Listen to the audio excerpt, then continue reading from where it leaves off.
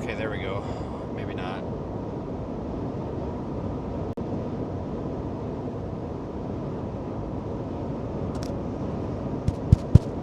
Okay, that's good.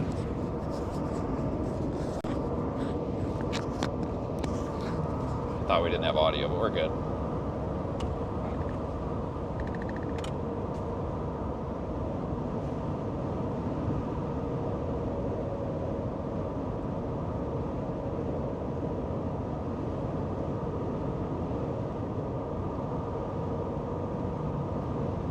All right, everybody. So we are not quite to Florida, but we'll be in Florida very soon, about 15 minutes, 20 minutes.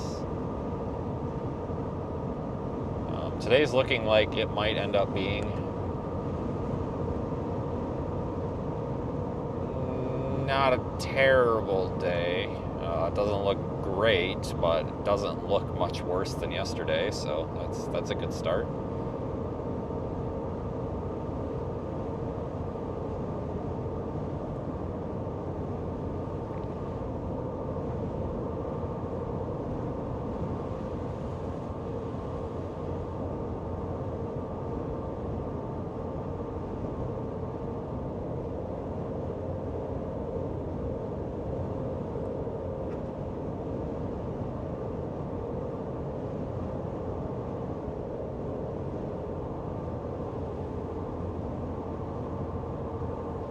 So I think we're going to have another round of storms. What's basically these storms that are going through now are all related to that line of storms that formed back there in East Texas last night. Remember, we had the a couple of brief tornadoes. That's basically the same storm system. But if you guys look at Radar Omega and look down here near Mobile, Alabama, along the Gulf Coast, you'll see what I'm talking about. There's now kind of that line has dissolved, but now we've got like a big blob of storms just offshore Pensacola. And it's almost like these storms aren't really necessarily moving. They're just kind of like bubbling over the same location constantly. So it's pretty reasonable to expect that the severe weather risk is going to linger around. And then also something to note too is the models, mainly HRRR, are showing that there might be some like reinvigoration later on, maybe around like 7, 8, 9, 10, maybe even later. So I'm here for that too. You know, we're here for whatever happens. We're probably going to have to go down to the beach and watch some squalls come in off of the water, which would be pretty cool. So I'm looking forward to that. We're about 45 minutes away from Pensacola. There's real no like immediate tornado threat right now. But we're also watching a flood threat. You know, we could end up with some flooding as well.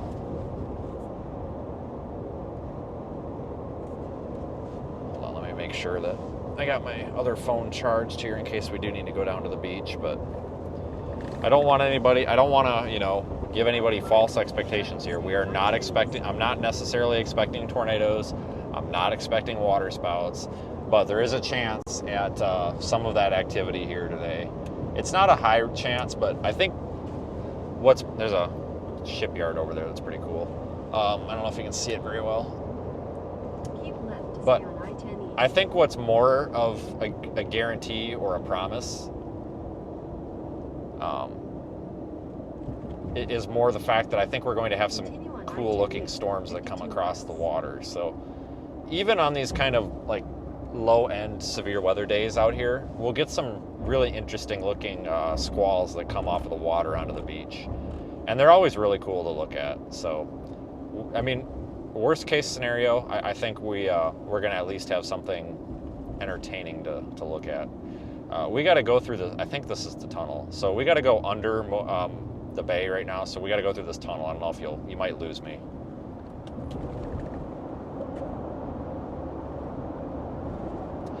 They have to have some sort of cell site in this tunnel for us to have signal in here. Like there has to be. There's no way that signal is going to propagate in here.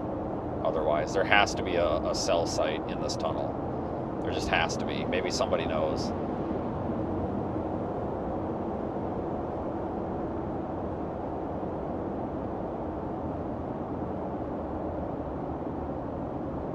There has to be a cell site somewhere in here.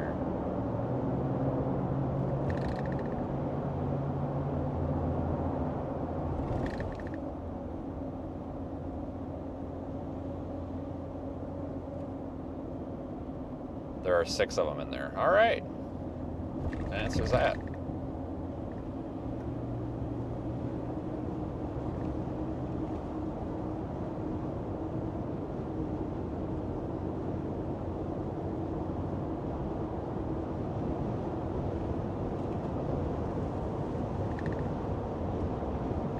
All right, guys, so there is a pretty decent flood risk, I think, because if you look at these storms, like look at Pensacola, if you just look on Radar Omega, they're south of Pensacola, like there's just these huge blobs of convection and thunderstorms, and they're just sitting there. If any of that moves on shore and just sits there like it is, it's going to be a flooding problem. And a lot of these areas out here flood pretty easily.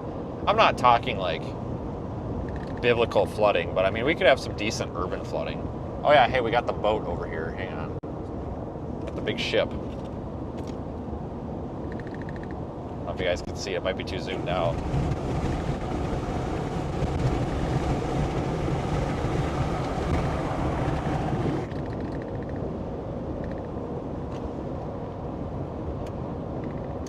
I always forget about that.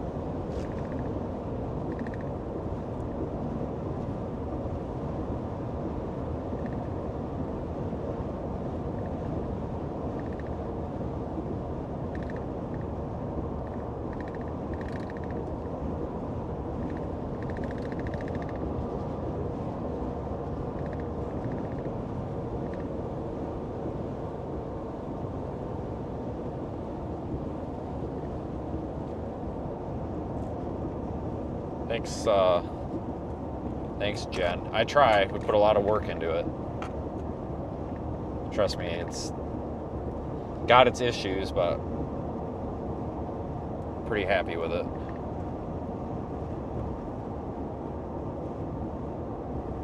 No, that tunnel in Virginia, I think, is longer. That one's pretty short. But yeah, that one in Norfolk, I think, is quite a bit longer. I I spent more time. I think that one is like 2 or 3 times as long. So funny story, this right down here, right below this bridge on this road, last year, no, yeah, it was last year, no, 2 years ago. Maybe, no, it was last year. Last year, that was all flooded down there. And I was down there. And as it was flooding, and you know, there were cars stuck everywhere, and some of you guys might remember this. One of the cops was like, came up and he was like, "Hey, are you at the weather?" I'm like, "Yeah." He's like, "You gonna be here a while?" And I'm like, "Yeah, probably." I'm like, "If that's all right," because it was all like the roads were closed. We just went around the barricades. I mean, who cares, honestly? And he was like, "Well, if you're gonna sit here with your lights on and stuff, just make sure nobody drives into that, because you can't really tell like how deep it was, and you really couldn't. It didn't look that bad." So, and then they left. And so they didn't have a problem with it. So some guy from Public Works comes up, and the microphone was like dead at the time, and I didn't know it. It was real unfortunate, but this guy came up, and I'm like, "Howdy," and he's like, "Who the F are you?" And I just kind of looked at him and said, "Well, who the F are you?" And he goes, "Don't worry about that." I'm just like, okay. So I start rolling my window back up because I'm not playing that game. And you know, he's got a stupid little orange light on his roof. I'm like, okay, yeah, you're real important, mailman. And he like motions for me to roll it back down. I'm just like, "Yeah, what do you need, man?" And he's just like, "You're trespassing." And I'm like, "What am I trespassing?" I'm like, "I'm on a public road." He's like, "This road's closed. You're trespassing. I'm gonna have the sheriff's department come out, or the police department come out." And I said, "That's fine, because I just talked to the police and they had no problem with us being here." And he's like, "Well, you need to leave or you're gonna be arrested." And I took a breath. I'm like, "Are you a police officer?" And like, he wouldn't answer the question. Like, he just started asking me more questions. I'm like, "Sir, are you a police officer?" And he eventually got pissed off and drove away. So I ended up calling the police, and I was like, "Hey, this is what happened." And this guy refused to tell me if he was a cop or not. And I'm 99% sure he's one of your Public Works people. And it turned into a big thing where like the cop they actually had a cop investigate it and shit. I don't know what happened with it, but like, he was definitely acting like he was a cop and wouldn't tell me that he wasn't. Like, obviously I didn't leave, but like, I don't know what his problem was. Like, just horribly defensive, nasty person. Like, just came up, "Who the F are you?" And it's like, well, who the F are you? I hate that there's people out here that have attitudes like that. Like, you know, that have these nasty attitudes. It's like, just leave people alone. You know what I'm saying? Like, it's really none of your business, dude. You know, like, if you want to come up and talk, that's one thing, but like, to come up and pick a fight for no reason, like, that's none of your business. That's why I just wrote him off. But that guy was legit nuts. Freaking Jeremy DeWitt right there. I tell you what, all he needed was a motorcycle. Freaking Motor One, cripes. But that's where that incident happened, was right down there.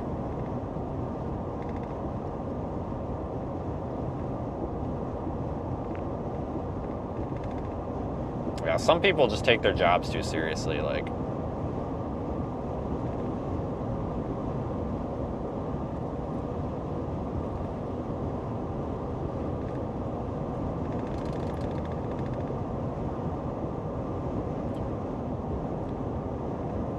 People just get bent out of shape over the dumbest shit sometimes.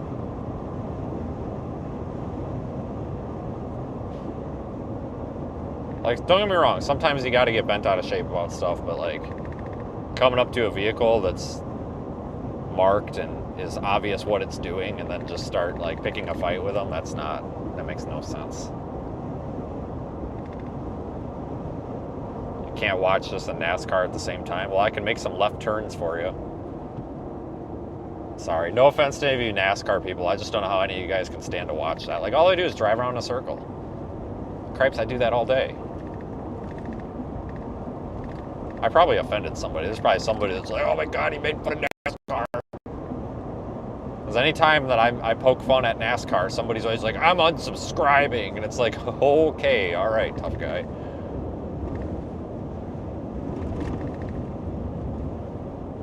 It's like, thanks for letting us know ahead of time. No, Jeremy DeWitt's in jail for another year or two.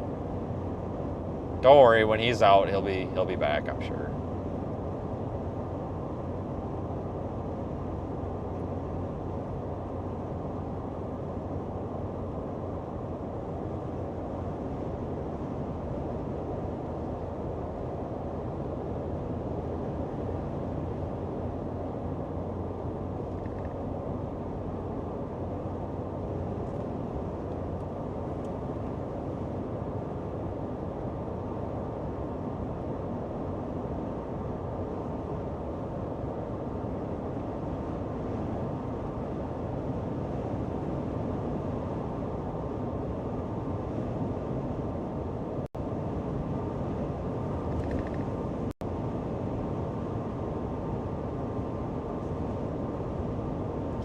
So yeah, we're just going east on I-10.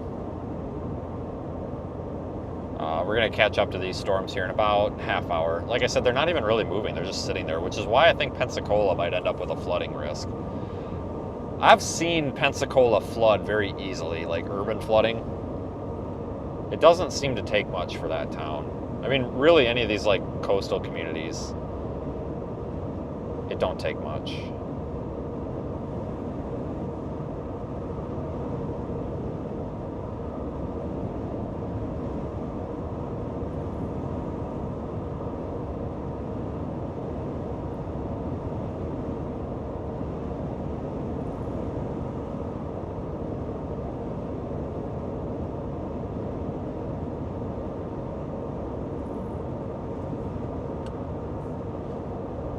Yeah, last night, I don't think there was too much for activity after we went offline. I mean, I know obviously there were storms that continued, but I don't think there was a whole lot that we would have wanted to have been out for.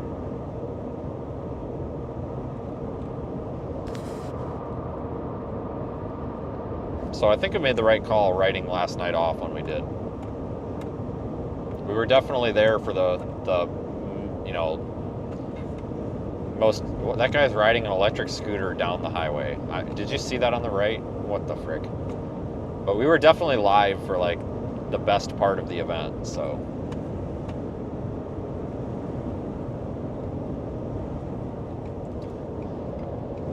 I mean, yesterday, the mistake that I made yesterday is I got out way too soon. I should have just, I don't know, went to bed or something for half of the day. I mean, I thought we were going to have storms at like 4 p.m. in frickin' Corpus Christi because that's what the models were showing, and then we didn't. But we didn't realize the severe weather event didn't even start until 10 o'clock.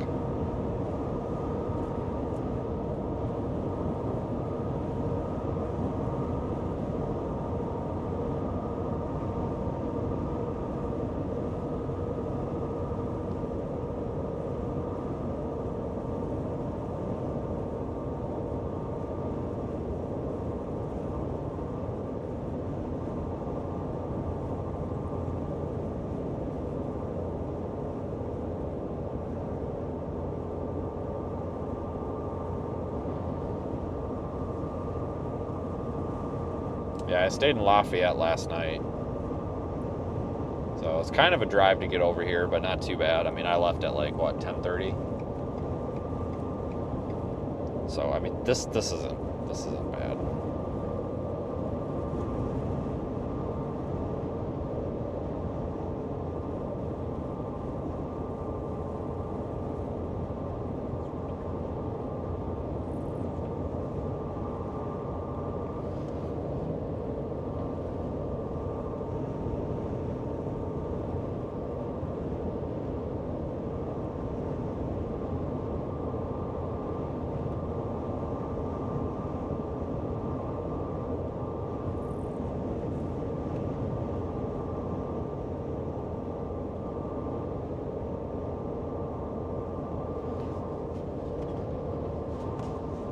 This is kind of a typical like severe weather event though down here.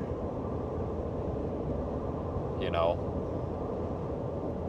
you don't end up with these like, I mean, sometimes you do, but like you typically don't have these high CAPE, you know, high atmospheric instability and energy building. You don't have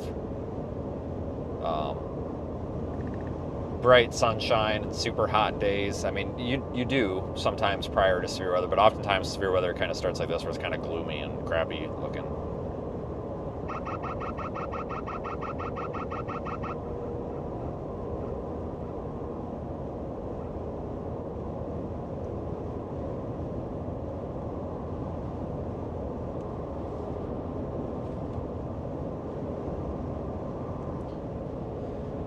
So we'll probably end up taking a walk on the beach at some point, I imagine.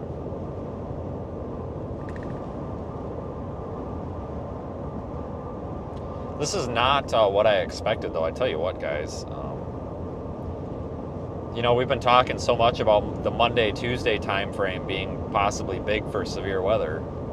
We were talking about that since about a week ago. And it's just not even going to happen at all. Like the trough, the upper level storm system just isn't even happening. Models were wrong. So that's not happening.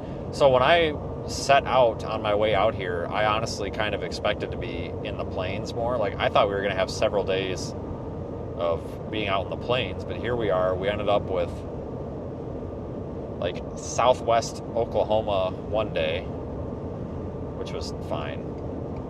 And then we ended up with like Fort Stockton, kind of, which was really kind of unusual. And now we're ending up with frickin' the Florida Panhandle, all within 3 days. Like, when you think about it like that, it kind of makes you realize how much you get around out here. Like, within 3 days, we've got Florida Panhandle, Fort Stockton, and frickin' southwest Oklahoma. 3 days. Kind of a weird weather pattern when you think about it. I thought that guy was going to come over and hit me or cut me off. He's acting like it. Just don't trust nobody on the road anymore. Yeah, we got a couple minutes left here, and then we hit Florida.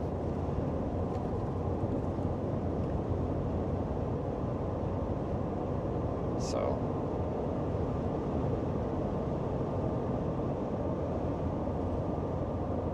I don't know, this time of the year is weird, but it's kind of a depressing looking weather pattern for anybody who's interested in like watching and paying attention to the weather, because it looks dead. Absolutely freaking dead. Maybe something tomorrow farther east, maybe. But that might be grasping at straws.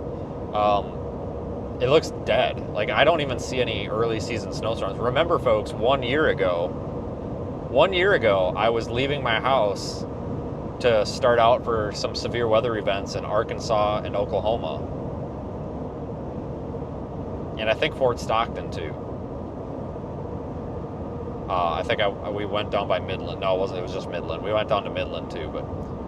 You know, 1 year ago, I was basically on the way, and that was a busy week where we had West Texas, Oklahoma, and then we had West Arkansas, followed up by the Trinidad, Colorado snowstorm.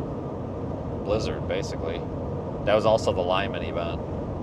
So 1 year ago, it's a stark contrast. It was very, very busy. But now we're talking, it's going to be dead for like a week. Like, I don't even see snow anywhere. Like, I'm not seeing anything to really do. Which is depressing, but there is a potential, and you know, this is something we should all be paying attention to, especially you guys if you live or have interest in eastern North Carolina. So it looks like I just put this graphic on my Facebook page if you guys want to go look. There's going to be another low pressure system that's going to bring like 40 mile per hour wind gusts to coastal North Carolina. And, you know, some of those areas have seen so much beach erosion lately that it might not take much to really cause more problems. But these are going to be northeasterly. It's not going to be as bad as the nor'easter. So don't think it's going to be anything like that. But, you know, it looks like maybe later Monday through Wednesday morning, we might have some significant winds in coastal North Carolina. So that might be the weather event of the week, I guess. I don't know. Keep an eye on that. Yeah, Wyoming and stuff, but a lot of that snow that's up there, that's all mountainous, which, I mean, I guess we could do, but...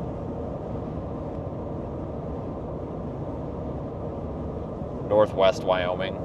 That's just so far away for us to do, unless it's, you know, something more interesting. I'd really like to see something along the Colorado Rockies, the east side of the Rockies, like Trinidad again. I think that was November 6th. I could be wrong, but I think that was November 6th last year. The 4th, 5th, and the 6th when we were out there in Trinidad. And that, guys, that was the most fun I've ever had with a snow event. I would love for something like that to pop up again. It's not looking likely, though, unfortunately. So, that's all right. It's good to have, you know, quiet periods, but God damn, why'd you have to cut me off, dude? But, you know, you get out here and you start enjoying, like, you know, I'm enjoying this. Like, it hasn't been, we haven't had, these past 2 days of chasing, like, really haven't been that great. But, like, I've enjoyed it. You know, it's been nice to go back, to get back out and do something, because it's been so quiet lately. You know, I would like to keep doing it. Like, that's why I was hoping we would have Monday, Tuesday, you know, so we could have a couple of more severe weather events, you know, something to do, or flooding events, or just anything. But that's why I'm thankful that I did come out. Otherwise, it'd be really miserably boring. But it's crazy how I came out thinking it was going to be all the, you know, the plains, and then maybe East Oklahoma, Northeast Texas, East Kansas, or something like that. Maybe even, because originally it was also looking like it could even get up into Iowa. And then here it's just like, nope, just kidding. You're going to have one day in Southwest Oklahoma. You're going to have one day in Fort Stockton. And then you're going to have another day in freaking Dixie Alley, followed by another Dixie Alley day. So, and yeah, I guess I missed a day. We've chased 3 days, not 2. We had Southwest Oklahoma, Fort Stockton / almost Mexico, and then we had yesterday, which was like the transition into Dixie Alley, and then today is just like cleaning up afterwards. So, but either way, you guys know what I'm saying. Like, we've had 3 days. This will be the 4th. I mean, I'm thankful that we've had something.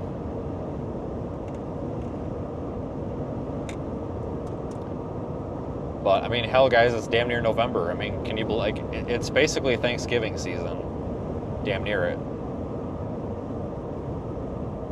So, and I always tell people that Thanksgiving is usually when Dixie Alley starts to get busy. Like, I feel like that's when storm chasing starts getting busy again, is sometime around Thanksgiving. So we're kind of getting back into that period where we're probably going to find ourselves down in the southeast here quite a bit again. It's not far off.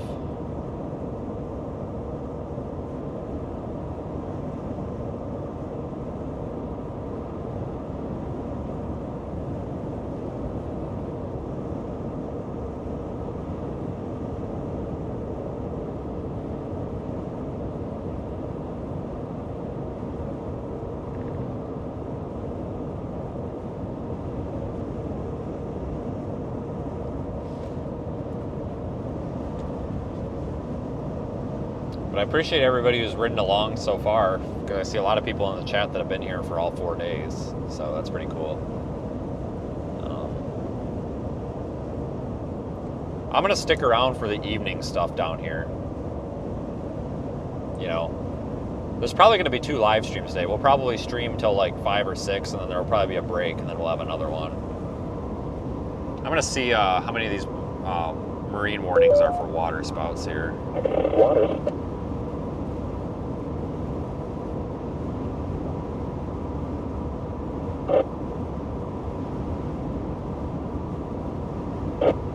Locations impacted include Oriskany Reef. Move to safe harbor immediately as gusty winds and high waves are expected. Thunderstorms can produce sudden water spouts. Water spouts can easily overturn boats and create locally hazardous seas. Seek safe harbor immediately.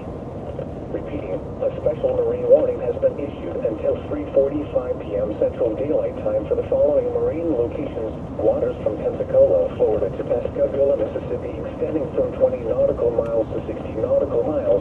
Coastal waters from Okaloosa, Walton County line, Florida to Pensacola, Florida, out 20 nautical miles.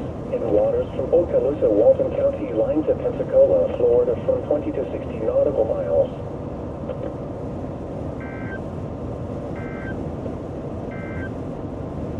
This is NOAA Weather Radio from the Mobile, Pensacola National Weather Service.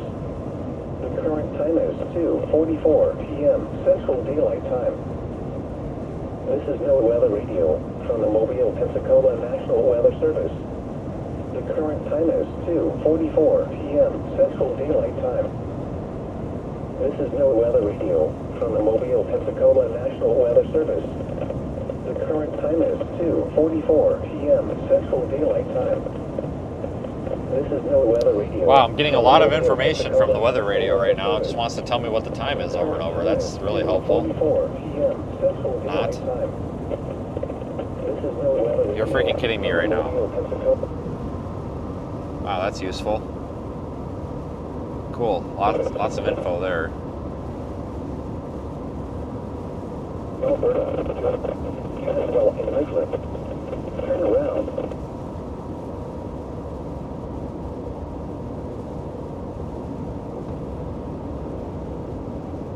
A severe thunderstorm capable of producing waterspouts was located 18 nautical miles southwest of Oriskany Reef, or 29 nautical miles south of Pensacola Pass, moving northeast at 20 knots.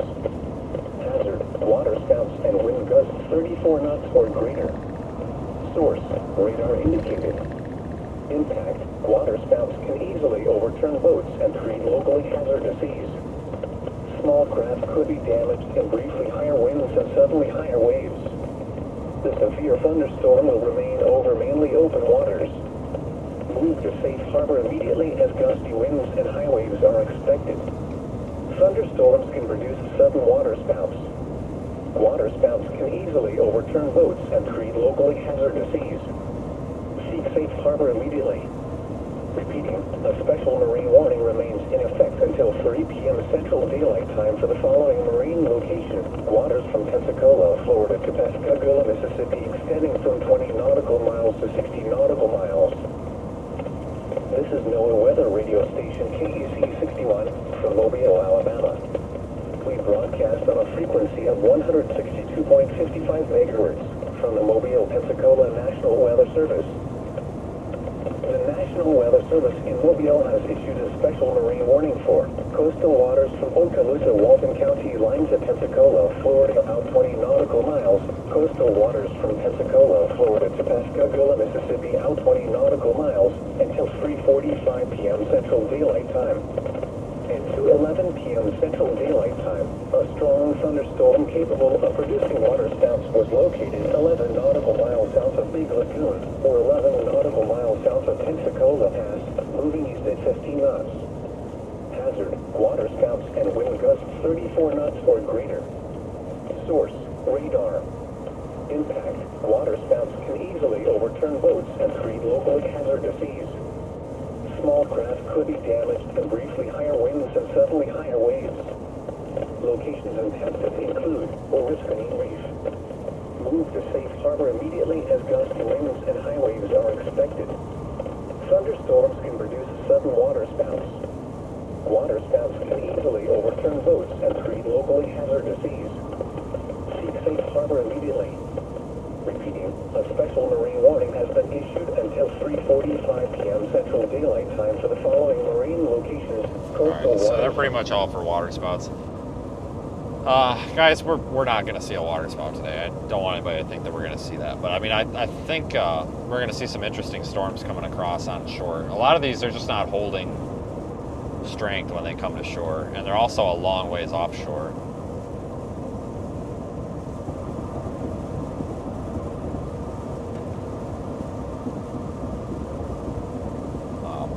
But once we get through this like murky rain here in the next 20 minutes or so, we'll be able to take a look at the beach, see if we can find some squalls or something like that, which we should be able to.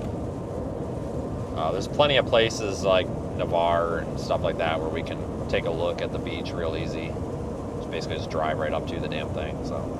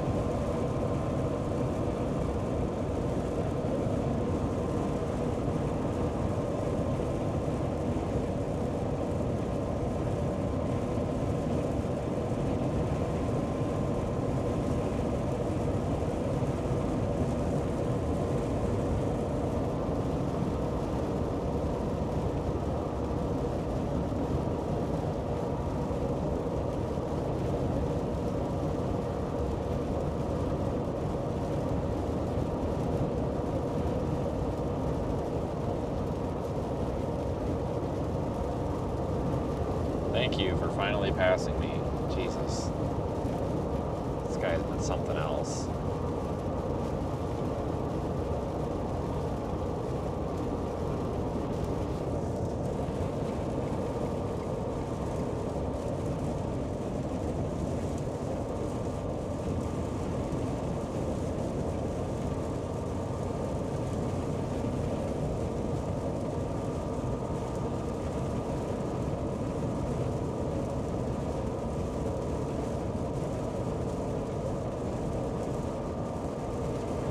But there's a couple of...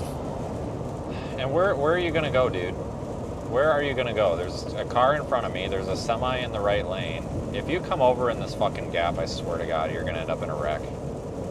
Sorry. I just hate when people do that. Like, we're doing 80 miles an hour, so you try to keep, like, a couple of car lengths between you and the car in front of you, and then somebody comes up in the right lane and then tries to squeeze in there when, like, everybody's already passing. I hate that.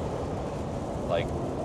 I get you're in a hurry, but don't cut people off and cause wrecks. Like, just go around them once they're done. Like, there's like 5 cars in front of this white car. Like, where do you expect us to go? Yeah, you know what I'm saying? Like, we can't go any faster. Thanks, Candy, for the super chat. All right, so now we are officially in Florida.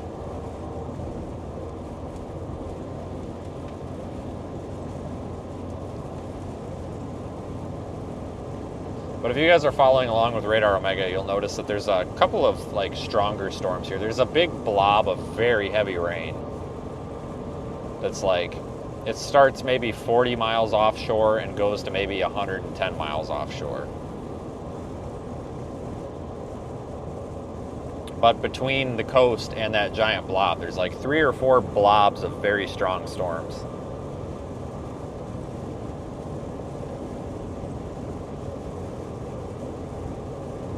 Those are kind of the target. We'll see if they come up to the coast or not. But what I'm most concerned about right now, to be completely honest with you, is flooding.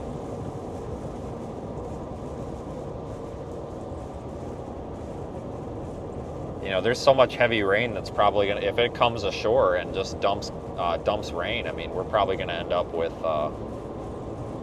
some respectable amounts of flooding.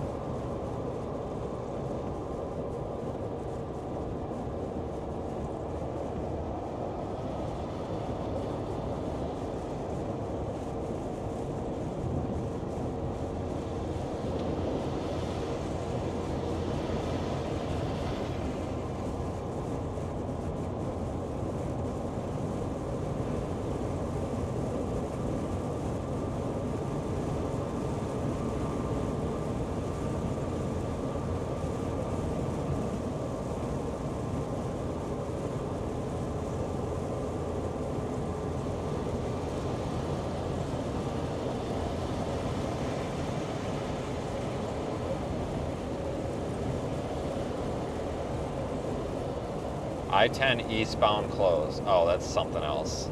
Tomorrow. Not my problem. All right, good.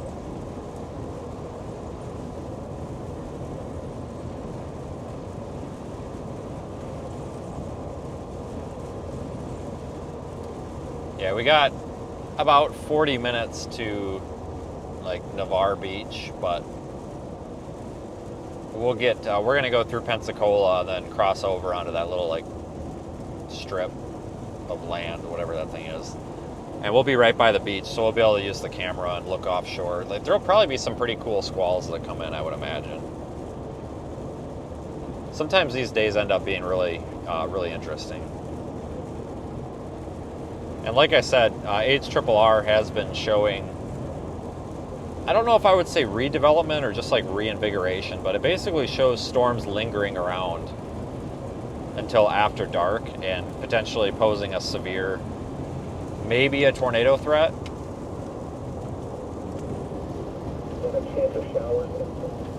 So this is like, it's not done. We've got probably 8 more hours of this, if not more.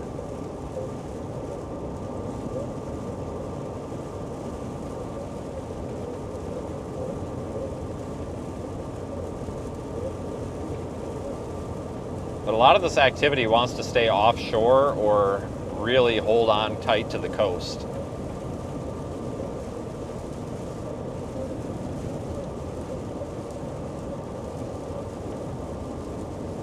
And that's just because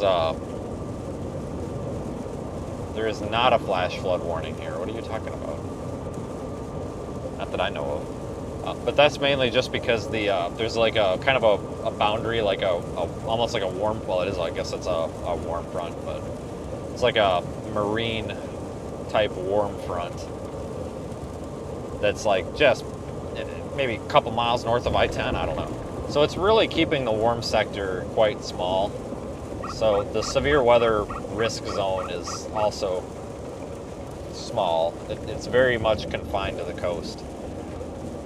We still might get some storms that stray out of that area and find their way up, onshore north of I-10. But right now, it's like basically the tier of counties that surround the coast. SPC seems to think the same thing. So that severe risk it's small, but it's definitely there, and it's justified.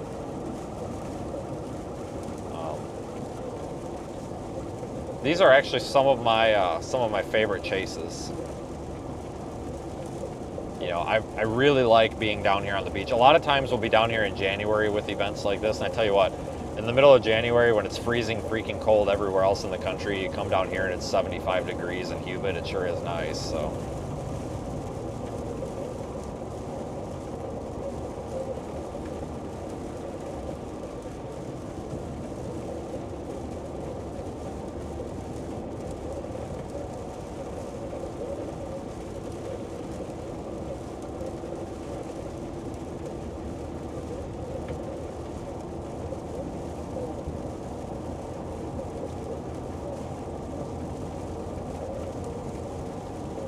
See, I'm never down here during like peak seasons. I'm never down here during spring break or fall break or whatever weird crap these kids do these days. So when I'm down here, it's pretty nice. I know a lot of people are like, oh, it sucks because it's so busy. But I'm like now and January and stuff, it's not busy down here. It's pretty much wide open.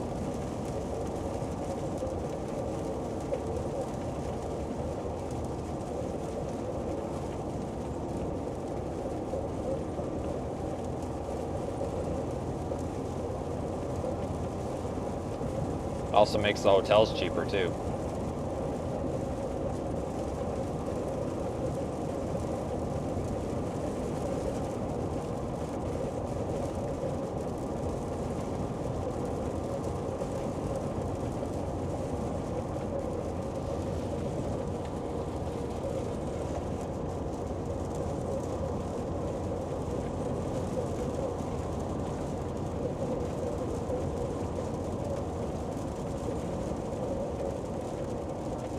But yeah, I still just can't get over the fact that I thought we were going to have like fall severe weather season out in the plains. Like we missed out on that last year, and I thought we were going to get it, and I thought this was the start of it.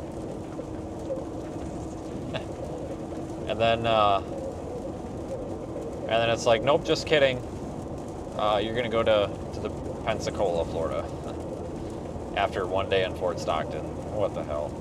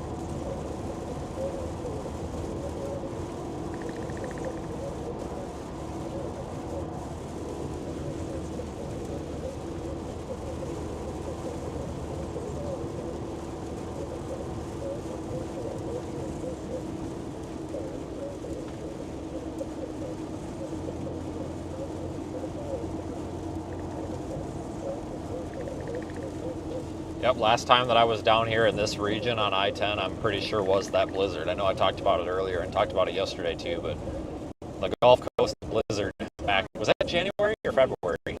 Or was that December? No, I think it was later in the season because it also had there was a Buffalo Lake Effect event that day, and it was like one of the last ones. So I think that was in January. Somebody can correct me if I'm wrong, but yeah, that was awesome. That was by far the coolest thing I've ever done. You know, getting like 4 to 6 inches of snow and blizzard conditions on the beach. That was cool. That was the coolest weather event all year.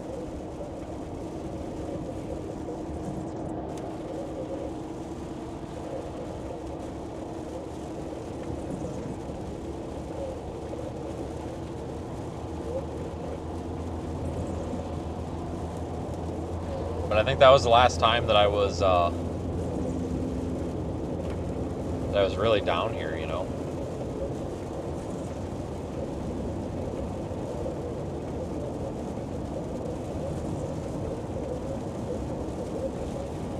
It's been a while.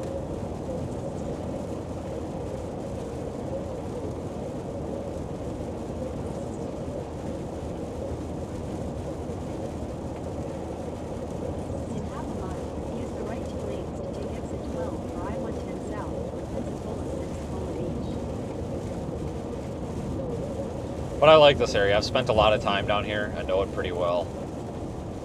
A lot of storm chasing down here over the past 10 or 11 years. A lot. Use the right 2 lanes to take exit 12. So I know this area is not known for getting, you know, crazy severe weather, but it does get severe weather. And a lot of people probably don't have interest in coming down here for it because it's not that great, but I do just because I think it's kind of interesting. So a low-end severe weather risk like today, it's like, sure, why not? I almost didn't, but I was like, yeah, let's go over there. It's only a 4-hour drive. Let's take a look.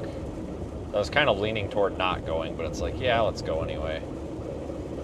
Might as well. It's what we're out here for, you know. Especially with it looking like it's going to be pretty quiet for the next 7 days. Better take the opportunity while we have it.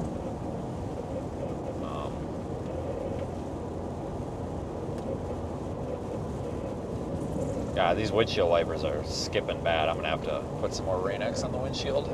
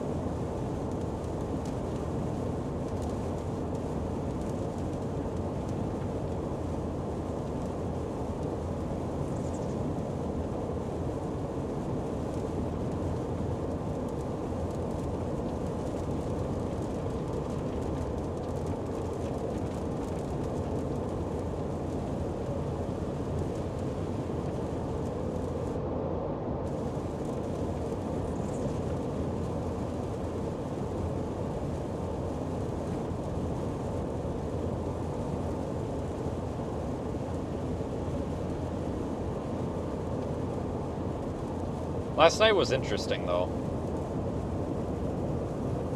Not what we... I mean, it kind of was, but it wasn't exactly what we expected. But I'm still glad we were out for it.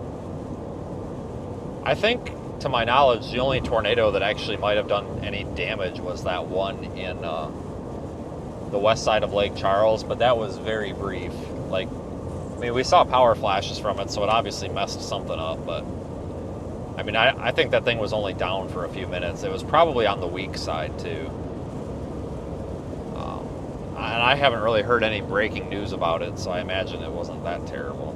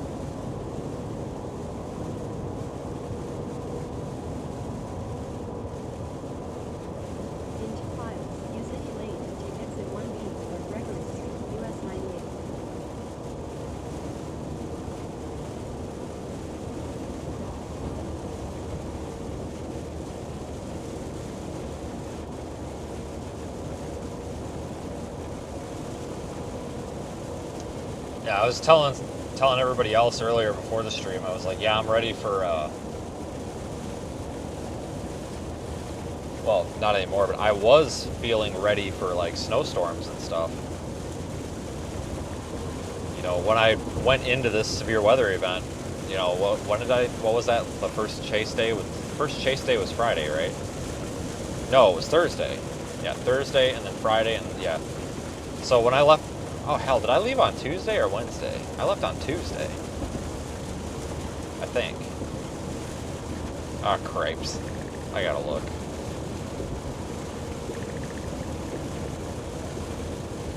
Yeah.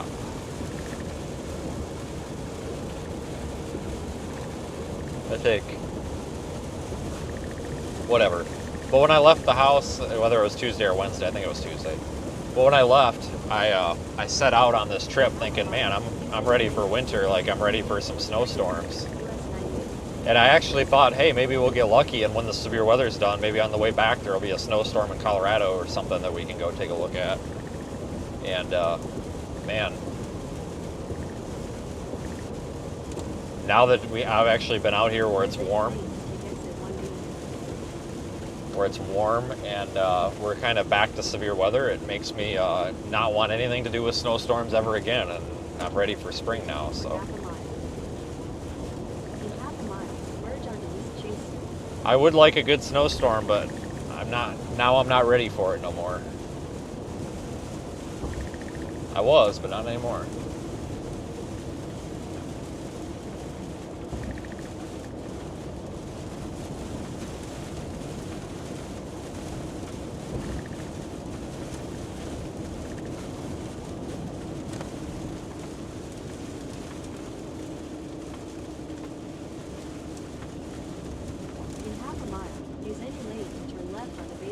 Yeah, it did feel like summer when we were in Texas. Honestly, when I was in Oklahoma too, because guys, I stayed in El Reno. And when I got to El Reno, the night before the Southwest Oklahoma chase,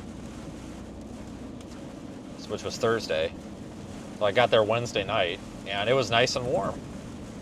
It was great. I loved it. It was great being out there. It felt like summer. And then, hell, I think it's like in the 50s in El Reno now.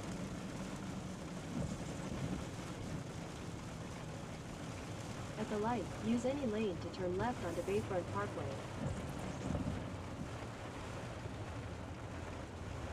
Yeah, it's okay. It's 66 in Oklahoma City, but continue for 24 miles. So US 90 down here always gets like, or 98, well 90 and 98 both flood quite a bit. But if you go over into like Biloxi, Highway 90 right along the beach there always floods. But I don't think that, we're not going to be going that far west today. But these beachfront roads out here, they flood very easy. They just don't have very good drainage. And they don't flood to the point where they're like dangerous, but they flood to the point where a lot of people can't get across them for a couple hours. So I wouldn't be surprised if we get some flooding out here, especially with as much as it's raining. So I'm really watching Pensacola here. So if you live in Pensacola or you're near here, if you take a look at Radar Omega, folks, you will notice, especially if you play that radar loop, it looks like it's just going to rain and rain and rain and rain and rain for like hours here in Pensacola. So, especially down by the beaches. So we kind of got to be mindful of that. So we're going over the bridge right now to get down to the beaches.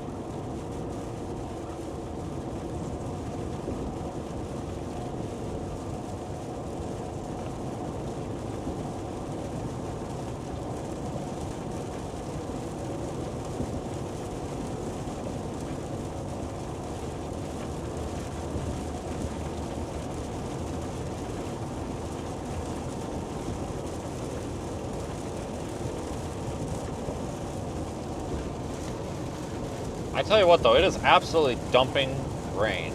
So this might not be an enjoyable trip to the beach. This might suck. know if you saw, but they did end up maintaining the slight risk. They say it appears there could be a few rotating cells moving inland tonight, so that's why they maintained it. All right, I saw that it was in the same spot. Did they keep it 5% though? Yep, it's still 5. They didn't even touch it. It's still 5%. All right. All right, so they kept the slight risk. Yeah, I don't know. It's still kind of to be determined where like the best tornado potential is going to be tonight, but that should become more clear in a few hours at least. Yeah, I agree with that. We kind of got to get a lot of these big blobs of rain out of the way, folks, that are kind of, you know, inhibiting.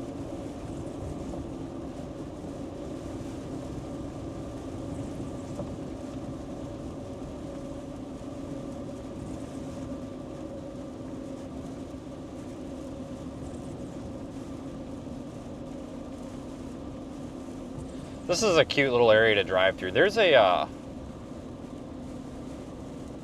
restaurant or bar or whatever the hell it is. I'll point it out. We'll give them free advertising. That it's been 5 years. It was 4 years. It was 2021 that I ate here last. But it was just really good and it was cheap. I mean, I'm pretty simple to please. Good and cheap is great. Let's just cut across this lane and get over here illegally. That's fine. Cool. Anyway, so I don't know. This is a nice area to be in. It's pretty.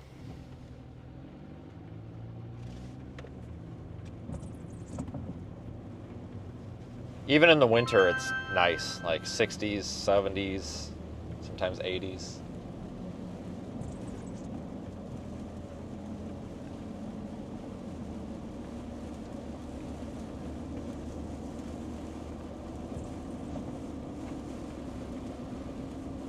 I don't know if they have Wawas on this road. I think that's more of an East Florida thing. I don't know if, are there any Wawas in West Florida? Like the Panhandle? I think that's only like a peninsula and then East Coast thing. I could be wrong. I've never seen one up here.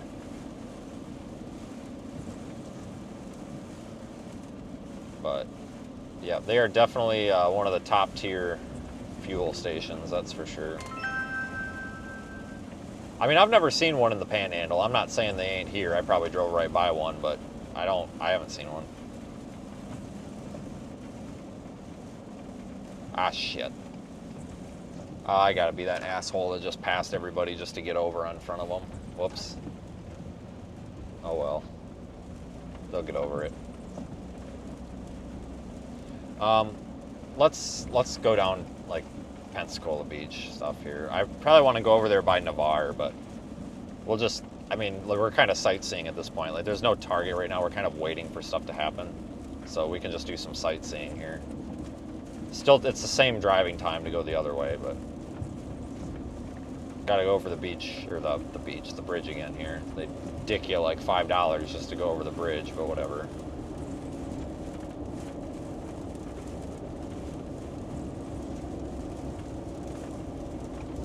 Yeah, no Dirty Dick's Crab Shack here.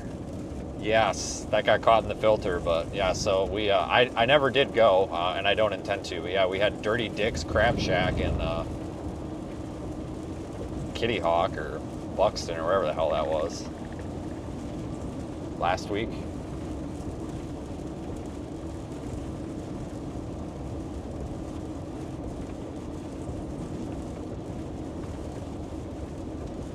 This is a cool place to go. Like, here's the deal, folks. If you guys are on a budget, like, I'm not a travel planner here, but if you know, I do drive all over the place, so I'm kind of qualified. If you guys are looking for, like, if you're on a budget and you're looking for, like, a vacation or something to do, but you don't have a bunch of money to spend, like, this is where you should go. Basically, anytime from October through March. Well, October through February.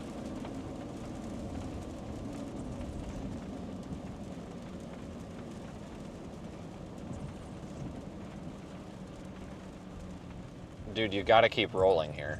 There you go. This thing's gonna bark at me and tell me that I need to pay. I don't give a crap. Yeah. Oh no, it took it. Okay. He said thank you. All right. But like the reason I say that, like you can get a hotel, like a nice one, like a Holiday Inn, a Hampton Inn. The Hilton down here is nice, but there's a Holiday Inn Express down here. There's a Hampton Inn that's really nice, and they're on the beach. And you can get a room that overlooks the beach and the water for like $100 a night. It's cheap in the off season, and like it's all walking distance. Like you know, you can walk down to these restaurants, and they don't have a Dirty Dick's, but they do have a. I'm sure they got something else, but like, yeah, it's not like swimming season by any means when it's like 70 degrees down here, but it's the Florida coast, like 68 to 76 degrees with humidity feels just fine in the winter. Trust me. It's perfectly fine.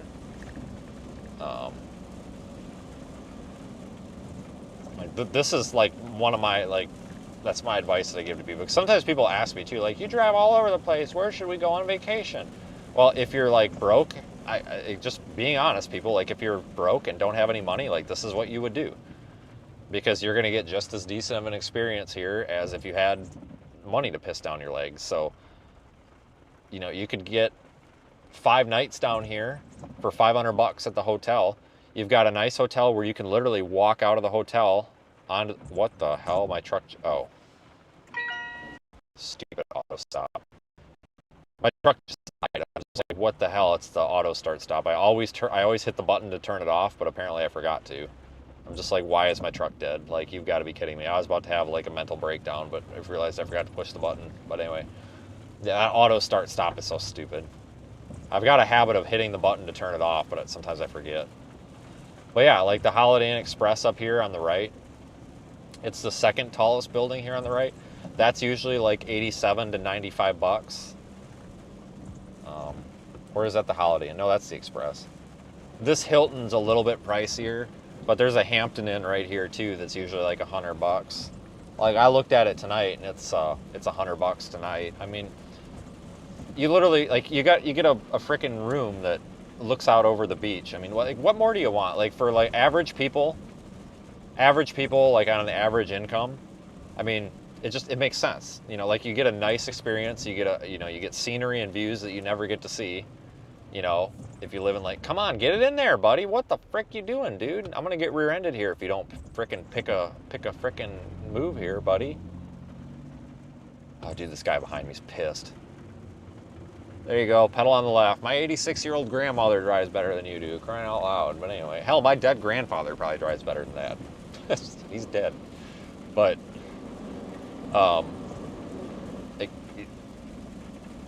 it's a really like festive place almost. Like it's really touristy. It's pretty and it's nice. So there you go. It's my advice. If you're cheap, don't have a bunch of money, but you want to go on vacations, there you go.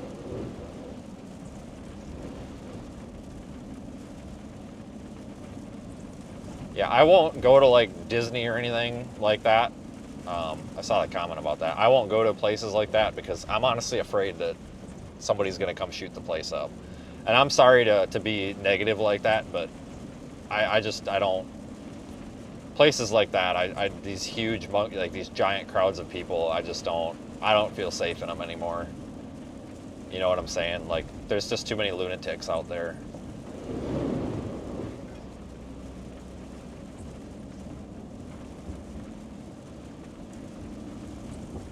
I drove past the Wawa. Oh, there is okay, so we do have a Wawa. See, look at that, like, we just got a hell of a knowledge base here. Like, we can locate anything we need to. We can locate Sonics, Wawas.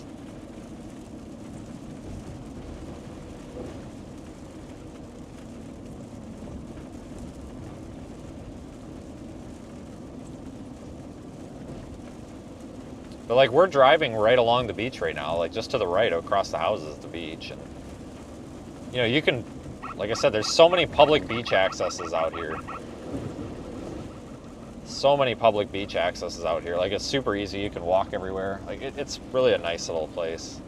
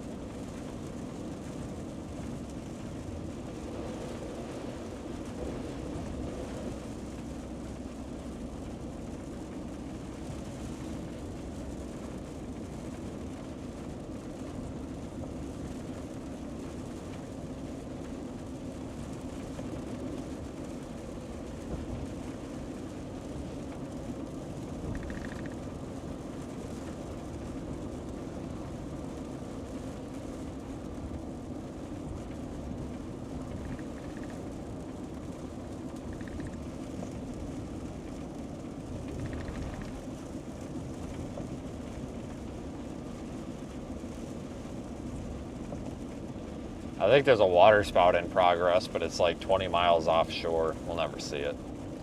If you look south of Pensacola and that special marine warning, there's some pretty tight couplets. There's probably some like maxi water spouts going on out there. I need a boat. Holy shit!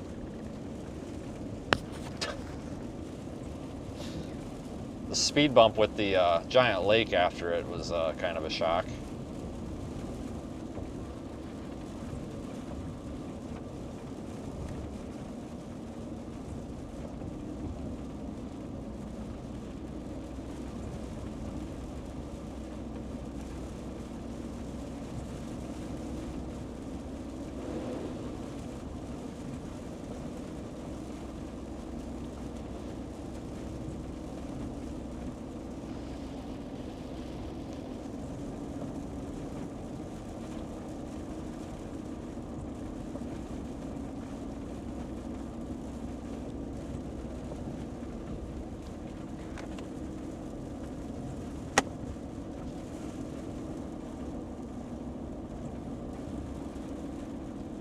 Well, that wasn't even really the speed bump. It was the sudden slowing down of hitting like 6 inches of water on the other side of it. Did not see that coming.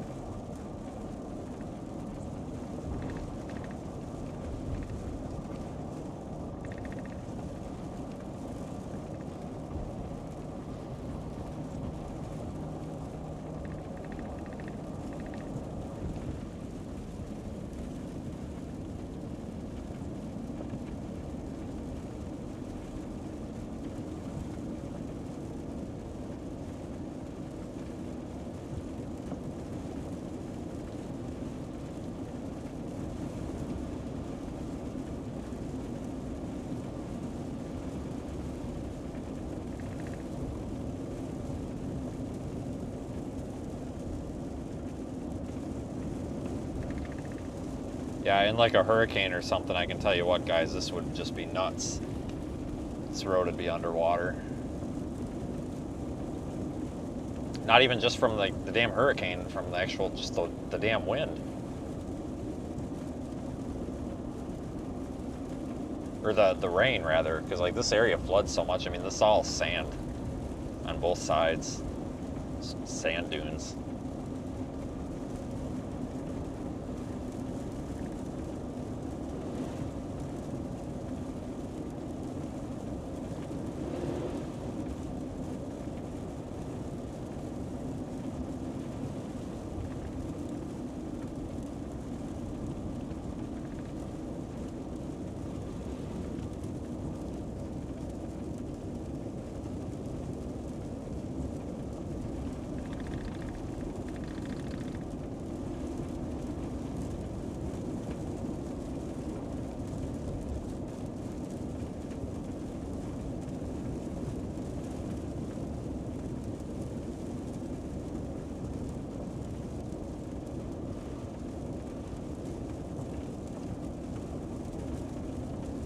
We'll go down a few more beach accesses.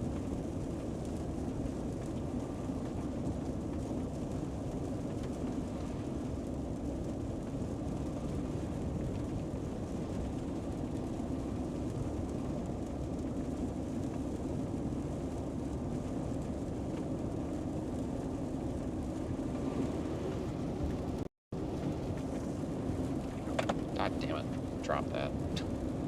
Great. We'll stop at the next beach access.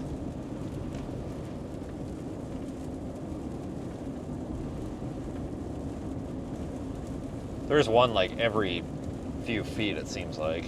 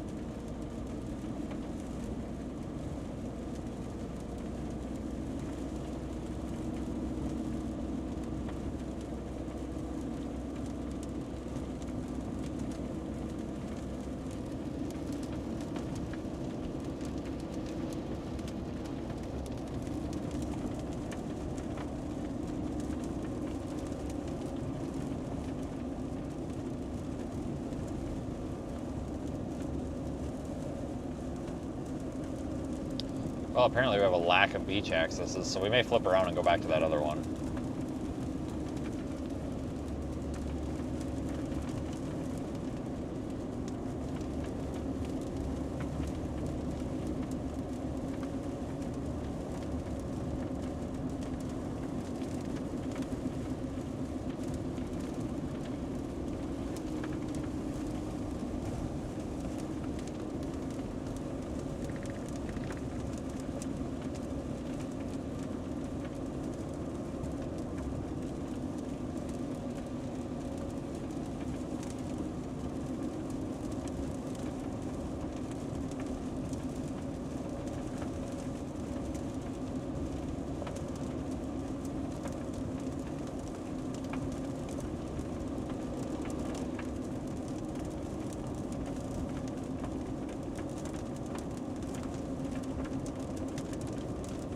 I think there's another parking lot down here, if I remember right. Maybe not.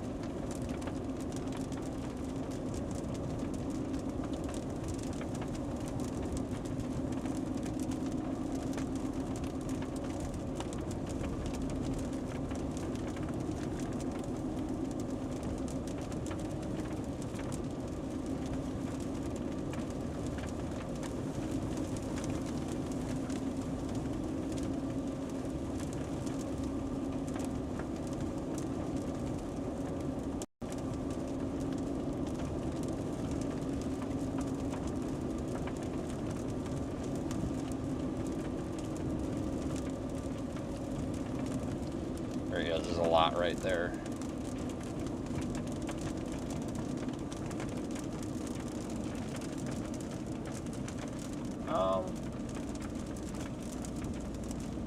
Yeah, we'll go to that one. Let me turn around. Go down here around. We'll go to that one. There's a creepy van parked there, but I don't think there's anybody in it.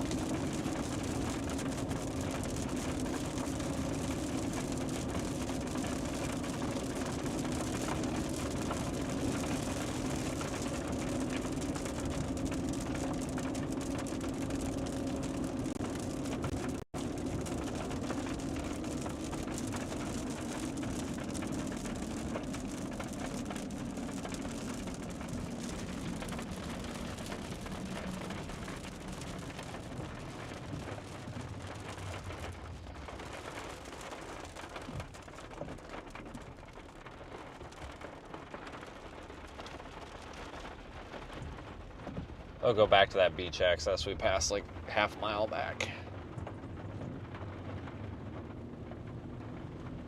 definitely putting my rain pants on, though. I don't want to get soaked. Not this early, because then the seat gets soaked and it never freaking dries out, ever.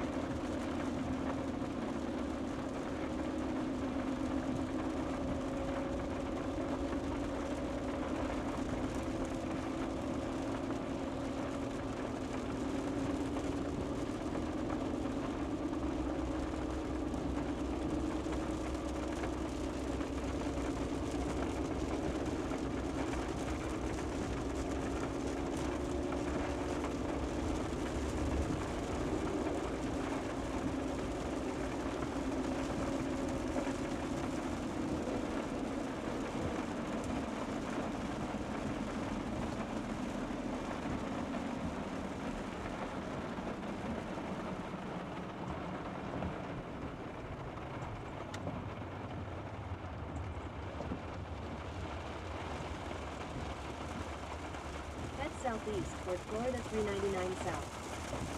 In 600 feet, turn right onto Florida 399 South.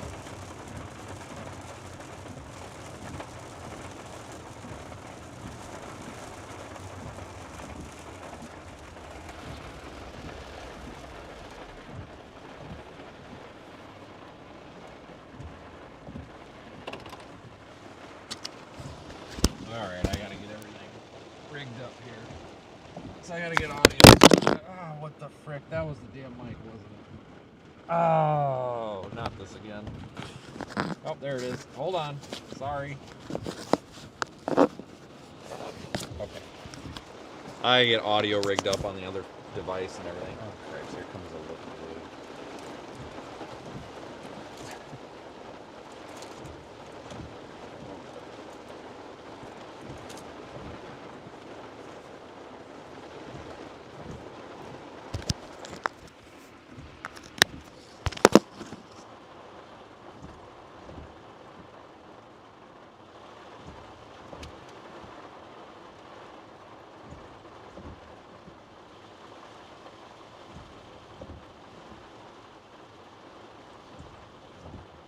Alright, I just gotta get my mic synced up here.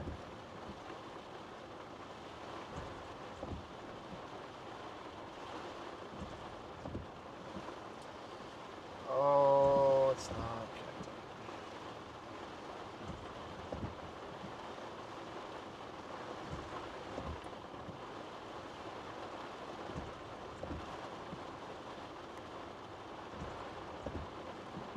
Hold on, I'm trying to get AirPods to connect and I don't know why they're not.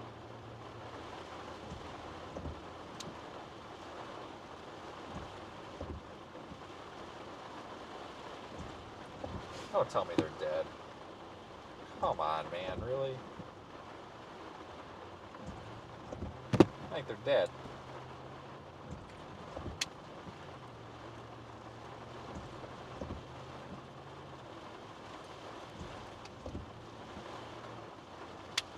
Yeah, they're dead. Alright, well, I'll plug them in and they'll charge up pretty quick. Okay.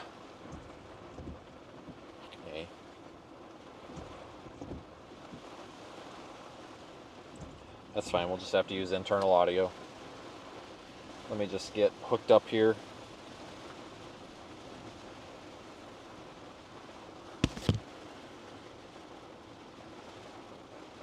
Oh, I gotta get out of the car without soaking. Which way's the rain coming from? That way. Alright, let me turn the truck around so that I'm not getting blasted with this water. And I know it sounds ridiculous that like I'm doing all this to try to not get wet, but you gotta understand that I might have to be driving this truck for another 8 hours, maybe even 12 hours today. And if I get the driver's seat soaking wet, it'll never dry out, and it'll be the most uncomfortable thing for like the rest of the day, and I'm gonna hate my life. So there, this way. I'm not gonna get soaked when I get up because it's gonna take me a minute to put my pants on.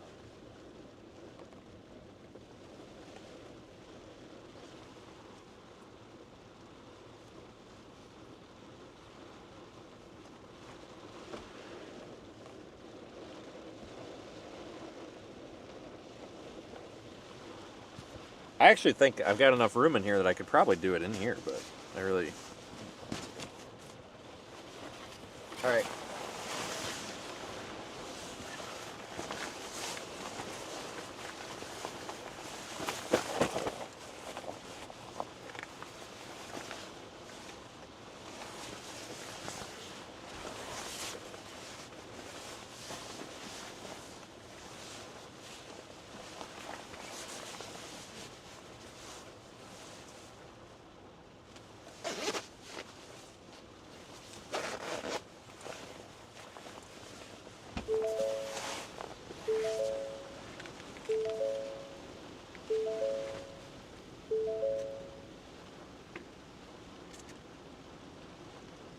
Yeah, now would be a great time for the Crocs. Good point.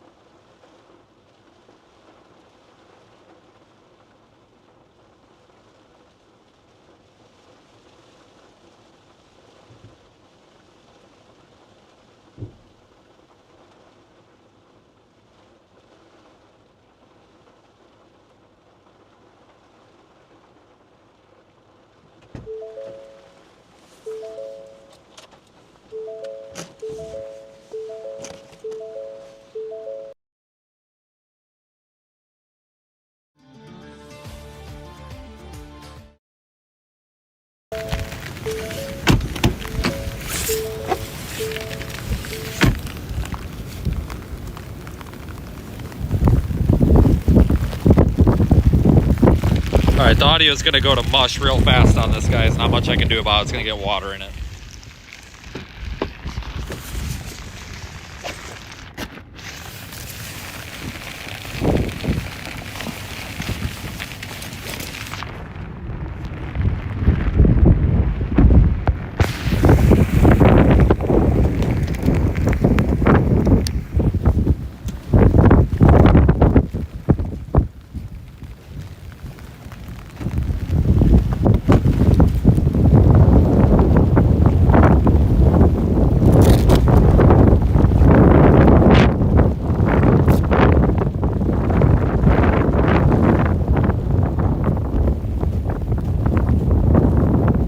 Yep, so the audio is going to go to crap. I apologize. Because the mic is going to get full of water.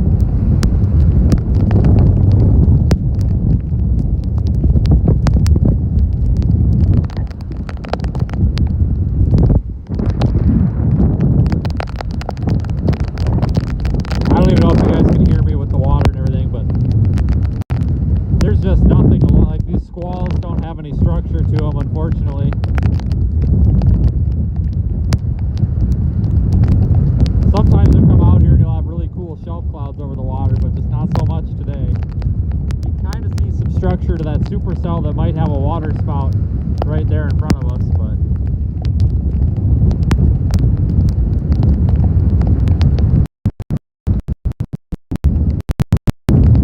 well, that one might knock me down.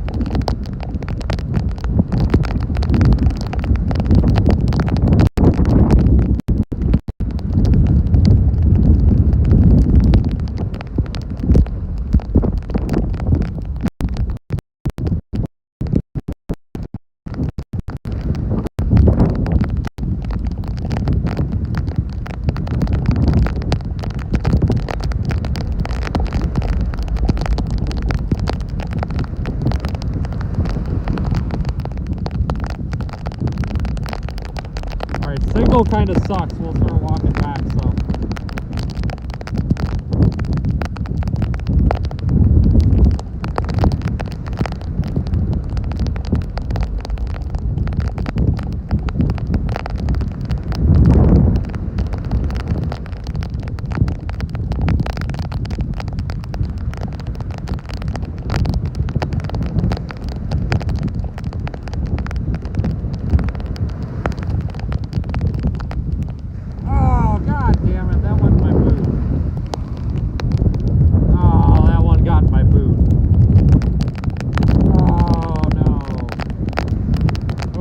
So good.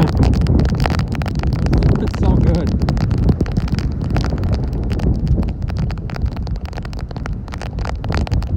God dang it.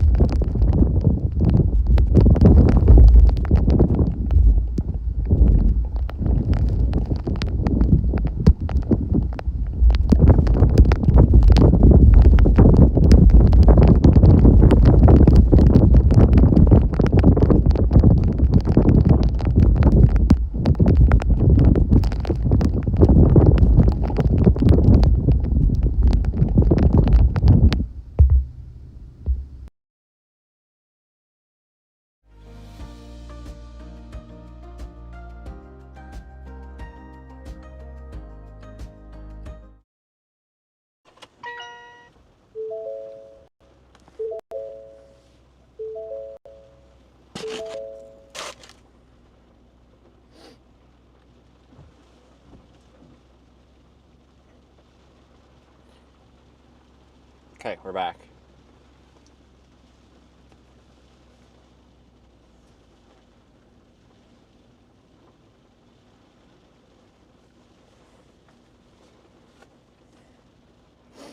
Okay. Roof is not connected yet. All right. Okay. I'm a little damp, but I'm not. It's not too bad.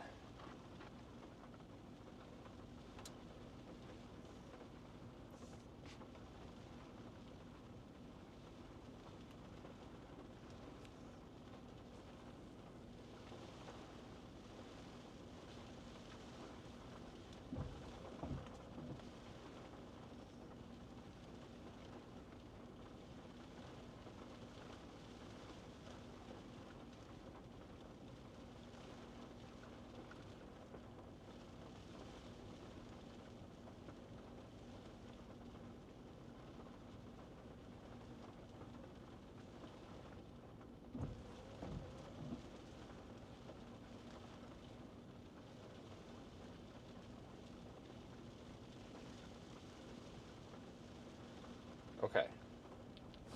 Is roof camera on board? It is. All right. Well, nothing's happening yet.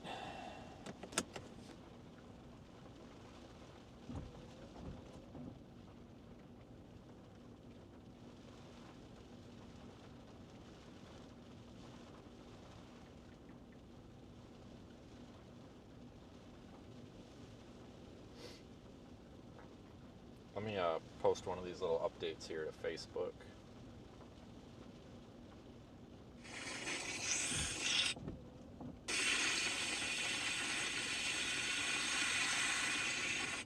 Give me just a minute here, guys.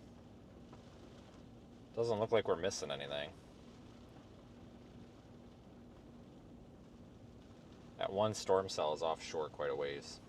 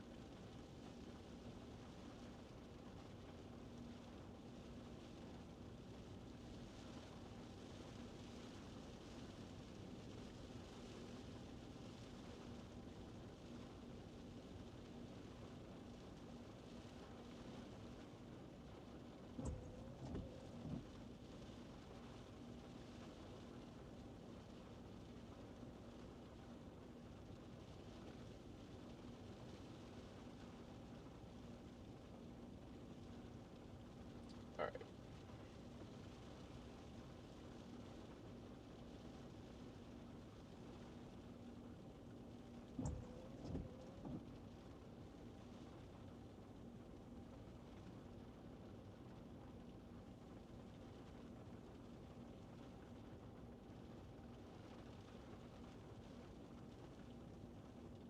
Oh, hold on. This stupid thing isn't working here.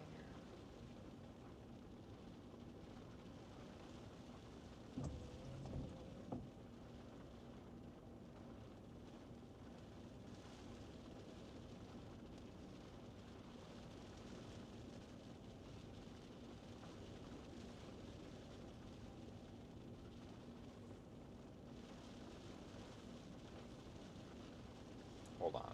It's got me signed out.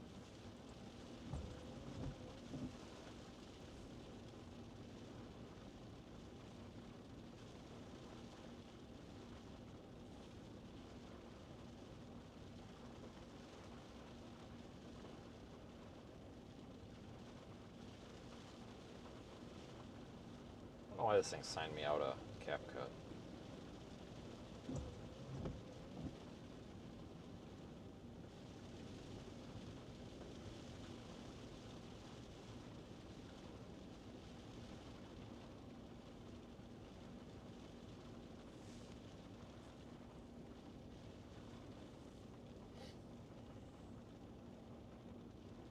Hold on, guys, just a minute. This stupid thing's taking forever here.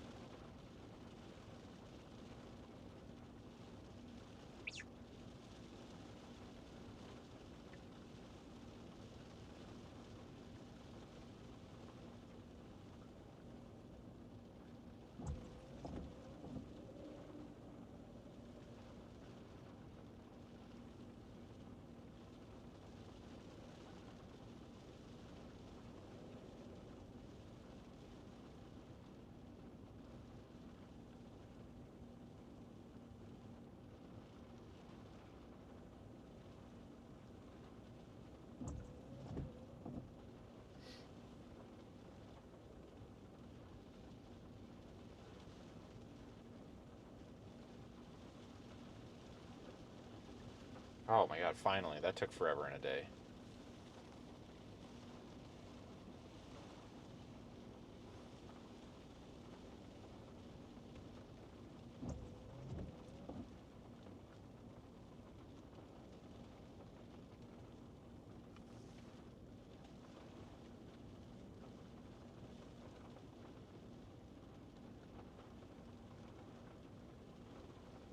Alright, let me see what we can do here.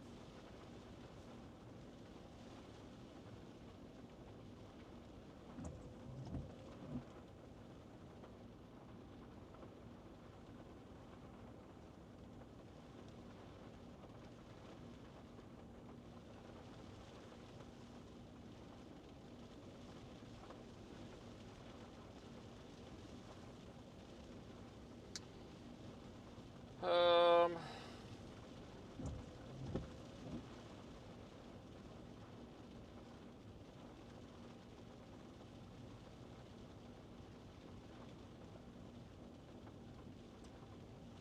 looking at radar.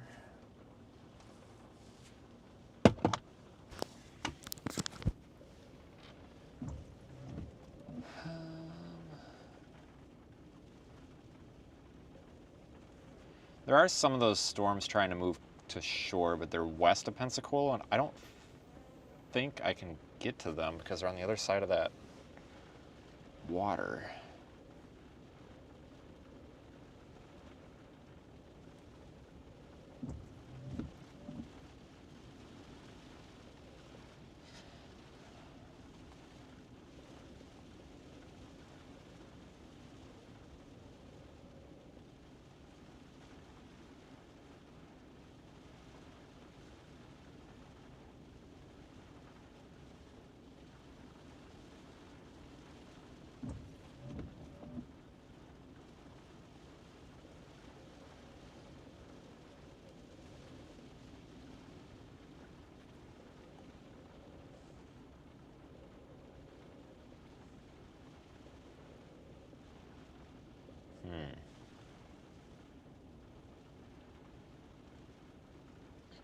Well,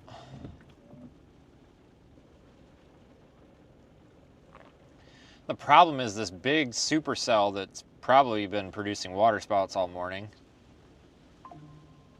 is just really holding offshore. It's about, the middle of it's like 15 miles offshore, and it just does not want to come on shore or anywhere near it. It's, I think there's maybe a boundary pushing it, but the damn thing is like barely even moving. So we're kind of looking for other potential options here, and there really aren't any. We could just go sightsee a little bit, I guess. for now.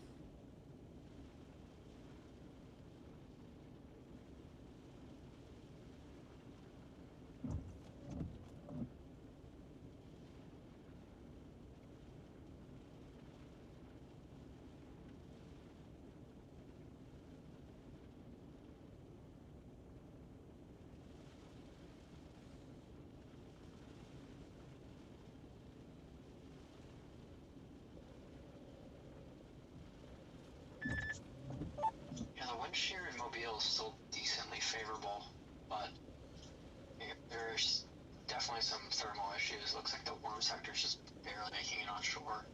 We should see a little bit of recovery over the next few hours, but it's nothing too great. I think this slow-moving storm north-south and all the convection's kind of stabilized Pensacola area, at least for now. Still thinking there could maybe be something by Mobile later, and then if that doesn't happen, maybe like Panama City through Apalachicola, like overnight.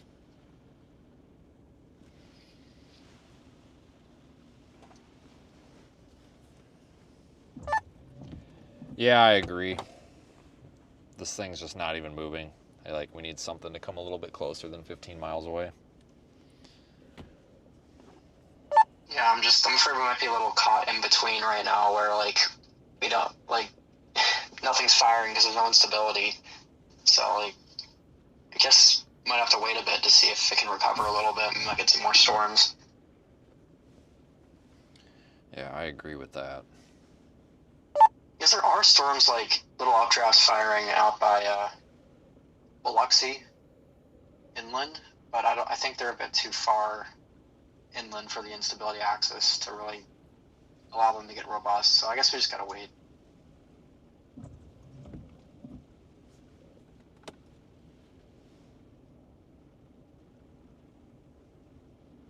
I'm taking a look at a couple of options here.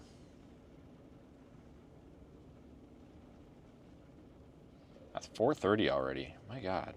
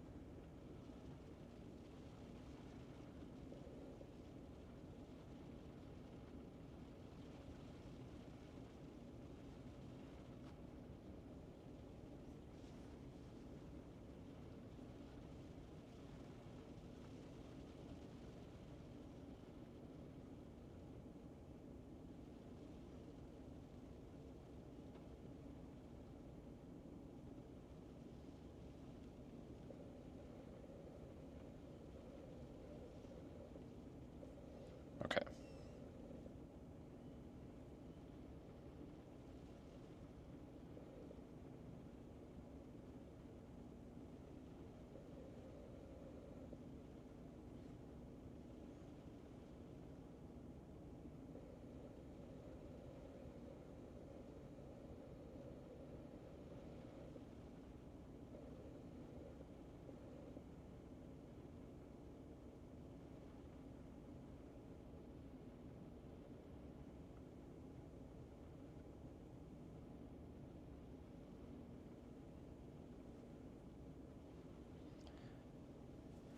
So we are kind of caught in the middle a little bit. We could just drive down the coast a little bit, I guess. Let's do that. Let's just drive a little east. Just take a look at the water and coast and stuff, I guess. Why not?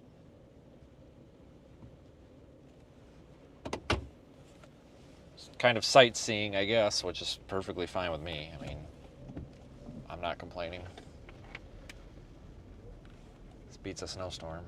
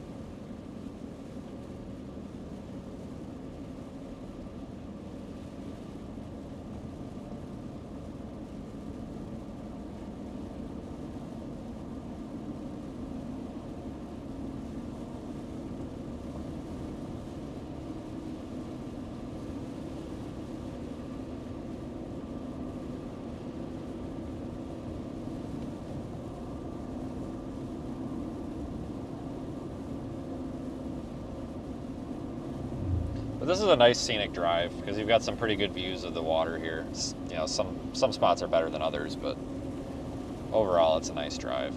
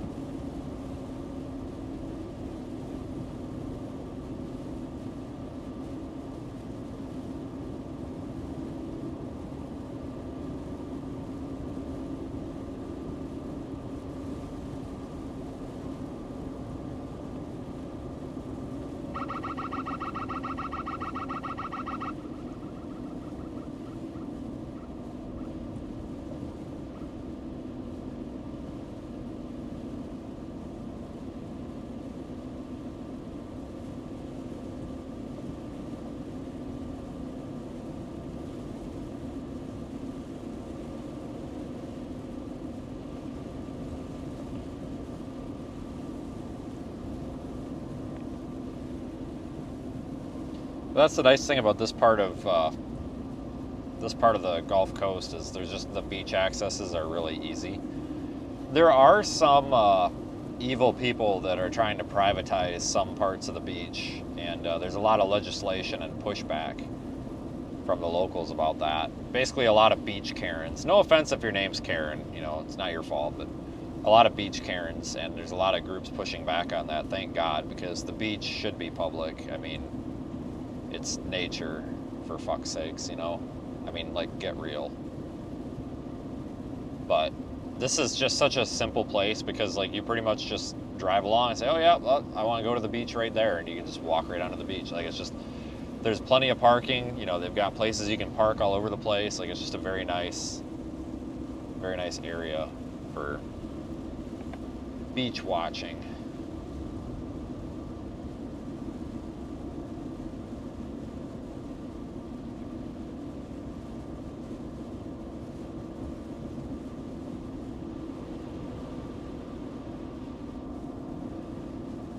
This all these like buildings and stuff over here, this all looks new.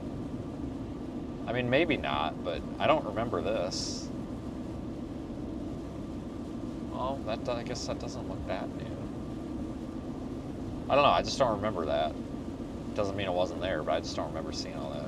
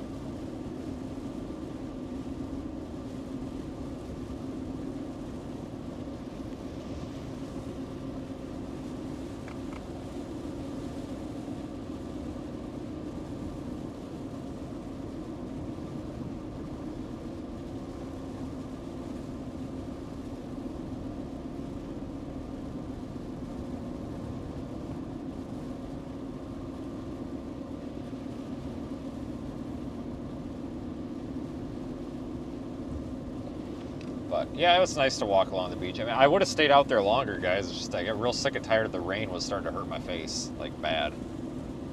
So we'll probably go back out there. I mean, I'll wander back out there. I'm just waiting for a storm, you know.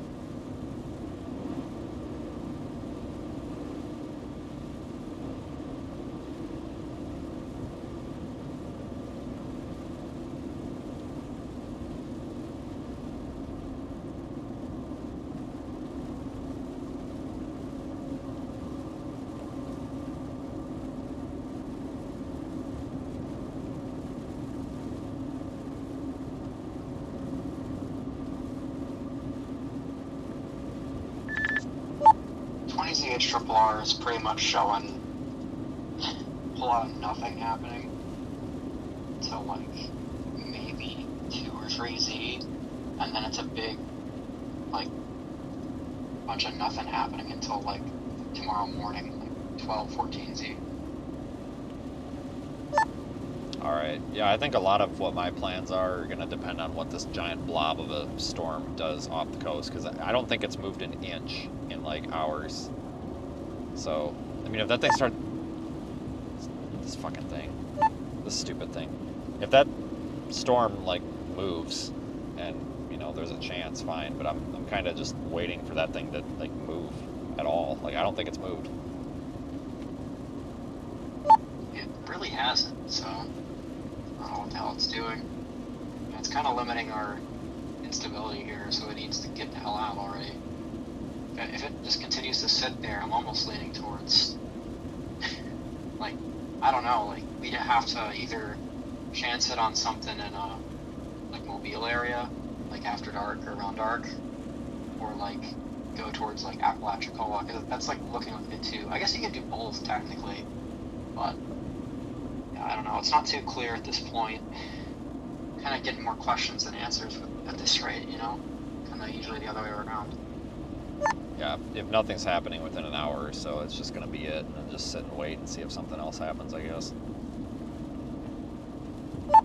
Yeah, and I'm kind of wondering, like, with this blob being here, if that's going to, like, cause the instability to run out.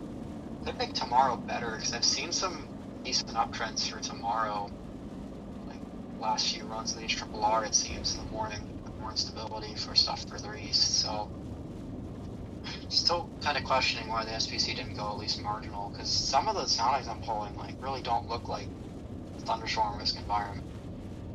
So, yeah, I guess we'll see what they do, but I'm just a little surprised.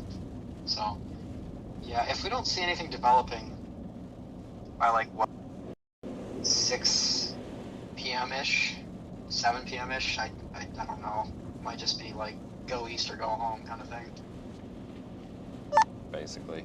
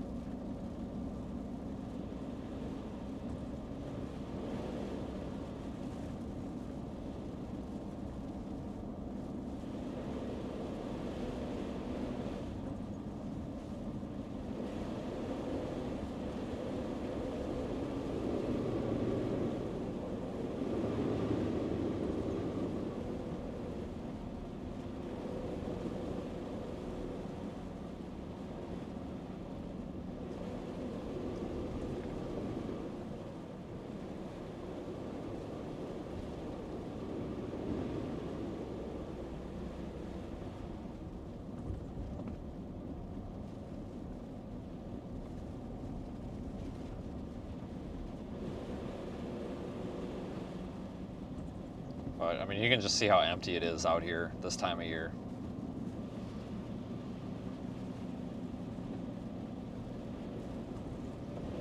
Like, the weather's perfectly fine. In fact, I would actually rather be out here during weather that's not 90 degrees out, you know?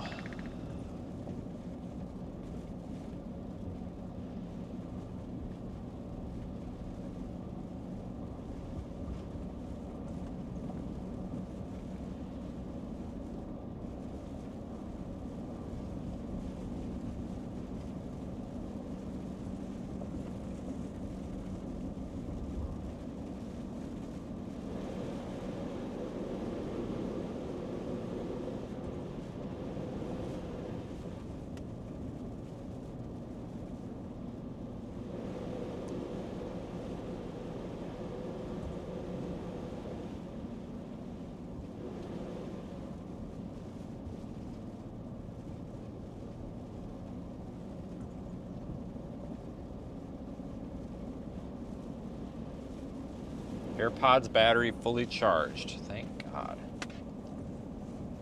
That was quick. I guess it's been about 45 minutes since I plugged them in, probably. We were on the beach for a good 20 or 25, so.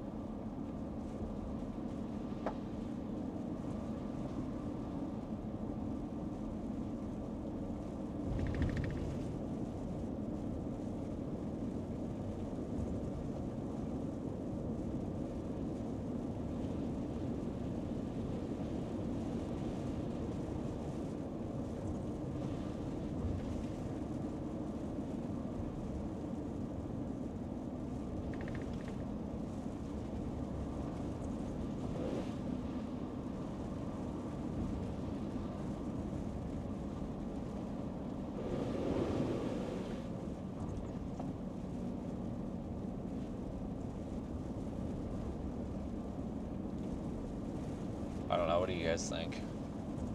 This storm is really just not doing anything. The problem is that, like, it's kind of making it so other storms can't form. Like, it's kind of screwing us over here.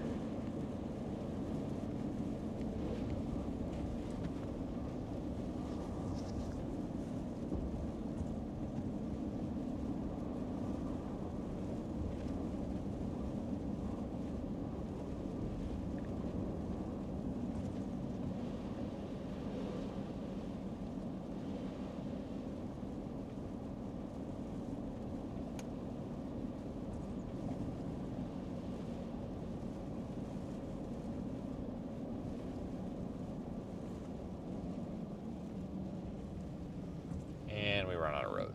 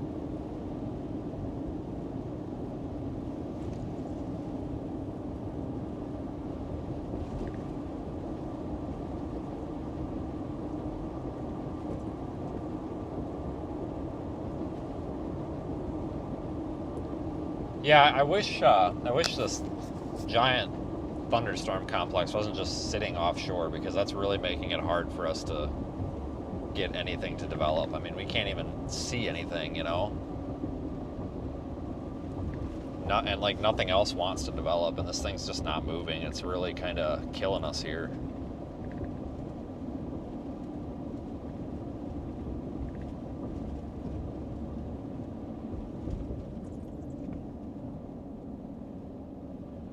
But we could make another loop back around toward Pensacola.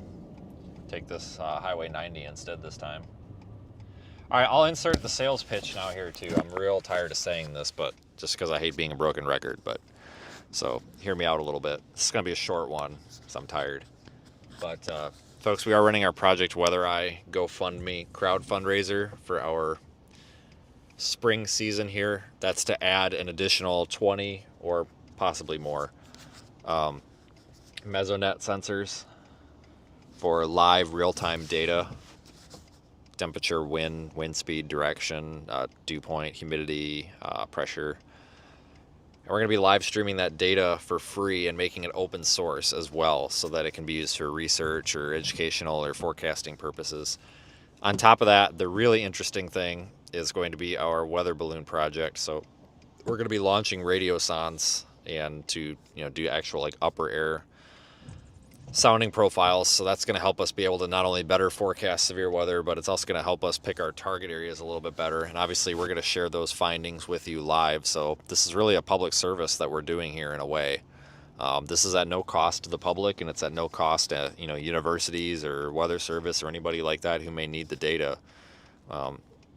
And we're just a YouTube channel and a project, and we're the ones doing it, and I'm pretty proud of that. So we need about $25,000. I started this GoFundMe 4 days ago, and it looks like we've already reached 12% of our goal. So we reached 12% of our goal in 4 days. That's actually pretty impressive. And I haven't pushed this on Facebook yet. It's only been on YouTube, so we haven't really pushed this more than the couple of times that I've talked about it on stream. So that's what the GoFundMe is there for at the bottom of the screen. That progress bar is significantly more full than it was a couple of days ago, hell, even yesterday. And I appreciate everybody who's contributed and donated to that, because this is something that you guys are going to ride along with. You're going to see this all happen live, launching weather balloons live, collecting the data live, streaming it into the Radar Omega app live and into the YouTube stream live, like everything's live. And this is honestly data that can significantly improve public forecasting as well as severe weather prediction. So, with a weather balloon, we're going to be able to tell on a major severe weather day, we could launch a balloon and say, okay, the atmosphere is capped. It's looking like it's not going to live up to expectations. Or we could launch a weather balloon and say, oh my God, we have a nuclear thermodynamic profile here, and wind shear is incredible. Like, this is a problem. This is even worse than we thought. So this real-time data can also help for research purposes too later on. So we're still going to be doing our expansive camera network, but this is going to be in addition to it. And I really appreciate the public interest in this, folks.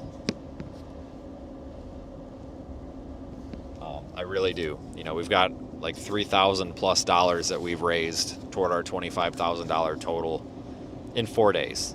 I just started this on Thursday or Friday. I think I just started on Friday. Thursday. Whatever. You guys get it. But thank you, folks. The reason we're looking for that is obviously to buy supplies, equipment, etc. But one thing to note, that's not our operational budget. It's going to cost us 2 or 3 times that just for April, May, June probably to operate. That $25,000 is basically the kind of like push or the kickstart that we need so that we don't have to skimp in other areas. You know what I'm saying? That way we don't have to cut from other areas of the budget and half-ass things, because I don't want to do that. We've got a lot of good people that are helping us, and I want to make sure that not only do we give them the best equipment and the best data probes and the best infrastructure possible, but also give you guys the best possible here when we do it. So again, sorry that I'm tired, and that's about all I'm going to say about it, because otherwise I'm just a broken record. But if you want, you can contribute to this by going to the website in the chat. The top of the chat, there's a website pinned, and then you can click on that. There is a link for the GoFundMe at the top of that page that it'll take you to. And on there in the GoFundMe, it explains a little bit about what we're needing, and then there's also a video there if you want to watch that. It talks about it a little bit. So that's that, folks. I'm just amazed that we've had such an incredible public response to this. I honestly never thought we would get to where we're at now, let alone this fast. So, it's a big goal. It's a big ask. We've got big shoes to fill, and we've got big expectations to meet, but I don't have a big budget. And this is what's basically helping us out so that we can achieve what we're trying to. I don't have grants or a TV channel giving us $1 bajillion to do this. I'm like, this is us. You know, the Project Weather Eye is us, me and a couple of other folks. And we're just a small group trying to do something really cool that can help the public. And I think we're well on our way. And here's a guy who ran into a pole. What's this guy's fucking problem? He's like screaming at this guy. Dude, chill. Jesus Christ. They're all out of the cars. They're fine. I don't know how that happened, though. Dude, that cop needs a reality check. Jesus Christ. He's just freaking screaming at that truck, and that truck was going like 5 miles an hour. Like, calm. Like, I could hear him screaming in here. Like, there's no reason for that. If you're a law enforcement officer and you're watching this, like, please just be nice to the public. Please. It's so annoying to, like, it's just chill. Just chill. 99.9% of them are great. Like, the guys we dealt with last night were great. But, oh my God, it just makes me cringe when you pull up on that. Someone just, slow! Stop! And it's like, this guy was barely freaking moving. Like, chill out, dude. Like, just calm down. It's gonna be okay. God bless America. Anyway, moving on. Special marine warning remains in effect. That thing's had a special marine warning on it for like the past 6 years. I don't know if that's ever gonna change.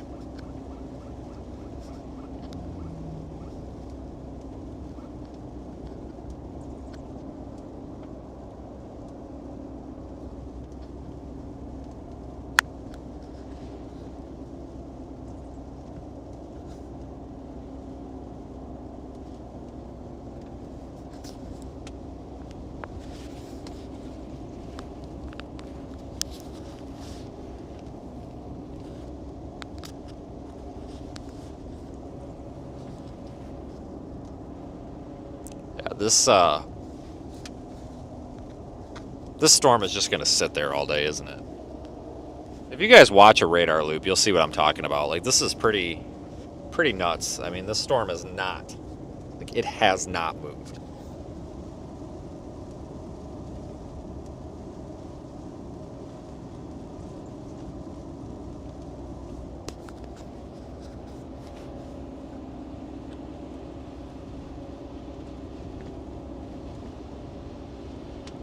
If it would move, we actually might get something that would show up on the coast, but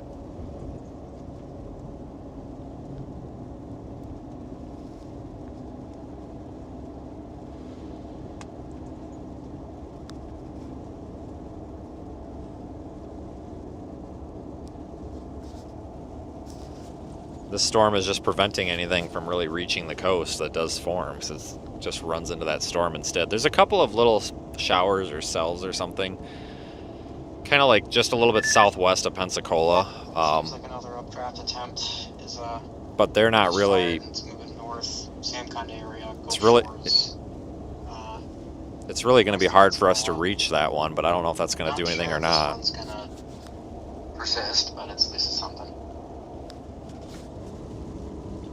Yeah, I'm watching that one.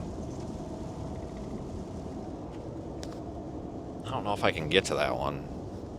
All that rain on shore is gonna be a pain in the ass if you're trying to look and see that out on the Gulf. So hopefully that burns off.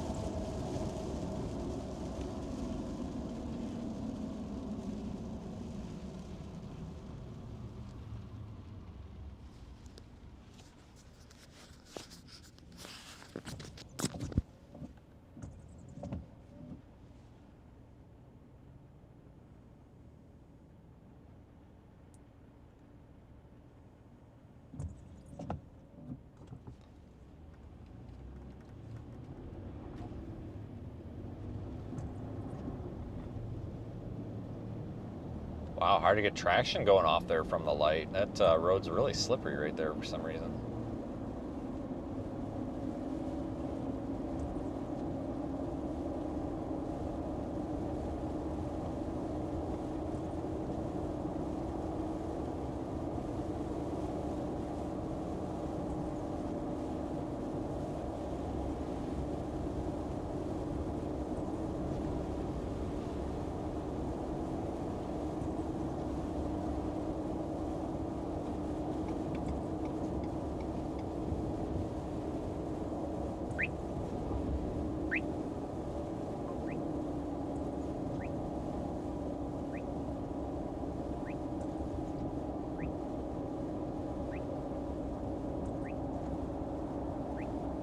Yeah, I don't even know what to think. I think our stationary blob is finally starting to weaken, so hopefully that dies. That could mean we might see some actual redevelopment later once the atmosphere recovers. Yeah, it looks like it's lost its like mesocyclone, if you want to call it that. So there's that little storm cell trying to go up to the kind of southwest of Pensacola. Watching that, guys, but I'm not super hopeful here.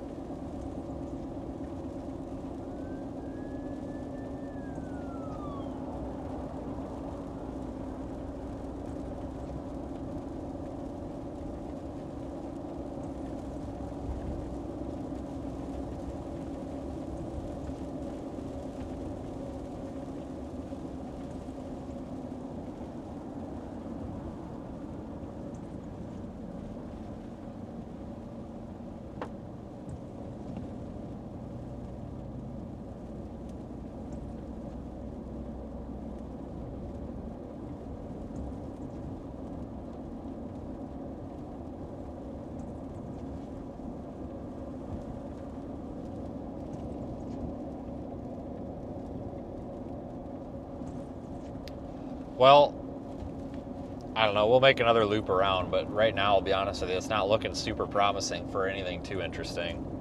You know, I was kind of hoping we'd get something where we could see some, like, even if the storm doesn't come ashore, I was hoping we could get something here where we can still see, like, something cool out over the water, which usually is, like, a given, but right now it might not be, apparently. But that might change. We're not... Hope is not lost yet.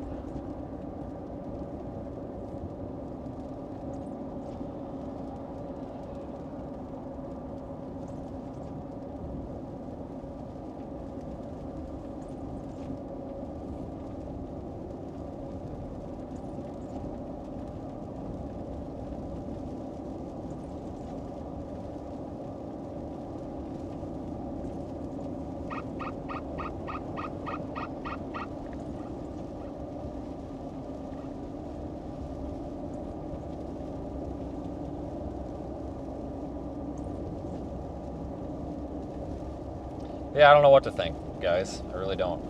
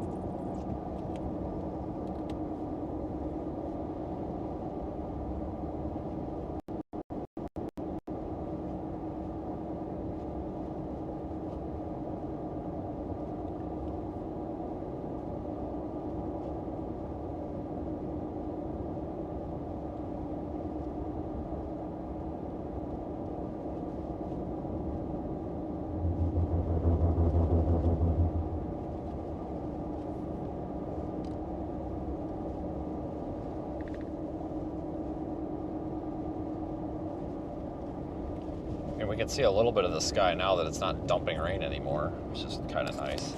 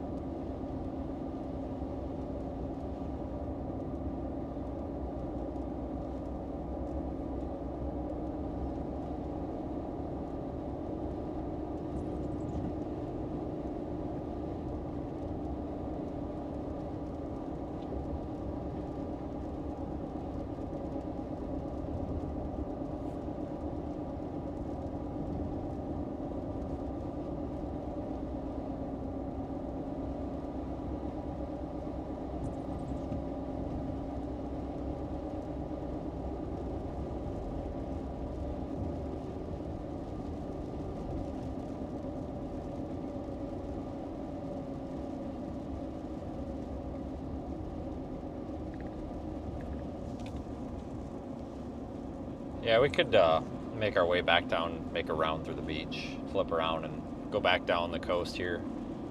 Maybe we should do that, since I'm sure that we can actually see now that the damn weather's cleared up a bit. Maybe we can see some cool looking clouds or something like that, so we can flip around.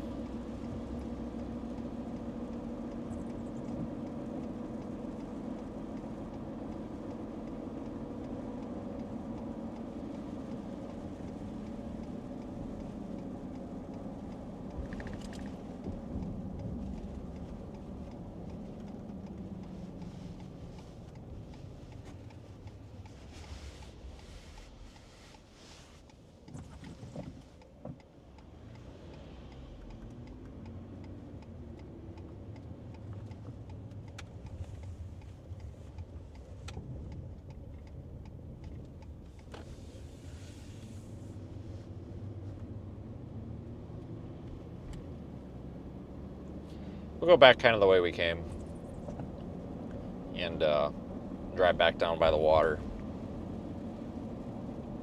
I was kind of heading west in case that little cell tried to do something, but it doesn't look like it's gonna. I don't think. I mean, if we have to turn around again, fine, but it don't look like it's gonna.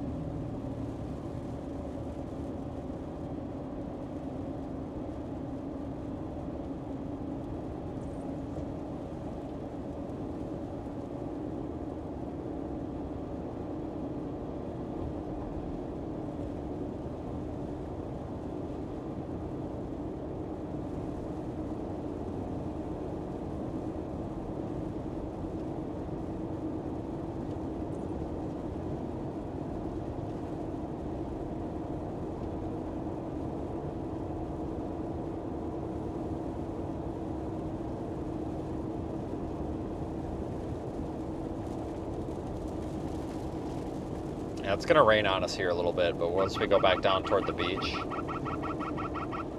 once we get back down toward the beach and start moving west again, like the rain's not, I mean, it's gonna be raining a little bit, but not like it was when we were down there, so we got a better chance at actually being able to see through it. Yeah, one of these days we'll get a water spout. One of these days. I don't know when that day is gonna be, but one of these days.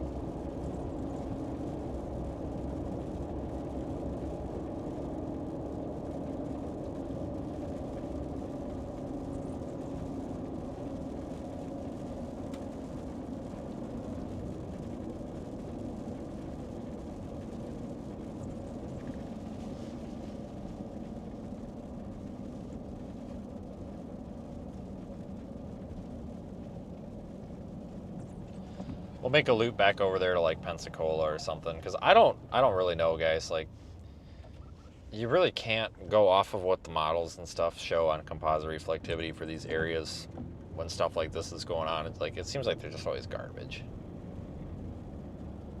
Sometimes they're all right. I thought they were going to be all right today, but apparently not.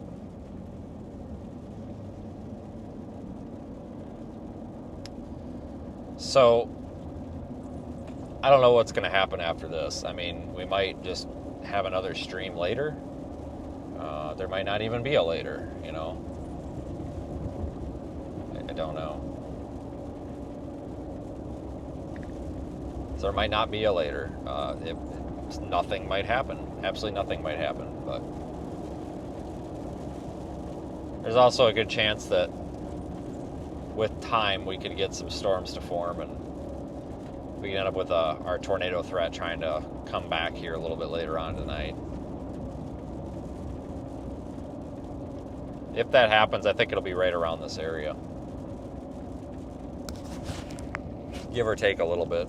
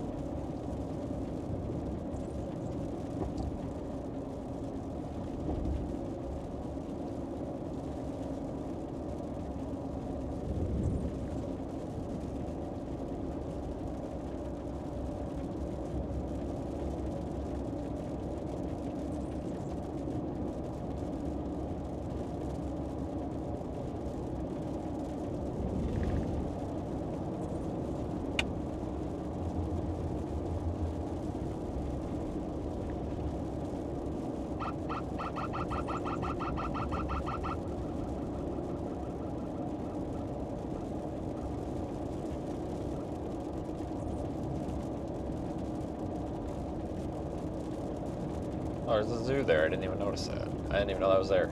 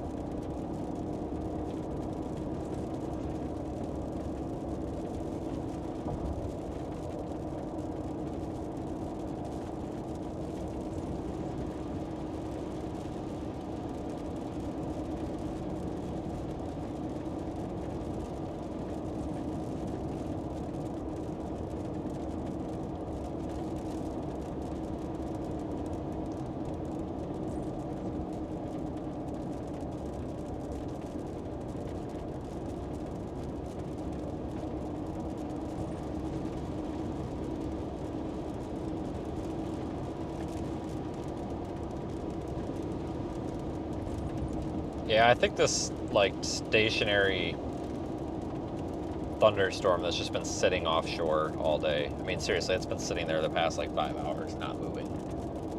I think that kind of killed our tornado threat. Well, or just, like, storm threat in general. At least for the time being. I think we probably would have had some significant beach storms moving through if that thing wasn't just parked right there. Because with that thing being parked right there, you know, nothing else is going to be able to move through the area. It's blocking everything. Did not really anticipate that.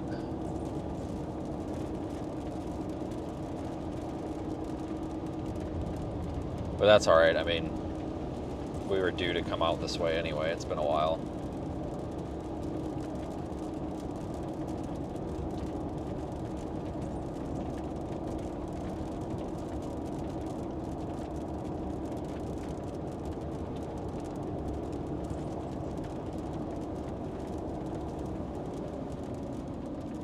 I should have just went. God dang. I should have just went.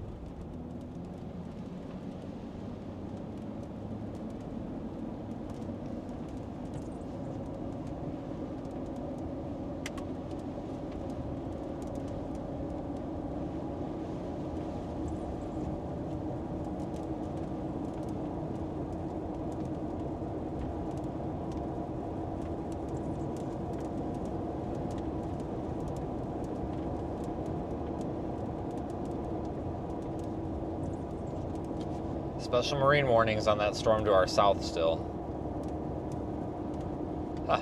It's in effect for the next like 90 minutes. Oh my god. This thing's been had a special marine warning for, like I said, it's been hours.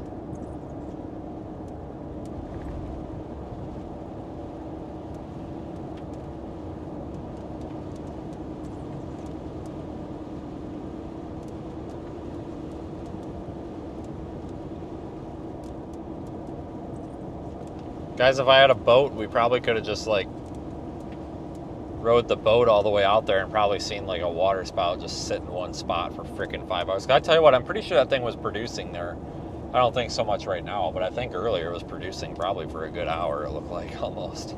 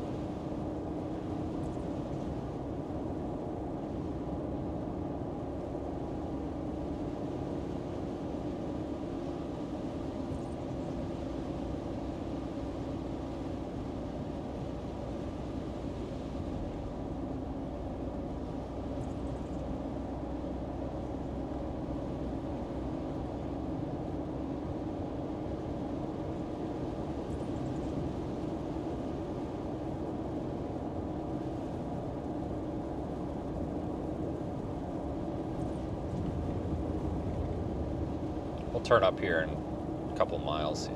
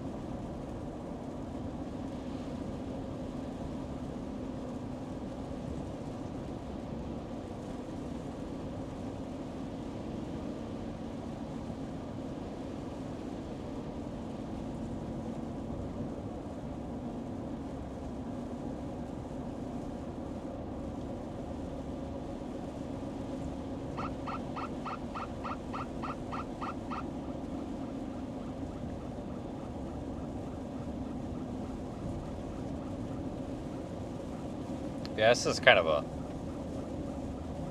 It takes a while to drive around out here because you're only going like 35 miles an hour most of the way, but it's a nice drive at least.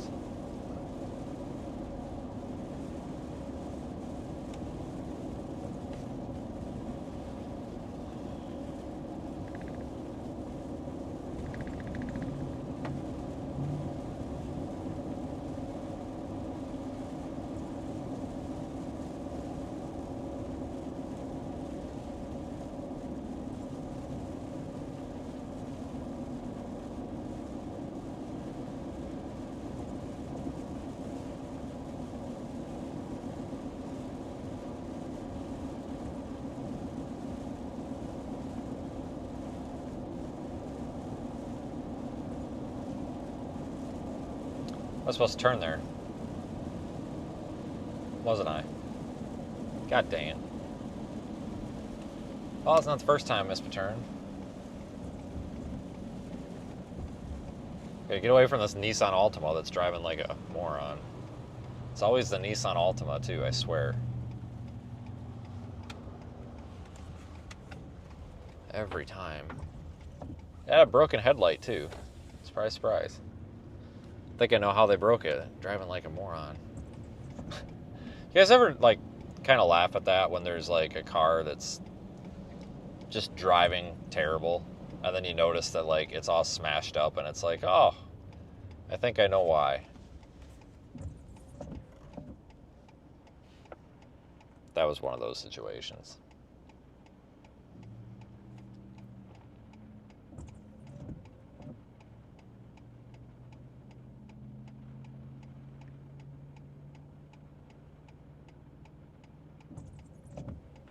Oh, look at that, a turn arrow. Makes up for all those red lights.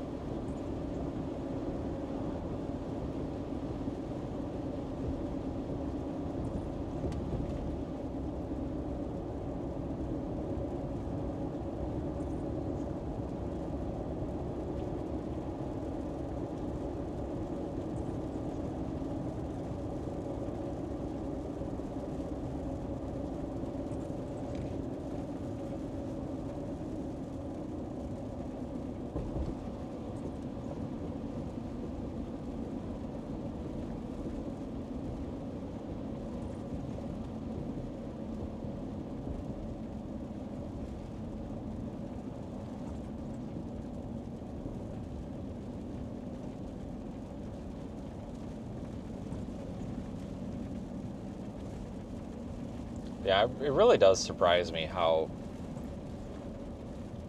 unpopular this area is during the off season. It's like, to me, especially when you've got people that live in areas where it's like 0 degrees out, complain about being 0 degrees. I think that, I don't know, just it surprised me. Like something like a place like this, I just feel like it would be busy like year round, and it's really not. And this is about as busy as you'll see it all winter. I mean, I don't have any complaints in the winter. I mean, shit, you know, it's usually in the upper 60s, low 70s out here. It's nice. But you'll probably witness us do, we'll probably be live streaming this quite a bit, especially in like January, it seems like. Seems like in January there's a lot of stuff down here on I-10, but it's pretty common to pretty common to be down here. Like a lot of these day after storm chases, like we'll get a severe weather set up in the Arklatex or something, somewhere over by Texarkana, anywhere down to like New Orleans, and then the day after it seems like it's this, you know, it's some leftovers along the beach anywhere between Mobile and Apalachicola. And this is what we end up with. Sometimes it's trash. Sometimes you end up with some really pretty storms. I can't think of the specific events, but I can think of so many times where we've come out here and we've actually had some really, really, really pretty storms on the beach. Like it's like just very, very worthwhile. And I can think of some times like, you know, today where it's kind of like, yeah, whatever. But it's still nice to be out here and spend the time out here. I really like heading out toward like Apalachicola. Out there by, is it in, what the hell, Mexico Beach, is it? Mexico City Beach? Mexico City Beach, or whatever it is. Mexico Beach, wherever the hurricane hit. Whatever it is, it don't matter.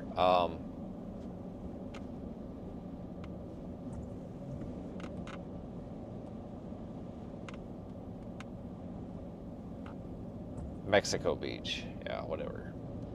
But somewhere out there, like I think it's either before or just after town. There's a gas station that I haven't been there for probably 10 months now, but it's like the best gas station ever, and I don't know why. There's just like, even at 2 o'clock in the morning, like they have chicken strips and stuff that's not terrible, and it's clean and it's nice. Like I've stopped there at like 3 o'clock in the morning before, and like there's always hot food. I always make that comment when we go through there and always stop there, but I don't know. It's one of those random things you pick up on when you drive all over the world, I guess. But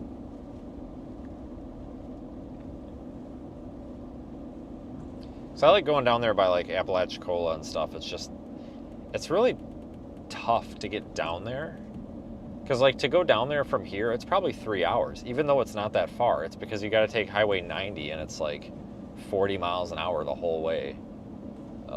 At night, it's not that bad because you can tear through there a hell of a lot faster than that, but during the day, you're kind of limited to 45, so. Oh my God, there's a giraffe dressed as a flamingo over there. That's adorable.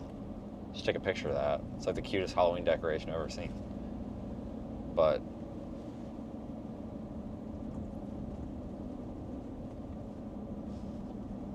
there's a lot of cool places out here, and it's nice to spend some time out here. And that's why I always, like today and future chases when we're out here, because we'll be out here a lot this off season. I always like to take the opportunity when it comes up, just because it's, even if not a whole lot happens, it's still just kind of a cool environment to be in. I was hoping we'd see some lightning, but I don't think there's been any lightning like at all with this storm.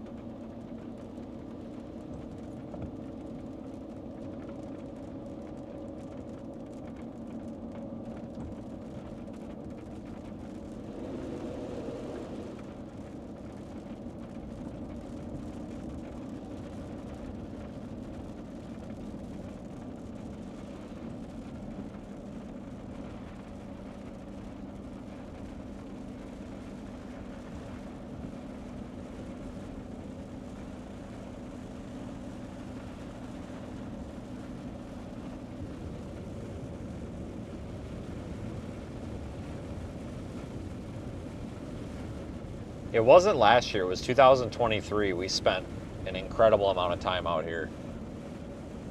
Some of you guys might remember that. Just an incredible amount of time on I-10 between like Lake Charles and Tallahassee. And so much time down here along the beach with severe weather. It was like a record year for storm chasing down here.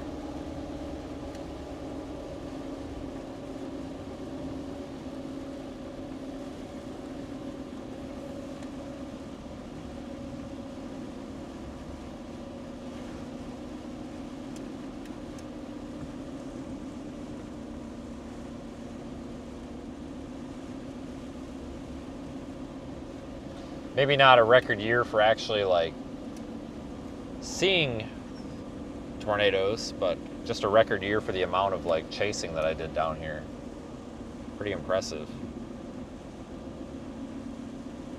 That's the Gulf over there.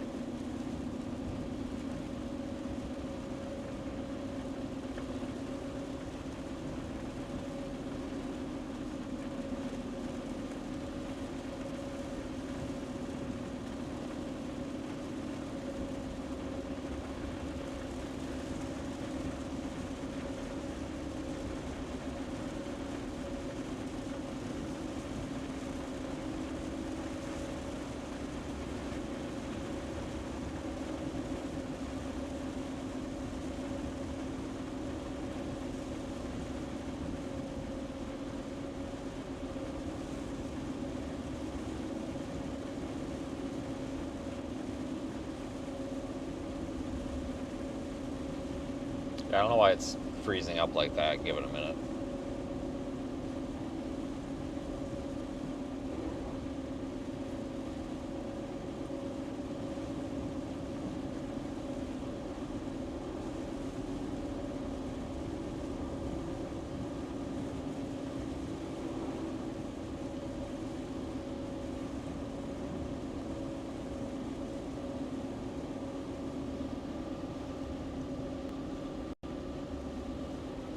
Alright, I don't know why that roof camera is freezing up like that. We'll give it a minute. It'll sort itself out. Always does.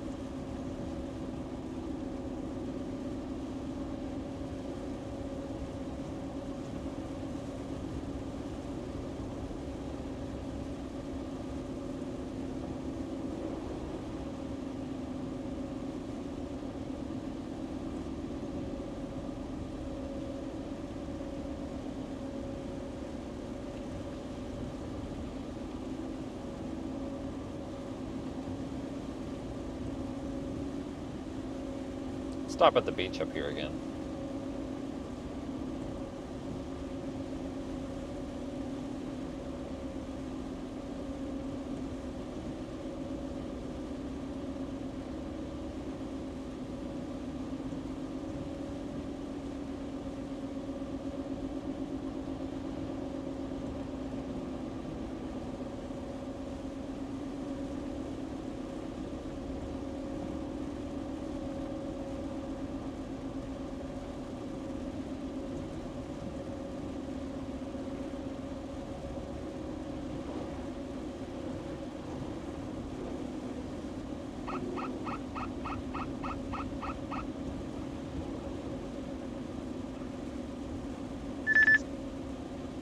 Looks like we got another cell that just fired on the kind of the west side of the cell to your south. So I think that might be something to watch for maybe a water spout. Maybe, who knows? This guy behind me is in a hell of a Probably hurry. not. Jesus. I just wanted to pull off so that guy would have to go around me. God, that was driving me nuts. Like 2 feet off my bumper the whole damn time. It's just kind of weird because like this big blob is just broken up into 3 different cells, or 4 maybe. Weird day. Hold on, let me park over here so you're not looking at the grass. Oh, now there's another car. Good God. Nobody here until we pull in.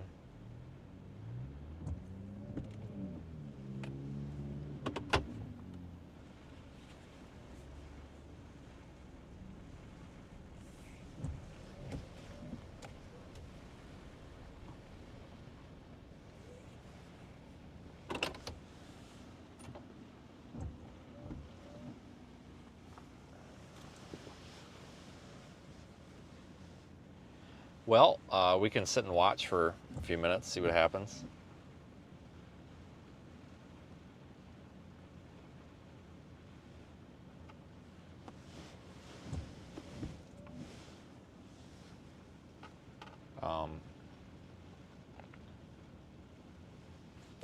If you guys want, I could make a water spout again. You guys ready?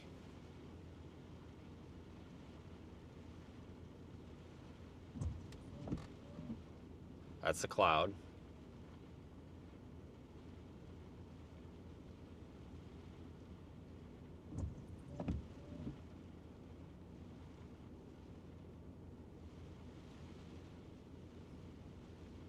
Can add some lightning in there too.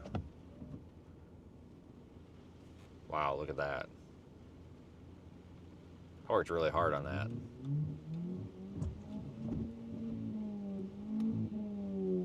Oh boy.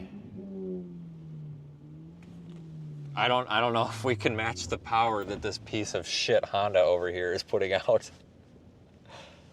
Or this Hyundai. I don't know if you guys could hear him revving it up, but oh man, I don't know if we can match that power.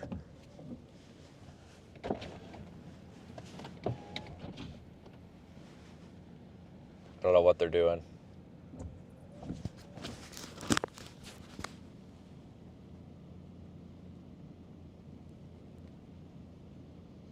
He locked his buddy out.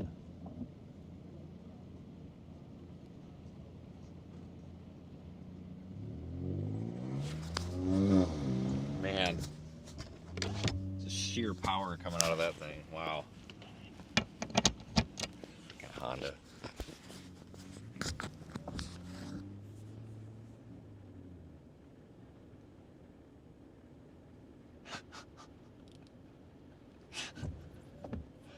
Wow, look at all the power in my Honda.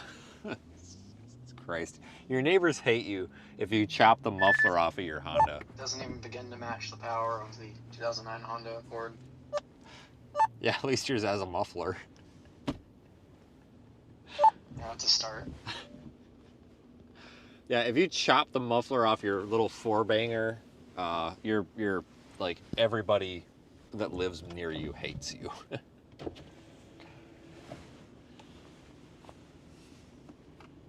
We're watching this little cell come in. If you guys want to take a peek at Radar Omega, you'll see what I'm looking at. But unfortunately, I don't see any like rotation in it. What a ripoff. Absolute ripoff. But I am keeping my eyes peeled because you just never know.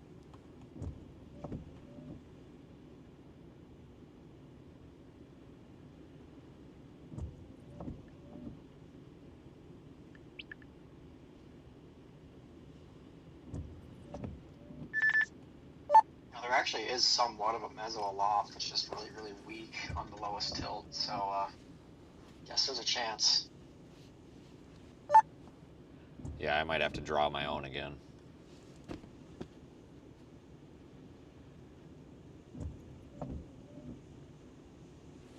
Yeah, it's looking like we might have to draw our own water spout again. What a ripoff.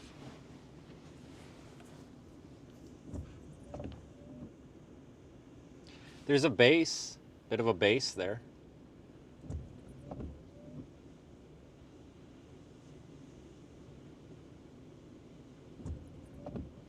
Right here. Updraft base.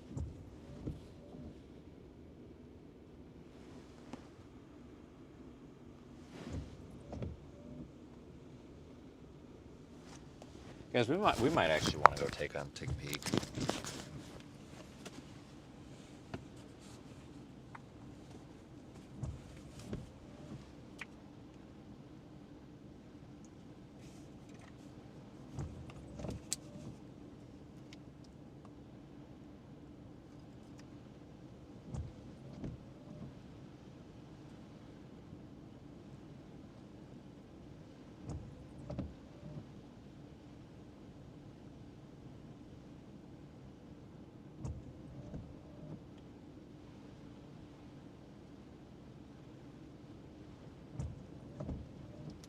I can't get my AirPods to sync, and I don't know why. Oh, I think they just did. Oh, I think they're trying to sync to the wrong device.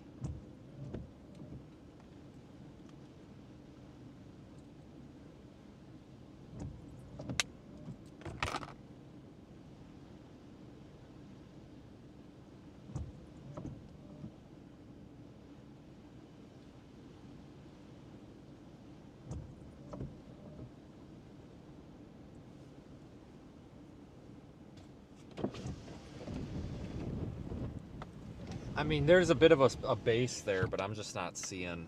Gosh darn it.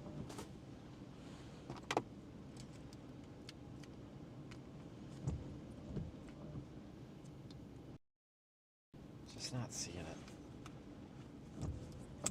Stupid storm. Rip off.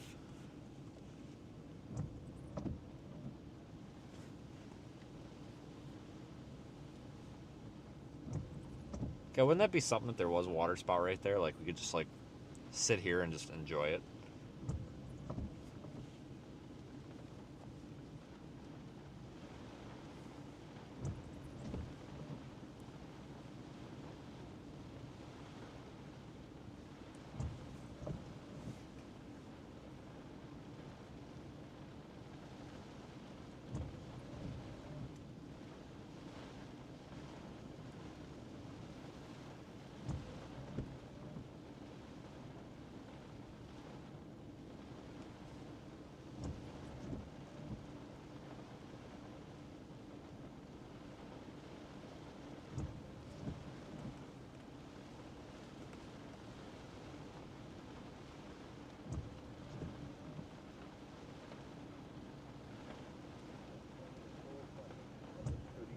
Tuesday night, bringing a strong northwesterly flow to the area Wednesday into Thursday and higher sea states.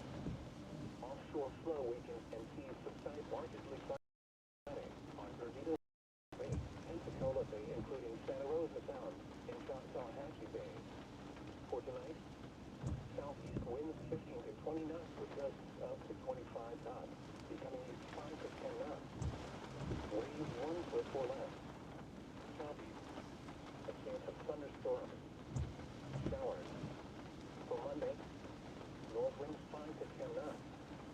Waves 1 foot or less. Friday. with a slight chance of thunderstorms in the morning. For Monday night, north winds 5 to 10 knots. Waves 1 foot or less. Slight chop.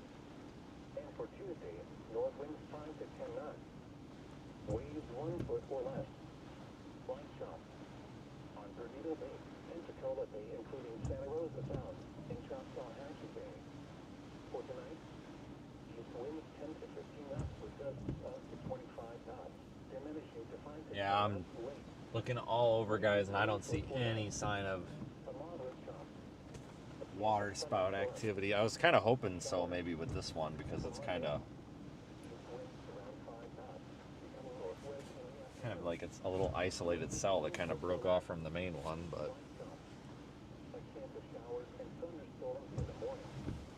For Monday night, north winds around 10 knots. Waves 1 foot or less. Slight chop. And for Tuesday, north winds around 10 knots. Waves 1 foot we'll see if like the other part of it ends up moving up this way or not. Walton County lines of Pascagoula and out 20 nautical miles. Small clouds advisory in effect until 6 p.m. Central Daylight Time this evening. For tonight, southeast winds 15 to 20 knots with gusts. Special marine warning on it still. Not this little chunk that broke off from it, but kind of the main storm that's still south. But it looks like that main storm to the south might try to move north now pretty soon. Wind detail, southeast 60 at 7 seconds.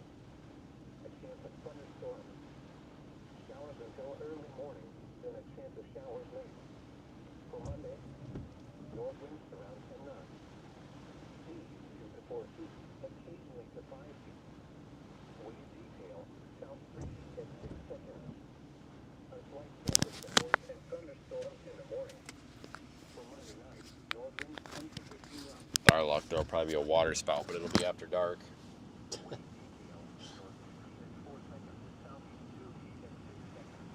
It's just so rainy and stuff. Like, even if there was one, I don't think we'd see it. You can only see maybe a couple hundred yards out to sea. It's all the spray and the rain.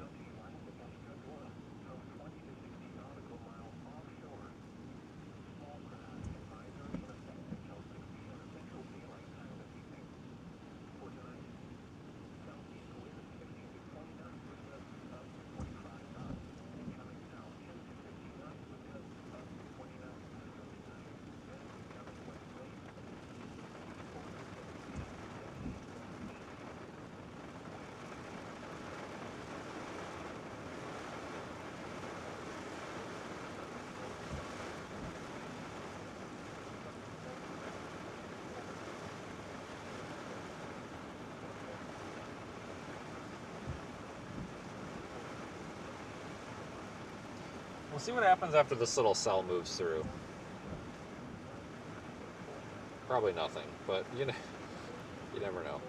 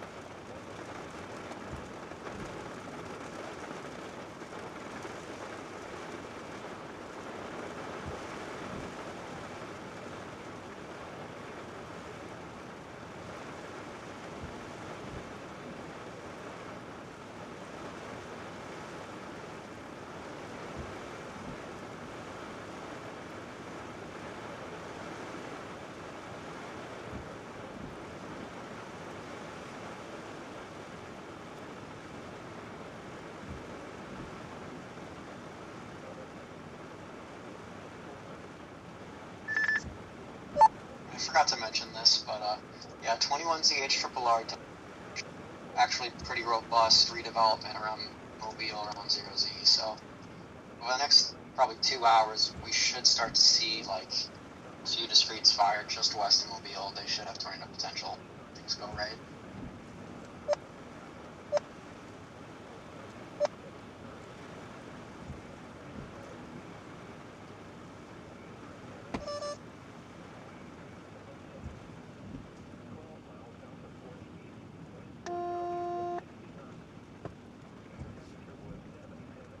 Well, hey, look, I can actually see.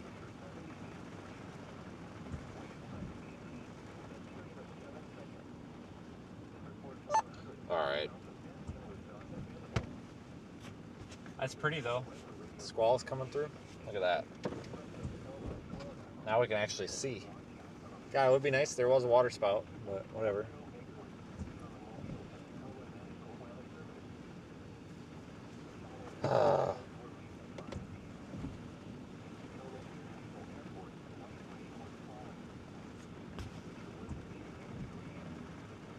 Let's take a little drive up the road and watch this come in because we kind of got the sun behind it. It's really pretty.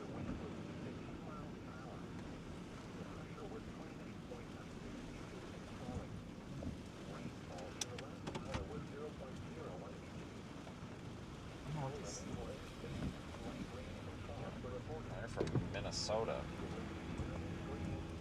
Boy. See a little bit of structure up there, guys. Not too much, but a little bit.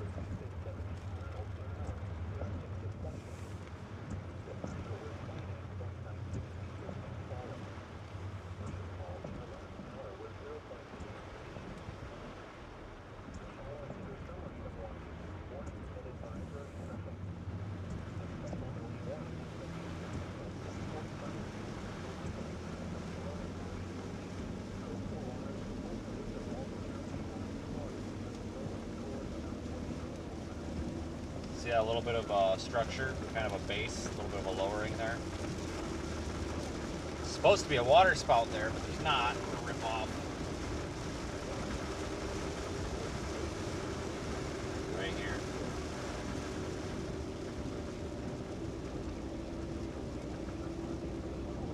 Got ripped off.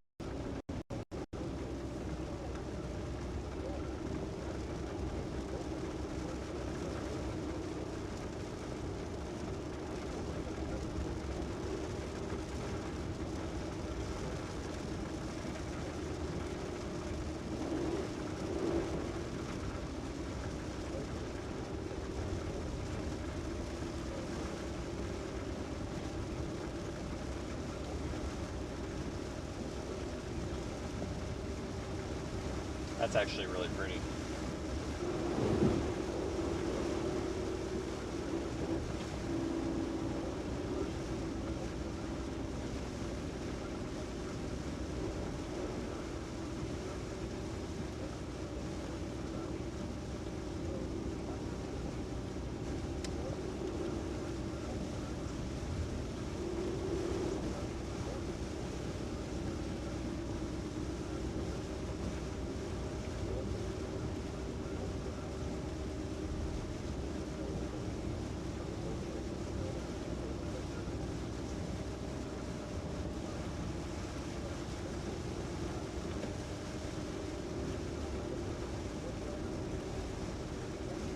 Coastal waters from Okaloosa, Walton County, line to Pensacola, Florida, out 20 nautical miles until 6:45 p.m. Central Daylight Time.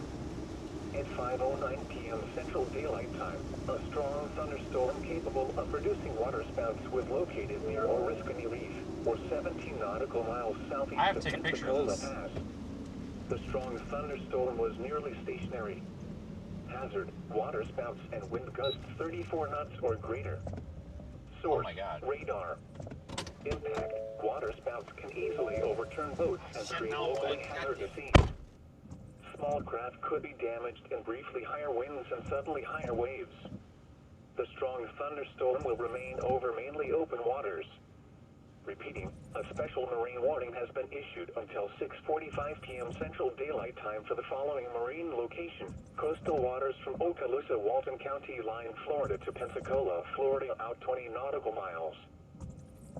A high surf advisory is in effect for the following areas in Alabama: Baldwin Coastal and Mobile Coastal. In the following areas in Florida: Escambia Coastal, Okaloosa Coastal, and Santa Rosa Coastal. High surf advisory remains in effect until 10 p.m. Central Daylight Time this evening. High rip current risk remains in effect through Monday afternoon. What? For the high surf advisory, large breaking waves of 4 to 6 feet in the surf zone. For the high rip current risk, dangerous rip currents. Where? In Alabama, Mobile Coastal, and Baldwin Coastal counties. Look at this. In Florida, Escambia Coastal, Santa Rosa Coastal, and Okaloosa Coastal counties. When? For the high surf advisory until 10 p.m. Central Daylight Time Sunday. For the high rate current risk through Monday afternoon. It's got like a lowering. Dangerous swimming and surfing conditions and localized beach erosion. Rip currents can sweep even the best swimmers away from shore into deeper water. Additional details. High surf combined with high tide tonight may result in overwash and minor inundation of portions of Dauphin Island and Fort Pickens. Inexperienced swimmers should remain out of the water due to dangerous surf conditions. Swim your own lifeguard. Keep caught on the rip current, relax and float. Don't swim against the current. In people, swim in a direction following the shoreline. If unable to escape, treat the shore as call or wave for help. Here's your marine forecast. On a weather map. It's a very low base. Southeasterly flow through this evening ahead of a cold front transition to a light to moderate northerly flow Monday in the wake of its passage. A stronger cold front makes passage through the area Tuesday night, bringing a strong northwesterly flow to the area Wednesday into Thursday and higher sea states. Offshore flow weakens and seas subside markedly Friday. On Perdido Bay, Pensacola Bay, including Santa Rosa Sound, in Choctawhatchee Bay. For tonight, southeast winds 15 to 20 knots with gusts up to 25 knots, becoming east 5 to 10 knots. Waves 1 foot or less. Choppy. A chance of thunderstorms. Showers. For Monday, north winds 5 to 10 knots. Waves 1 foot or less. Light chop. A chance of showers with a slight chance of thunderstorms in the morning. For Monday night, north winds 5 to 10 knots. Waves 1 foot or less. Light chop. And for Tuesday, north winds 5 to 10 knots. Waves Trying to give you the 1 full foot or picture less. here. Light chop. On Perdido Bay, Pensacola Bay, including Santa Rosa Sound, in Choctawhatchee Bay. For tonight, east winds 10 to 15 knots with gusts up to 25 knots, diminishing to 5 to 10 knots late. Waves 1 foot or less. A moderate chop. A chance of thunderstorms. No water spot on this Showers. one. For Monday, That's already on shore. 5 knots, becoming northwest in the afternoon. Waves 1 foot or less. Light chop. A chance of showers and thunderstorms in the morning.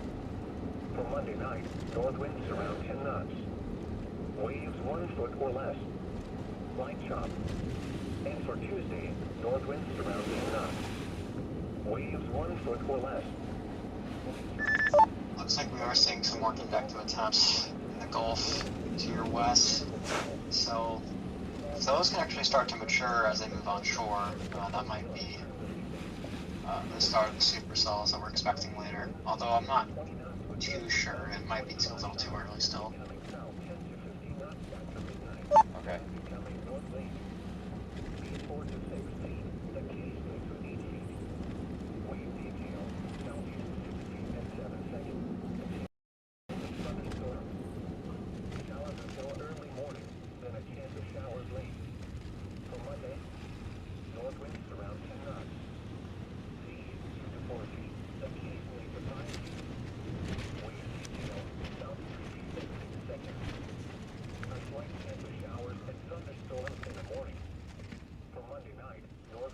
Wow, that is pretty. Seas 2 to 3 feet.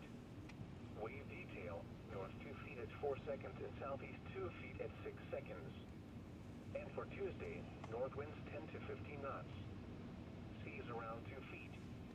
Wave detail, north 2 feet at 3 seconds and southeast 1 foot at 6 seconds. From the Okaloosa-Walton County line to Pascagoula, from 20 to 60 nautical miles offshore. Small craft advisory in effect until 6 p.m. Central Daylight Time this evening.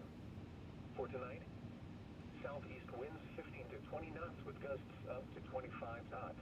Becoming south 10 to 15 knots with gusts up to 20 knots after midnight, then becoming west late. Seas 4 to 6 feet, occasionally to 8 feet.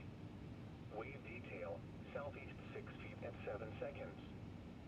Showers. Thunderstorms likely early this evening.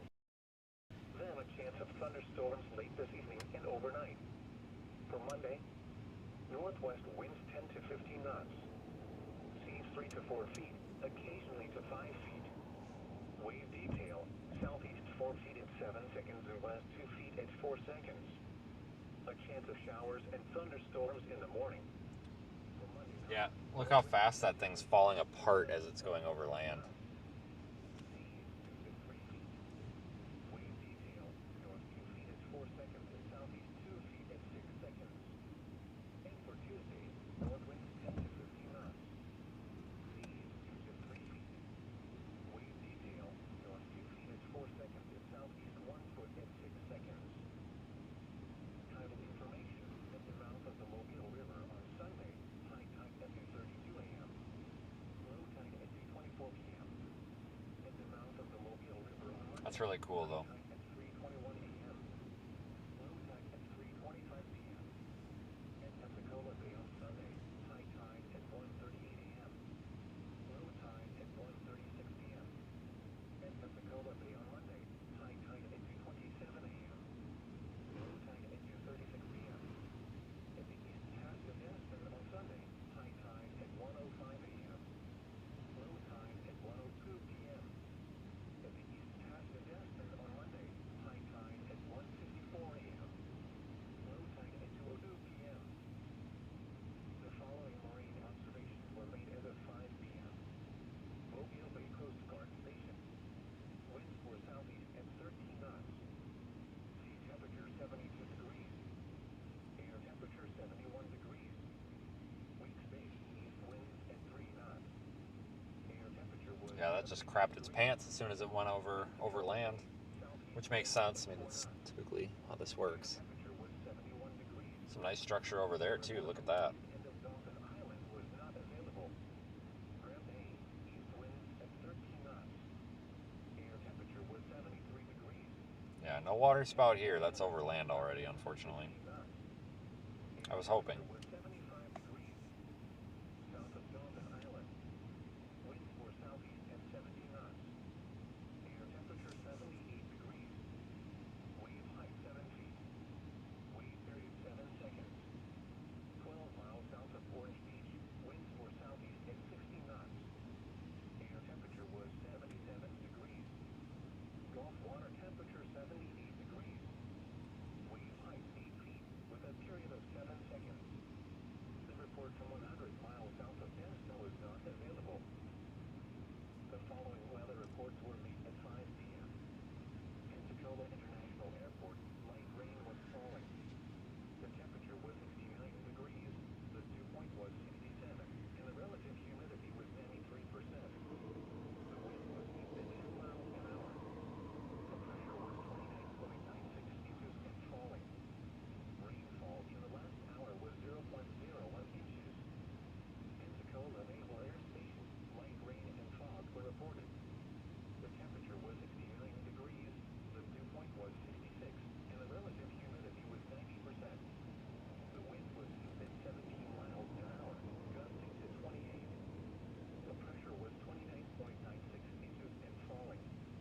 Rainfall in the last hour was 0.32 inches. The following is a summary of watches, warnings, and advisories in effect. A special marine warning has been issued until 6:45 p.m. Central Daylight Time for the following marine locations. Coastal waters from Okaloosa-Walton County. I'm going to stand in the truck bed and see if I can get a better picture than I got. Hang on.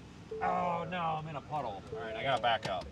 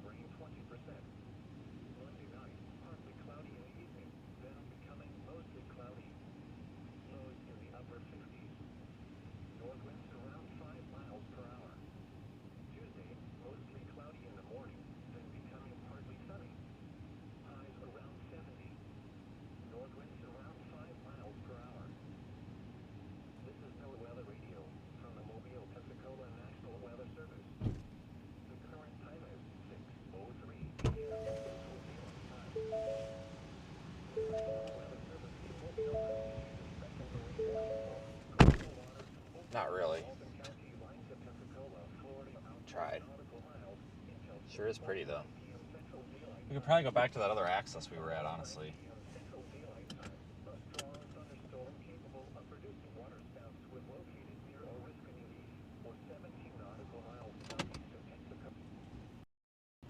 Let's reposition just a little bit here.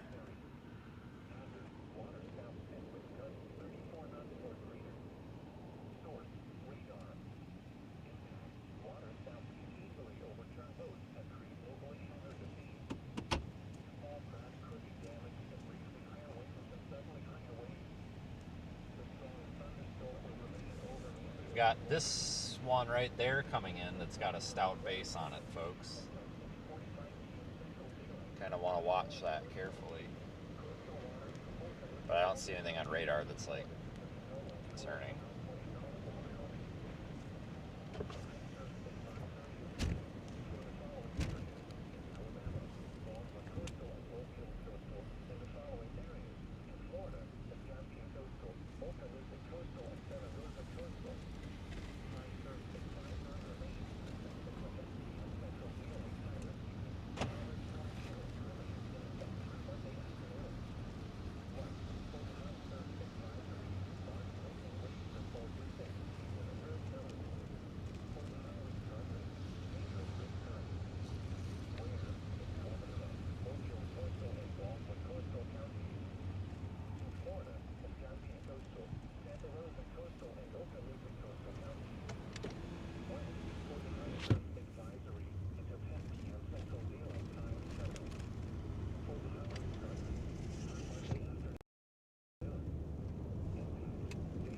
Suspiciously low-hanging base there, but I don't think it's gonna do anything.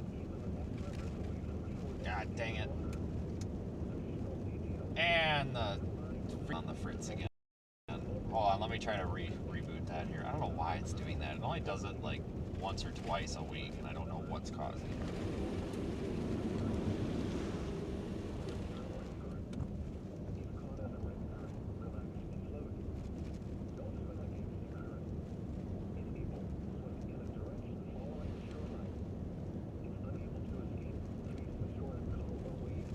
I'm watching this right here. That is suspicious.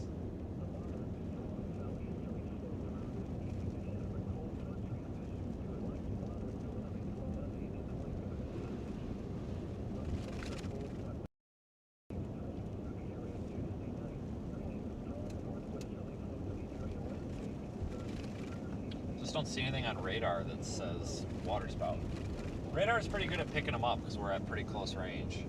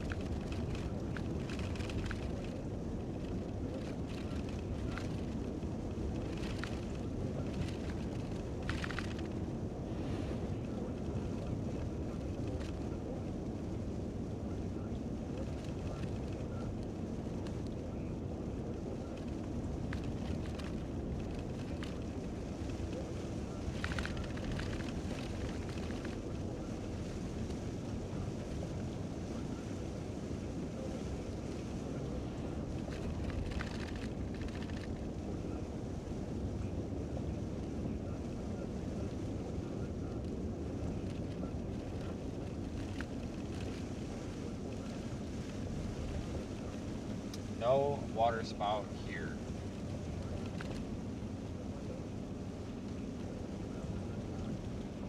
Sadly.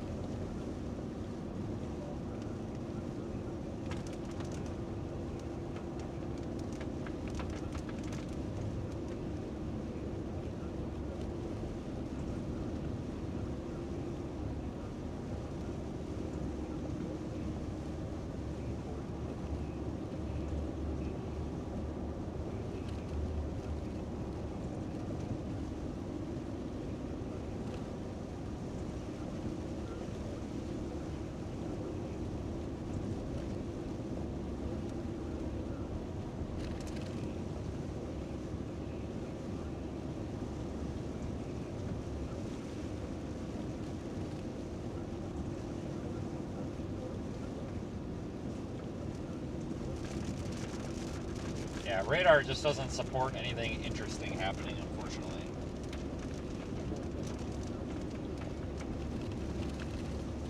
Pretty though.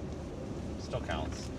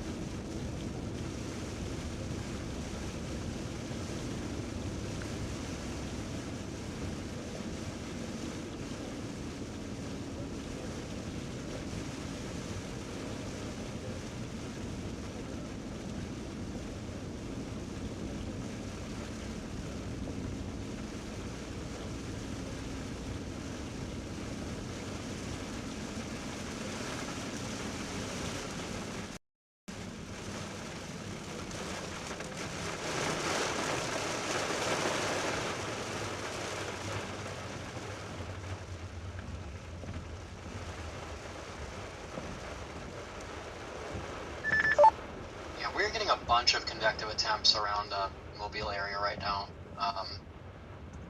This could be it. Looks like we're destabilizing nicely, so in the shears here. So I'm thinking maybe if these start to take off, these could be it.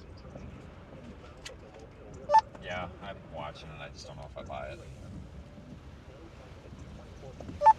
Yeah, I mean, if you do the HRRR thing of like subtracting an hour or two, I think it lines up pretty decently with what the latest run was showing. I don't know if it's one thing what the HRRR says, but if these just don't, then well, there you go. But I'll keep watching them. So if any start to look any good, I'll let you know.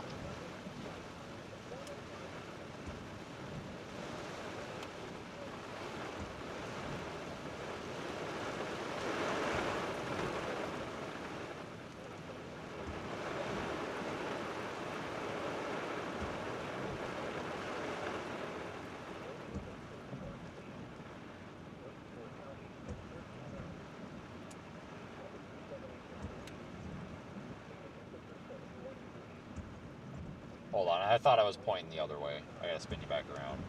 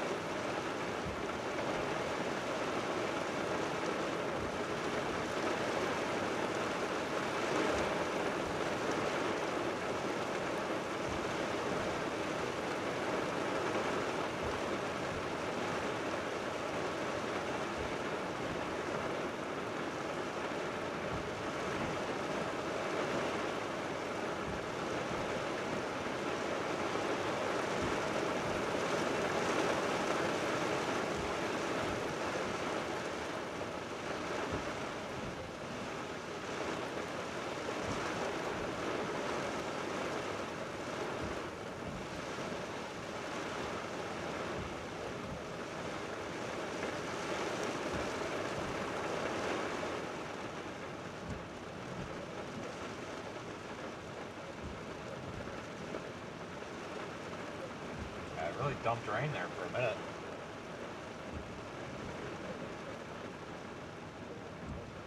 Kind of coming in off the water out here.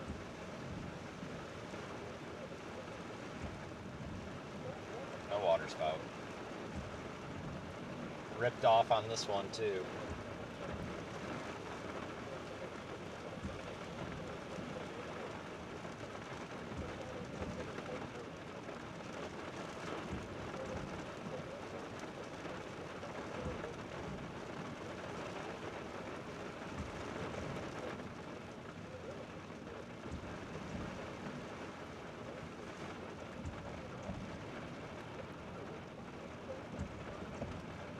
Right there is where we need our water spout. Right there would be great.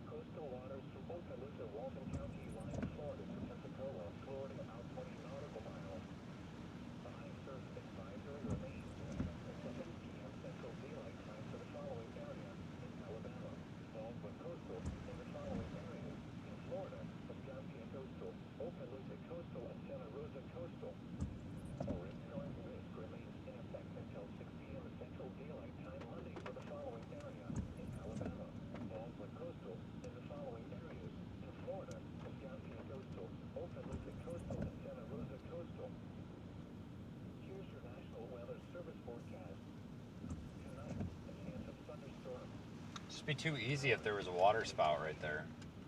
Way too easy.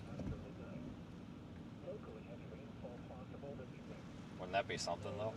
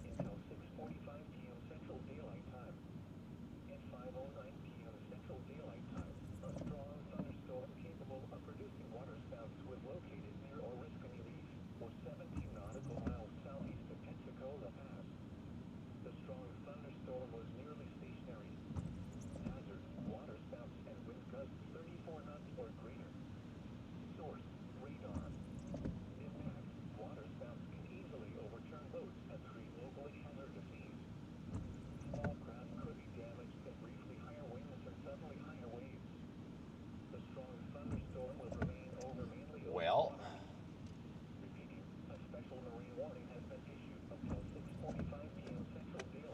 got one more cell coming in. That's, we can't quite see it yet because it's just a little bit too far off. It's back behind this one. We should be able to see it here in a few minutes though.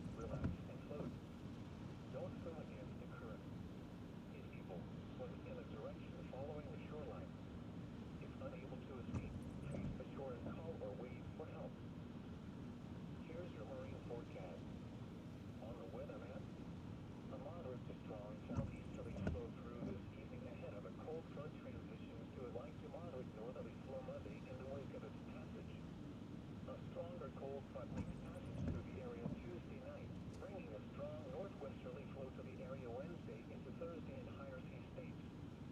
Offshore flow weakens and seas subside markedly Friday. On Perdido Bay, Pensacola Bay, including Santa Rosa Sound, and Choctawhatchee Bay. For tonight, Yeah, we should get a visual on that next one here in a minute. 25 knots, becoming east 5 to 10 knots. Waves 1 foot or less. Kind of low expectations for it though, A chance of thunderstorms, as showers. they're weakening as they approach land, which North winds we would 5 to 10 expect. knots. Waves 1 foot or less. Light chop. A chance of showers with a slight chance of thunderstorms in the morning. For Monday night, north winds 5 to 10 knots. Waves 1 foot or less. Light chop. And for Tuesday, north winds 5 to 10 knots. Waves 1 foot or less. Light chop. On Perdido Bay, Pensacola Bay, including Santa Rosa Sound, and Choctawhatchee Bay. For tonight, east winds 10 to 15 knots with gusts up to 25 knots, diminishing to 5 to 10 knots late. Waves 1 foot or less. A moderate chop. A chance of thunderstorms. Showers. For Monday, east winds around 5 knots, becoming northwest in the afternoon. Waves 1 foot or less. Light chop. A chance of showers and thunderstorms in the morning. For Monday night, north winds around 10 knots. Waves 1 foot or less. Light chop. And for Tuesday, north winds around 10 knots. Waves 1 foot Well, or less. Light chop. yeah, this one to the south doesn't really give me much hope. And out 20 nautical miles. Very in effect until 6 p.m. Central Daylight Time this evening. For tonight, southeast winds 15 to It's alright, we're still gonna watch it come in. It might be kind of pretty. This is the remnants of that big storm that was just like sitting over one area and wouldn't move. becoming north late. Seas 4 to 6 feet, occasionally to 8 feet. Wave detail, southeast 6 feet at 7 seconds. A chance of thunderstorms. Showers until early morning, then a chance of showers late. For Monday, north winds around 10 knots. Seas 2 to 4 feet, occasionally to 5 feet. Wave detail, south 3 feet at 6 seconds. A slight chance of showers and thunderstorms in the morning. For north winds 10 to 15 knots. Seas 2 to 3 feet. Wave detail, north 2 feet at 4 seconds and southeast 2 feet at 6 seconds. And for Tuesday, north winds 10 to 15 knots. Seas around 2 feet. Wave detail, north 2 feet at 3 seconds and southeast 1 foot at 6 seconds. From the Ocalisa Walton County line to Pascagoula. Sun going down makes it hard to see anything here. Small craft advisory in effect until 6 p.m. Central Daylight Time this evening. For tonight, southeast winds 15 to 20 knots with gusts up to 25 knots. Becoming south 10 to 15 knots with gusts up to 20 knots after midnight. Then becoming west late. Seas 4 to 6 feet, occasionally to 8 feet. Wave detail, southeast 6 feet at 7 seconds. Showers. Thunderstorms likely early this evening, then a chance of thunderstorms late this evening and overnight. For Monday, northwest winds 10 to 15 knots. Seas 3 to 4 feet, occasionally to 5 feet. Wave detail, southeast 4 feet at 7 seconds and west 2 feet at 4 seconds. A chance of showers and thunderstorms in the morning. Yeah, this next one coming up is 10 to 15 knots with gusts up to 20 knots. about 5 miles out. Wave detail, north 2 feet at 4 seconds and southeast 2 feet at 6 seconds. And for Tuesday, north winds 10 to 15 knots. Seas 2 to 3 feet. Wave detail, north 2 feet at 4 seconds and southeast 1 foot at 6 seconds. Tidal information Should be here in a couple minutes. It's moving decently quick now compared to before. 4 p.m. At the mouth of the Mobile River on Monday, high tide at 3:21 a.m. Low tide at 3:25 p.m. At Pensacola Bay on Sunday, high tide at 1:38 a.m. Low tide at 1:36 p.m. At Pensacola Bay on Monday, high tide at 2:27 a.m. Low tide at 2:36 p.m. At the East Pass in Destin on Sunday, high tide at 1:05 a.m. Low tide at 1:02 p.m. At the East Pass in Destin on Monday, high tide at 1:54 a.m. Low tide at 2:02 p.m. The following marine observations were made as of 6 p.m. Mobile Bay Coast Guard Station. Winds were southeast at 12 knots. Sea temperature 72 degrees. Air temperature 72 degrees. Weeks Bay, east winds at 2 knots. Air temperature was 71 degrees. Pensacola, Yeah, you're pretty much looking right where that storm's going to start coming ashore here. air temperature was Right in the middle of the frame, we might start to see the base of it. I think we kind of can. It's like right here. Hold on, let me draw it. Grand Bay, east winds at 12 It's like knots. right here. Air temperature was 73 degrees. And Penneboy Island, southeast winds at 10 knots. Air temperature was 75 degrees. South of Dauphin Island, winds were southeast at 70 knots. Air temperature 79 degrees. Wave height 7 feet. Wave period 7 seconds. 12 miles south of Orange Beach, winds were southeast at 60 knots. Air temperature was 77 degrees. Gulf water temperature 78 degrees. Wave height 7 feet with a period of 7 seconds. The report from 100 miles south of Destin was not available. The following weather reports were made at 6 p.m. Pensacola International Airport, light rain and fog were reported. The temperature was 69 degrees, the dew point was 68, and the relative humidity was 96%. The wind was east at 9 miles an hour. The pressure was 29.95 inches and falling. Rainfall in the Yeah, I don't see anything on radar that suggests this is going to do anything. Pensacola Naval Air Station. Maybe if it had a little more time over the water, maybe. 71 degrees. The dew point was 68. But especially this time of day, it's kind of asking a lot. The wind was east at 15 miles an hour, gusting to 23. Surprised they didn't just cancel that marine warning, but it'll be over in about 18 minutes anyway. Rainfall in the last hour was 0.27 inches. The following is a summary of watches, warnings, and advisories in effect. A special marine warning has been issued until 6:45 p.m. Central Daylight Time for the following marine location. Coastal waters from Okaloosa, Walton County line, Florida to Pensacola, Florida, out 20 nautical miles. A high surf advisory remains in effect until 10 p.m. Central Daylight Time for the following area in Alabama, Baldwin Coastal, in the following areas in Florida, Escambia Coastal, Okaloosa Coastal, and Santa Rosa Coastal. A rip current risk remains in effect until 6 p.m. Central Daylight Time Monday for the following area in Alabama, Baldwin Coastal, in the following areas in Florida, Escambia Coastal, Okaloosa Coastal, and Santa Rosa Coastal. Here's your National Weather Service forecast. Tonight, a chance of thunderstorms. Showers, mainly this evening. Patchy fog after midnight. Locally heavy rainfall possible this evening. Lows in the mid-60s. East winds 5 to 10 miles per hour. Chance of rain 90%. Monday, partly sunny. A slight chance of showers and thunderstorms in the morning. Highs in the mid-70s. North winds 5 to 10 miles per hour. Chance of rain 20%. Monday night, partly cloudy in the evening, then becoming mostly cloudy. Lows in the upper 50s. North winds around 5 miles per hour. Tuesday, mostly cloudy in the morning, then becoming partly sunny. Highs around 70. North winds around 5 miles per hour. This is NOAA Weather Radio from the Mobile, Pensacola National Weather Service. The current time is 6:29 p.m. Central Daylight Time.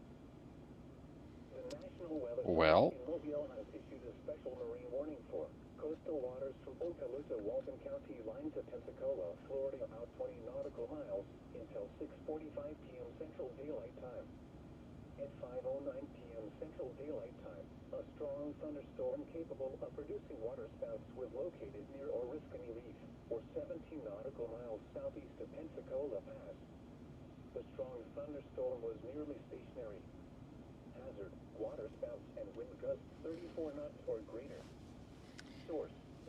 Yeah, our little cell is really, really nothing. These are just weakening as they approach shore, which, I mean, that's about what I would expect. Strong thunderstorm will remain over mainly open waters.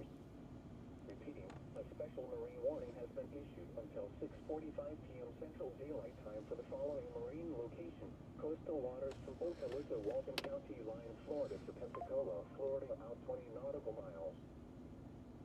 A high surf advisory is in effect for the following areas in Alabama, Baldwin Coastal and Mobile Coastal, in the following areas in Florida, Escambia Coastal. All right, like any minute now, if you're looking at radar, this thing is just like a mile or two offshore. Well, maybe it's more than that. Until 10 p.m. Central 2.8 miles. high current risk remains in effect through Monday afternoon. Hell, the thing might dry up before it gets here Advisory, large at this rate. waves of 4 to 6 feet in the surf zone. For the high rip current risk, dangerous rip currents. Where in Alabama, Mobile Coastal and Baldwin Coastal counties. In Florida, Escambia Coastal, Santa Rosa Coastal and Okaloosa Coastal counties. When for the high surf advisory until 10 p.m. Central Daylight Time Sunday. For the high rip current risk through Monday afternoon. Impacts, dangerous swimming and surfing conditions and localized beach erosion. Rip currents can sweep even the best swimmers away from shore into deeper water. Additional details, high surf combined with high tide tonight may result in overwash and minor inundation of portions of Dauphin Island and Fort Pickens. Inexperienced swimmers should remain out of the water due to dangerous surf conditions.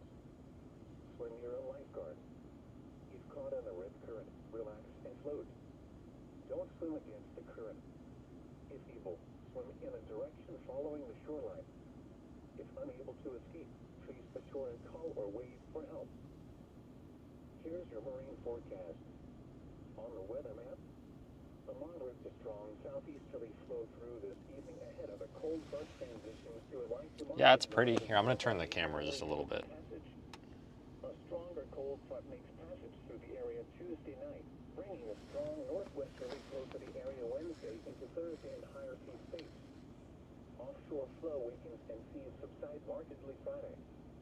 On Perdido Bay, Pensacola Bay, including Santa Rosa Sound, in Choctaw-Hatchie Bay.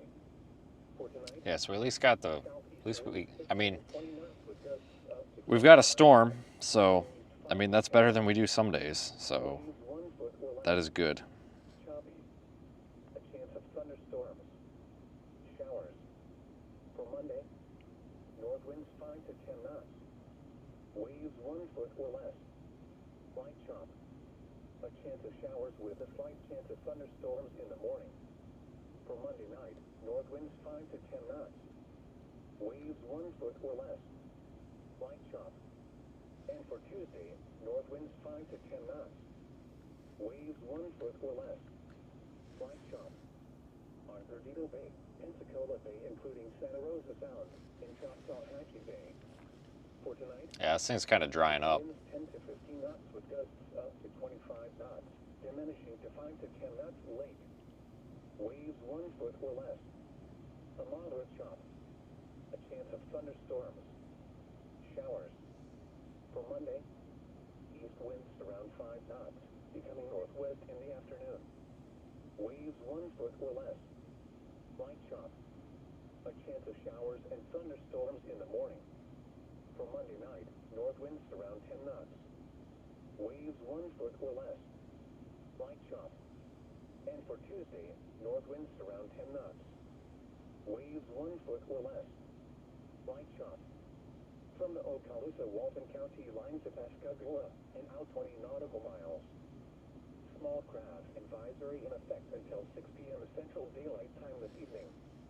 For tonight, Stupid water spout. winds 15 to 20 knots with gusts up to 25 knots, becoming south 10 to 15 knots after midnight. All right, this thing's less than like 1 mile offshore, so it's probably going to start dumping rain pretty soon. Occasionally to 8 feet. Wave detail, southeast 6 feet at 7 seconds. A chance of thunderstorms. Showers until early morning, then a chance of showers late.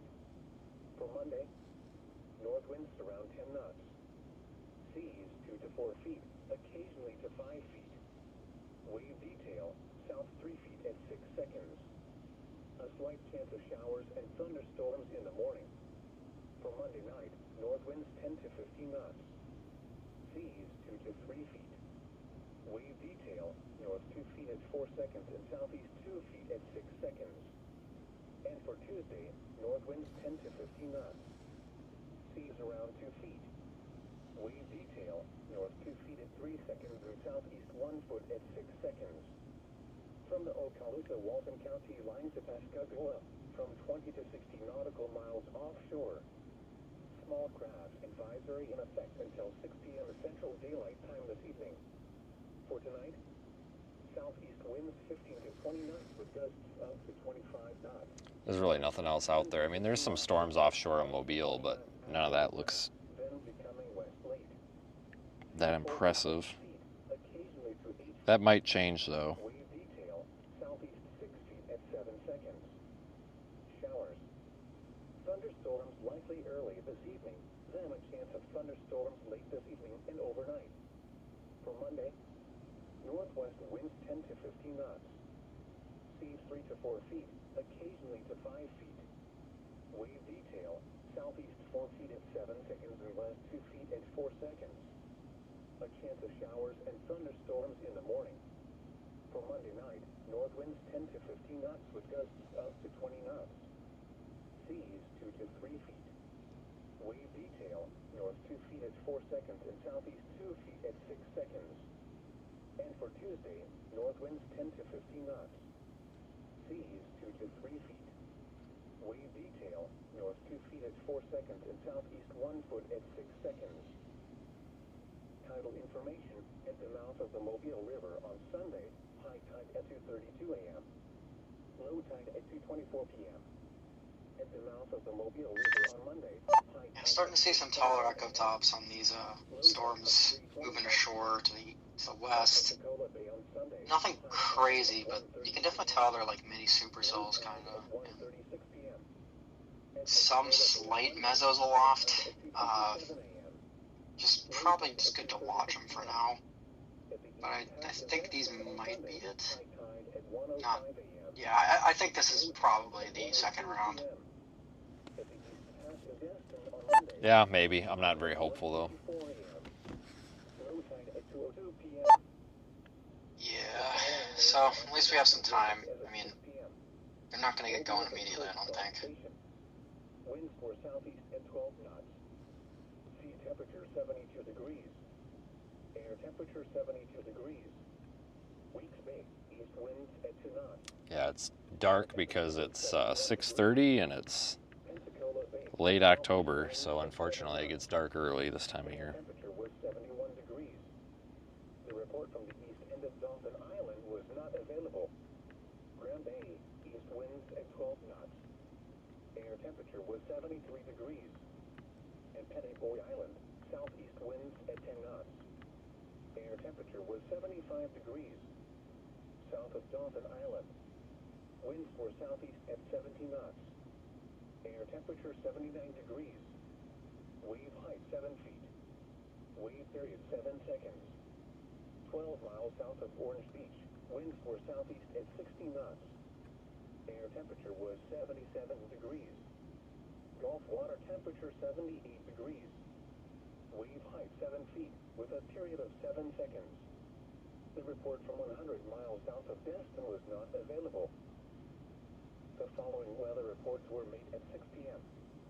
Pensacola International Airport, light rain and fog were reported. The temperature was 69 degrees, the dew point was 68, and the relative humidity was 96%. The wind was east at 9 miles an hour. The pressure was 29.95 inches and falling. Rainfall in the last hour was 0.01 inches. Pensacola Naval Air Station, skies were cloudy. The temperature was 71 degrees. Well, folks, And the relative humidity this was one's 90%. done. The wind was east at 15 miles an hour, gusting to 23. This one's definitely done. The pressure was 29.95 inches and falling. Rainfall in the last hour was 0.27 inches. The following is a summary of watches, warnings, and advisories in effect A special marine warning has been issued until 6:45 p.m. Central Daylight Time for the following marine Okay. locations. Let me look at something. Waters from Okaloosa, Walton County line, Florida to Pensacola, Florida, about 20 nautical miles. A high surf advisory remains in effect until 10 p.m. Central Daylight Time for the following area in Alabama, Baldwin Coastal, in the following areas in Florida, Escambia Coastal, Okaloosa Coastal, and Santa Rosa Coastal. A current risk remains in effect until 6 p.m. Central Daylight Time Monday for the following area in Alabama, Baldwin Coastal, in the following areas in Florida, Escambia Coastal, Okaloosa Coastal, and Santa Rosa Coastal. Here's your National Weather Service forecast. Tonight, a chance of thunderstorms. Showers, mainly this evening. Patchy fog after midnight.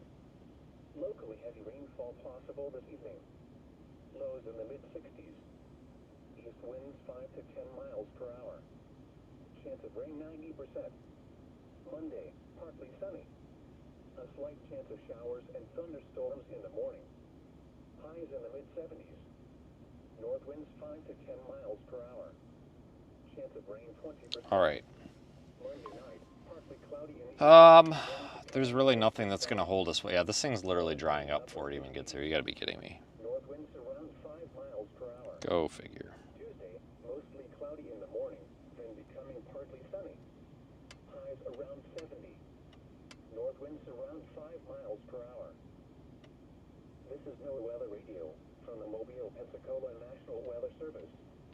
The current time is 6:42 p.m. Central Daylight Let's Time. The National Weather Service in Mobile let's has get out of here and go west. coastal waters from Okaloosa, Walton County line to Pensacola, Florida, about 20 nautical miles. Because I'm low on gas, so let's get some fuel and then let's peace out of here. And try to get back to Pensacola just in case, because it's going to take a good 20 minutes to get back to the main highway here. Or get off of the beaches anyway. It's kind of slow going. We're really more closer to Navarre than we are Pensacola, I think. Source, radar. Impact. Water spouts can easily overturn boats and create locally hazardous seas. Small craft could be damaged and briefly higher winds and suddenly higher waves. The strong thunderstorm will remain over mainly open water. A special marine warning has been issued until 6:45 coastal waters from Okaloosa, Walton County, line, Florida, Pensacola, Florida, about 20 nautical miles. For the following areas, Omaha, Baldwin Coastal, and Gulf Coastal. For the following areas, Florida, Escambia Coastal, Okaloosa Coastal, and Santa Rosa Coastal. There is some stuff off to the west, but it's going to go into Mobile Bay, and that's not always the best for storms to maintain themselves. But I don't know, guys. We'll see. Let's just get back to Pensacola, and we'll figure it out.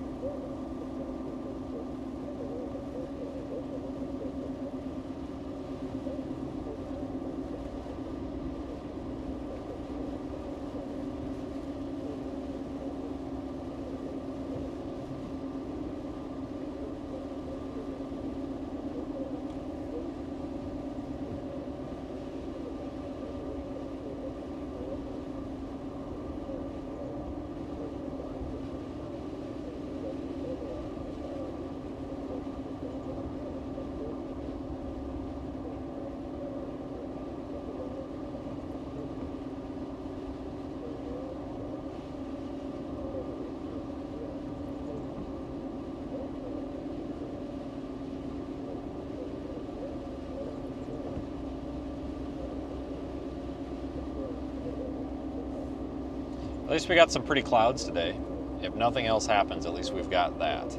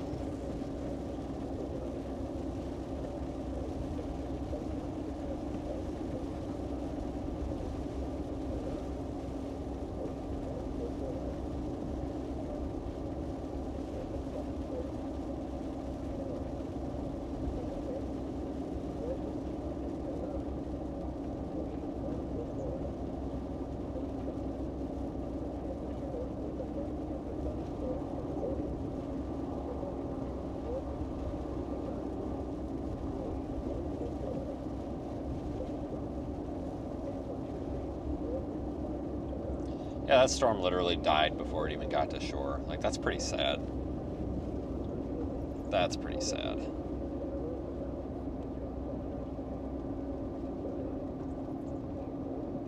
But you know what? At least it tried.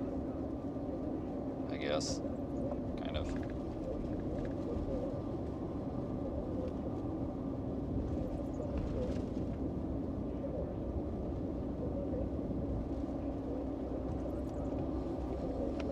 Alright, well, let's see what we can go get into now.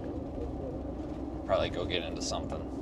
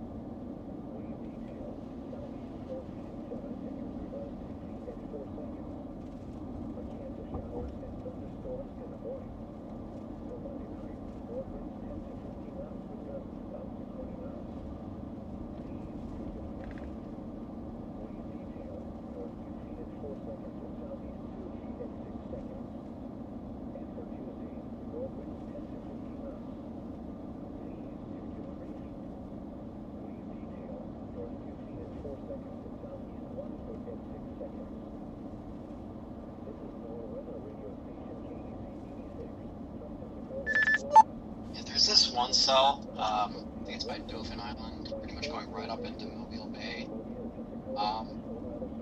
I'm liking that one right now. It seems to be the most robust at the moment.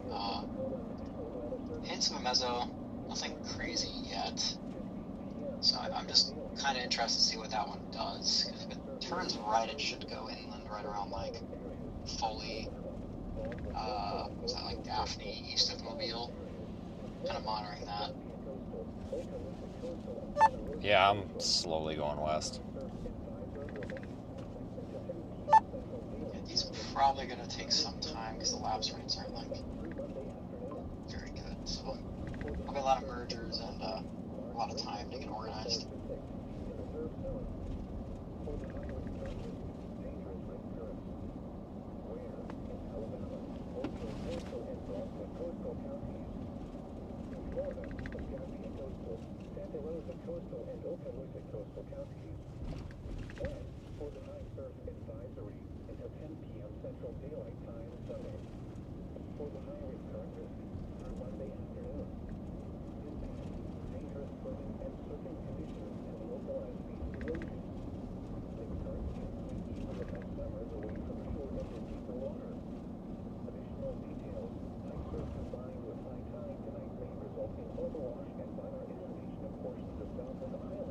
I have a feeling that this might be it, guys. Like, I think this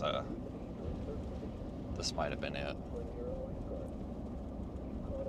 I'm not saying it's necessarily over, but I really kind of think this might have been it.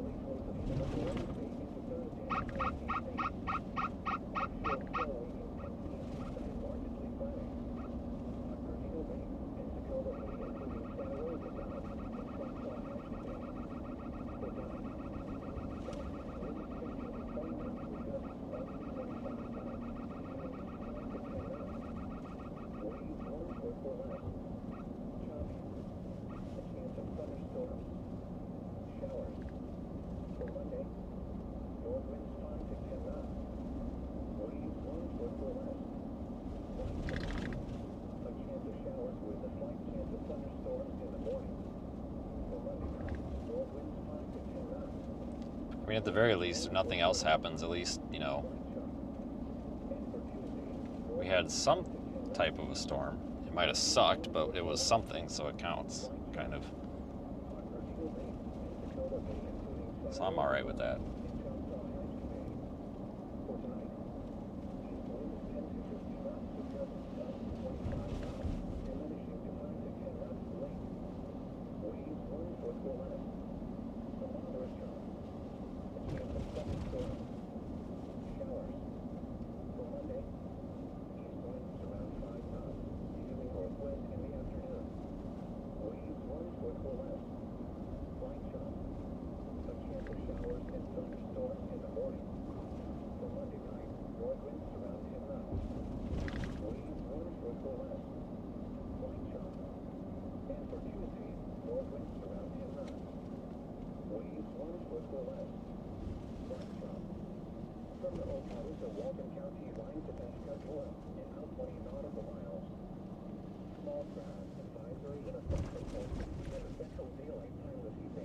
All right, so we're back into Pensacola, well, the beach part, but we're just about back into Pensacola now.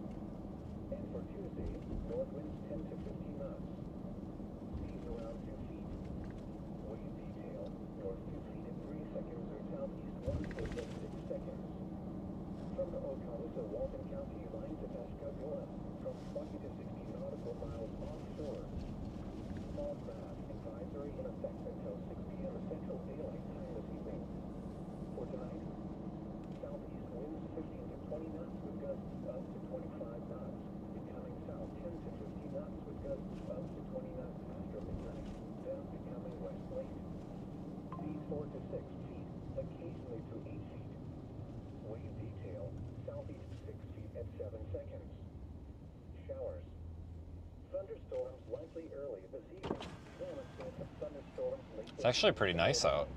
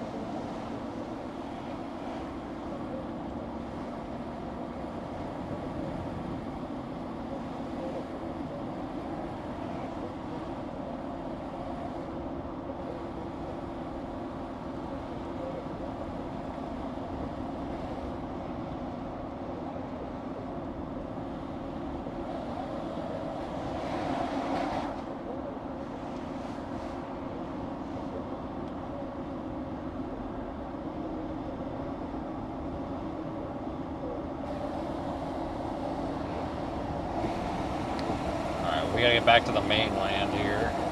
Then I'll get some gas.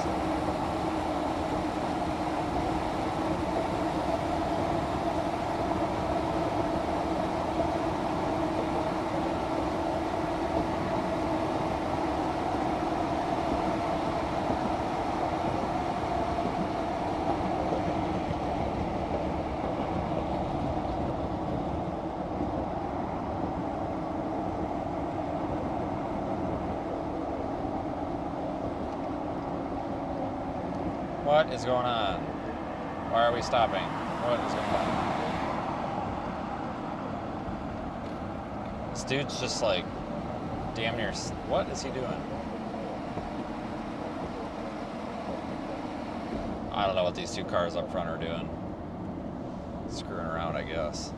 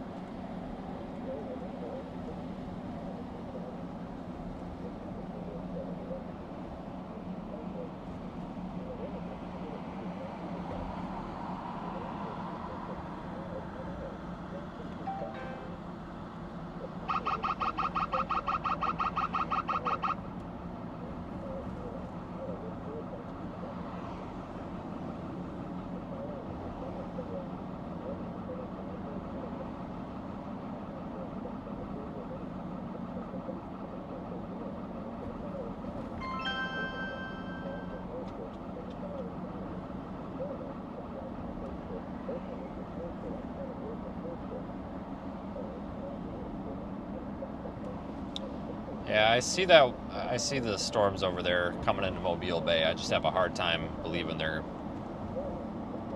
gonna do it, folks. Oh, there's gas right. Let's just get gas right here. It's expensive. It's more expensive here than literally like 2 minutes up the road. But we'll just get enough to get down the road. You know what I'm saying? I'll just get enough to get us down the road, and then we'll fill up where it's like 2:30, which is basically anywhere but right here.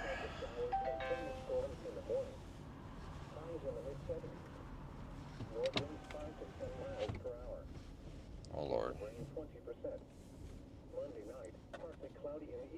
Oh lady, you need to run the hell over here.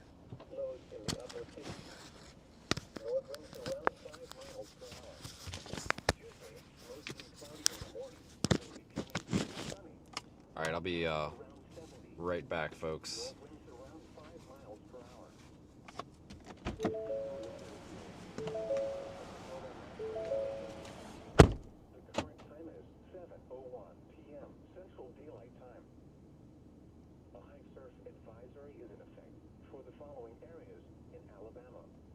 Coastal and Mobile Coastal. In the following areas, in Florida, Escambia Coastal, Okaloosa Coastal, and Santa Rosa Coastal.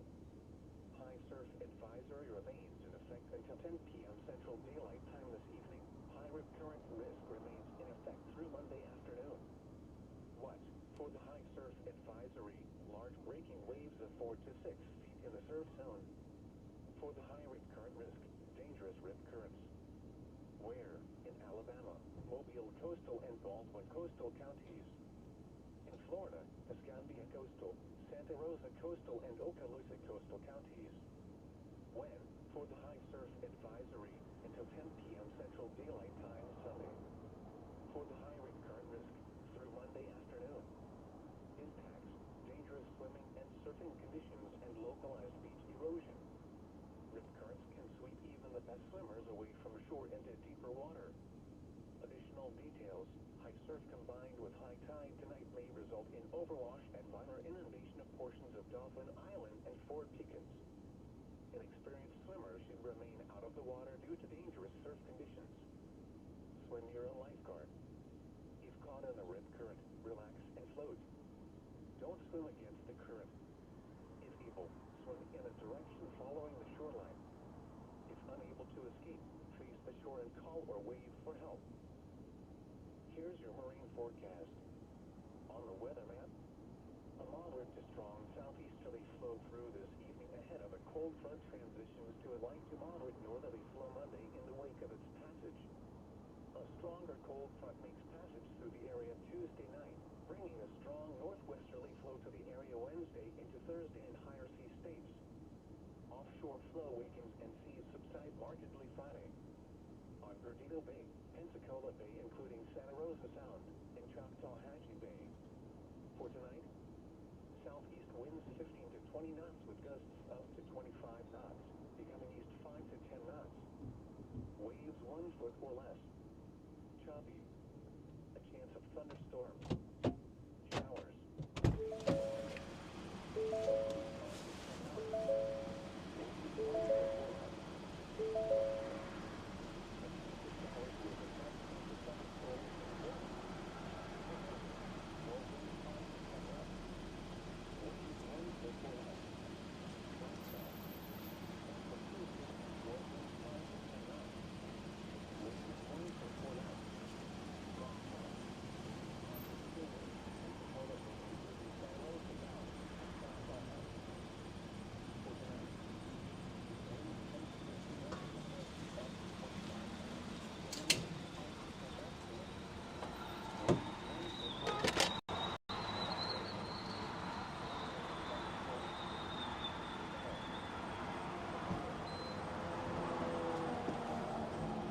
Okay.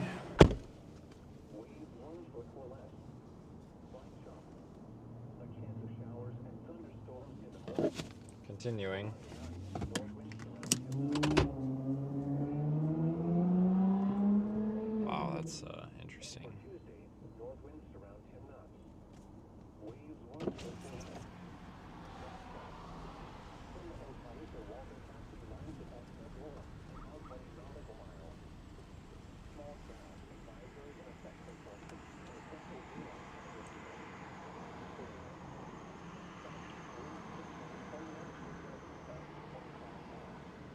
South 10 to 15 knots after midnight, then becoming northwest 4 to 6. Wave detail, southeast of 7 seconds. All right, we'll keep heading west.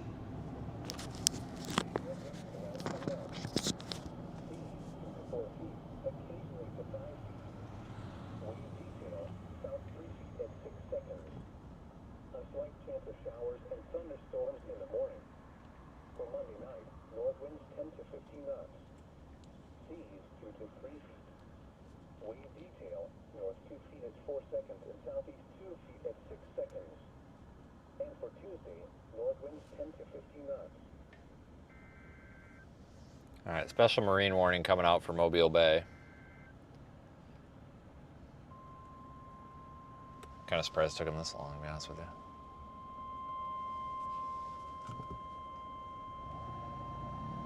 The National Weather Service in Mobile has issued a special marine warning for coastal waters from Pensacola, Florida to Pascagoula, Mississippi, out 20 nautical miles, Mississippi Sound, North Mobile Bay, South Mobile Bay, until 8:30 p.m. Central Daylight Time. At 7:05 p.m. Central Daylight Time, a strong thunderstorm capable of producing waterspouts was located over Fort Gaines, or near Sand Island Lighthouse, moving north at 10 knots. Hazard, waterspouts and wind gusts 34 knots or greater. Source, radar. Impact, waterspouts can easily overturn boats and create locally hazardous seas. Small craft could be damaged in briefly higher winds and suddenly higher waves. Locations impacted include Gator Island, East Fowl River Bridge, Sand Island Lighthouse, Bon Secours Bay, Farewell Buoy, Middle Bay Light, Mississippi Sound east of Pascagoula, Heron Bay, Point Clear, and Weeks Bay. Repeating, a special marine warning has been issued until 8:30 p.m. Central Daylight Time for the following marine locations: North Mobile Bay, South Mobile Bay, Mississippi Sound, Alabama, and coastal waters from Pensacola, Florida to Pascagoula, Mississippi, out 20 nautical miles.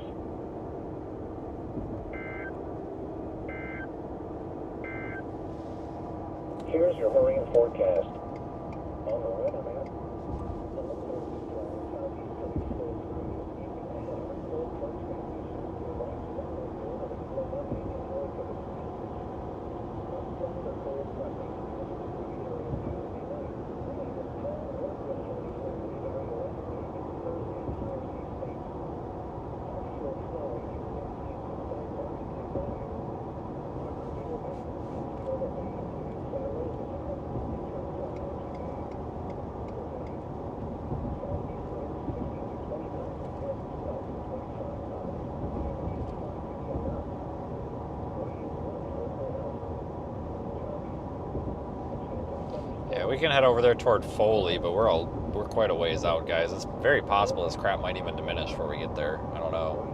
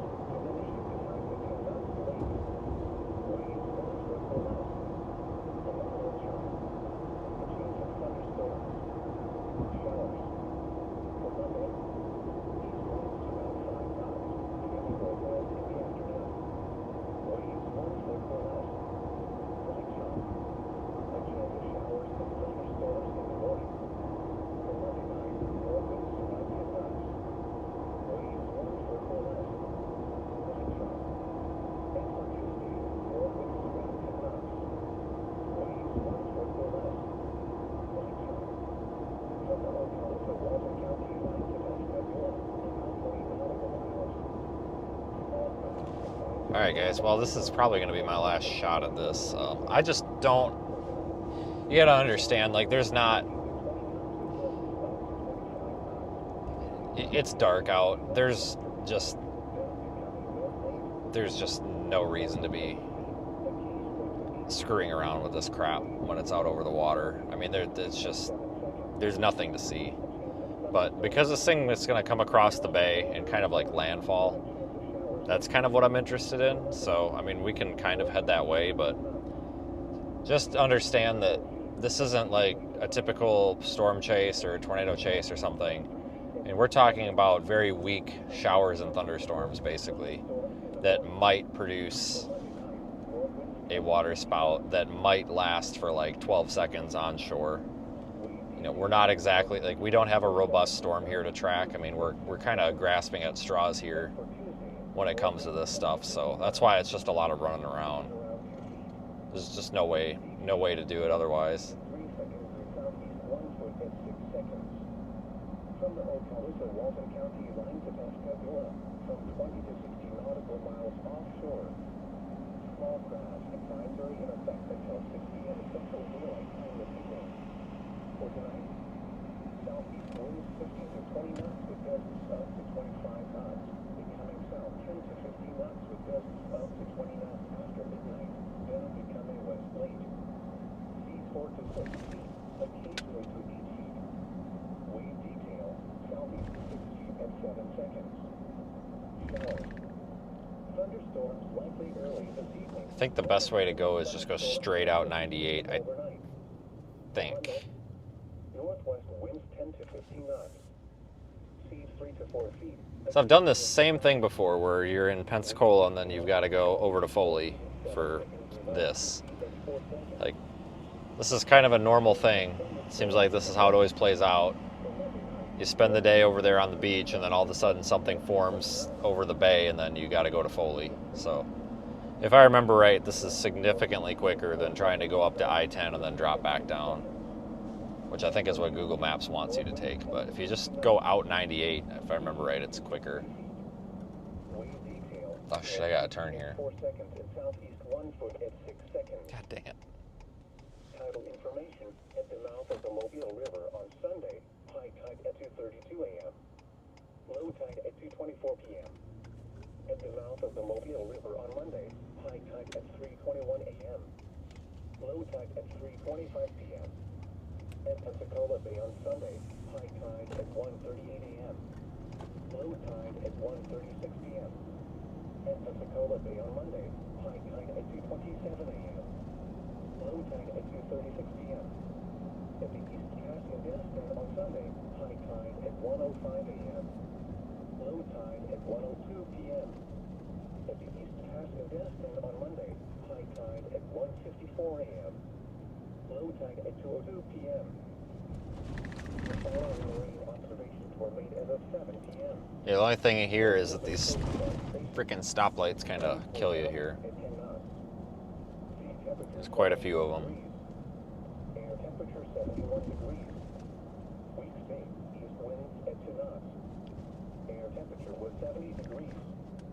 Pensacola Bay, southeast winds at 5 knots. Air temperature was 72 degrees.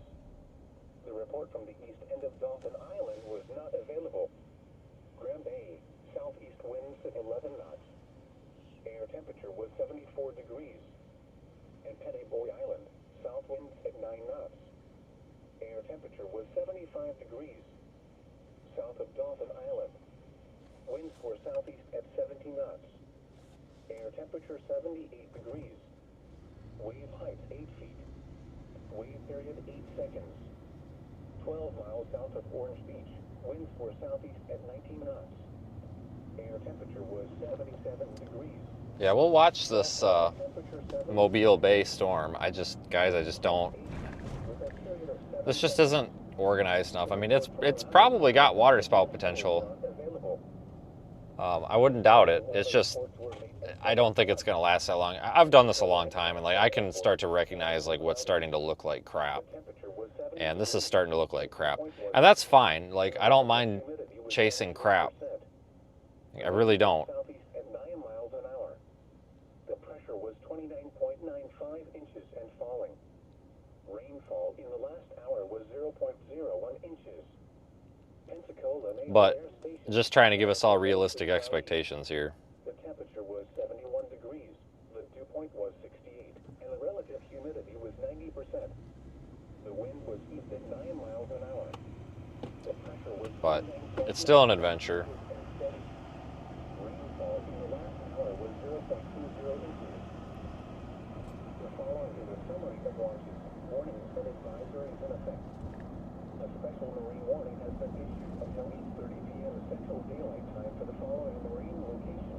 Coastal waters from Pensacola, Florida to Pascagoula, Mississippi, out 20 nautical miles. A high surf advisory remains in effect until 10 p.m. Central Daylight Time for the following area. In Alabama, Baldwin Coastal, in the following areas. In Florida, Escambia Coastal, Okaloosa Coastal, and Santa Rosa Coastal. A red current risk remains in effect until 6 p.m. Central Daylight Time Monday for the following area. Looks like we got rid of the first idiot out of the chat of the day. In the following areas. In Florida, See you later. Escambia Coastal, Hope the door hits you in the ass. and Santa Rosa Coastal. Here's your National Weather Service forecast. Tonight, a chance of thunderstorms. Showers, mainly this evening. Patchy fog after midnight. Locally heavy rainfall possible this evening. Lows in the mid-60s. East winds 5 to 10 miles per hour. Chance of rain 90%. You know, I remember when I was in high school and 16, 17, whatever, like And thunderstorms in the morning. we like did stuff. We didn't sit behind the computer and like Winds 5 to 10 miles per hour. do dumb stuff on the internet. Like, well, we did, but we like pirated music and stuff on LimeWire. We weren't in people's YouTube chats, like just typing nonsense. In the upper 50s. Come on, parents, like figure out where your kids are and get them off of the damn internet. Cloudy in the morning, then becoming Cripes. sunny. Highs around 70. North winds around 5 miles per hour. Some of these kids these days. This is NOAA Weather Radio Station KUZ 86 from Pensacola, Florida. broadcast on a frequency of 162.40 megahertz from the Mobile, Pensacola National Weather Service. This is no other They show up at night because that's when their parents go to bed. Weather Service. The current time is 7:17 p.m. Central Daylight Time. The National Weather Service in Mobile has issued a special marine warning for coastal waters from Pensacola, Florida. This thing still has a water spout signature on it. It's not like super impressive, but it's definitely probably the most decent looking one I've seen in some time here. Damn it, I almost made it through that freaking light. God dang it, I should have floored it. I would have made it if I would have floored it. God dang it. I swear to God this state's got screwed up yellow lights. Like in Texas, you get like a 30-second yellow light, it seems like, but you come over to Florida and you get like 3 seconds. Briefly higher winds and suddenly higher waves. Locations impacted include Gator Island, East Fowl River Bridge, Sand Island Lighthouse, On Chickering, Farewell Buoy, Minute Bay Light, Mississippi Sound east of Pascagoula, Heron Bay, Point Clear, and Weeks Bay. Repeating, a special marine warning has been issued until 8:30 p.m. Central Daylight Time for the following marine locations: North Mobile Bay, South Mobile Bay, Mississippi Sound, Alabama, and coastal waters from Pensacola, Florida to Pascagoula, Mississippi, out 20 nautical miles. A high surf advisory is in effect for the following. But thanks everybody who's been watching so far. I mean, I know we really haven't had a whole lot happen, but I mean, at least it's something to be out for. Beats nothing.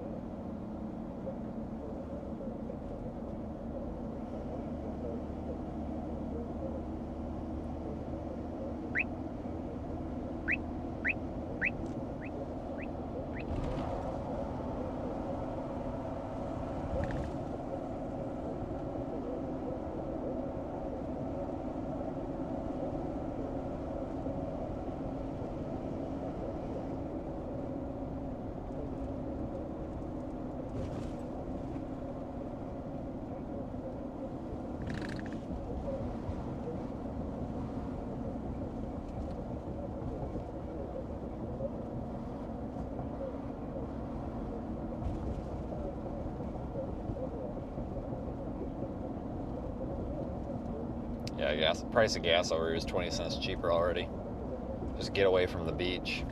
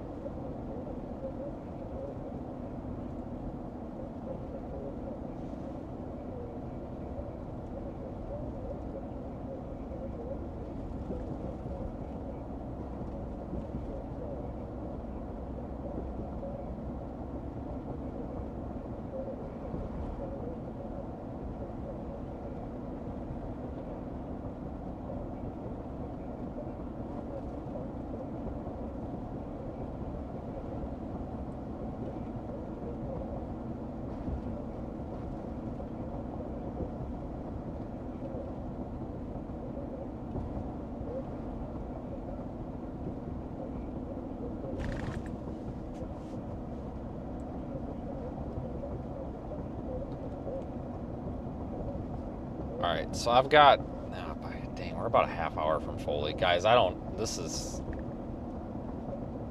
is something that we're basically gonna catch it once it's inland. Which, whatever. I mean, there's a potential, I guess, that if this thing can get a strong enough circulation to it. God dang, another freaking yellow light. God damn. Probably could have floored it and made that one too. Hell, probably could have floored it and made both of them. But if this thing can get a strong enough circulation, and it's possible it could actually have a tornado inland, which is kind of what I expected today to be like the main threat, was any tornadoes would probably be coming off of the water. So We'll see what this does, and also if it does.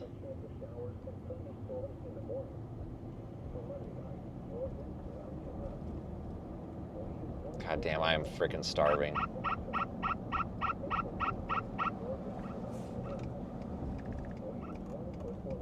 All right, well, that water spout's gonna just have to hold on a minute. Work today, get paid tomorrow. Christ, they treat these McDonald's people better than they treat me.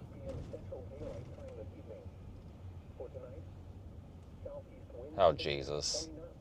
We got a queue. I give this 5 minutes. Anything longer than that, we're out of here.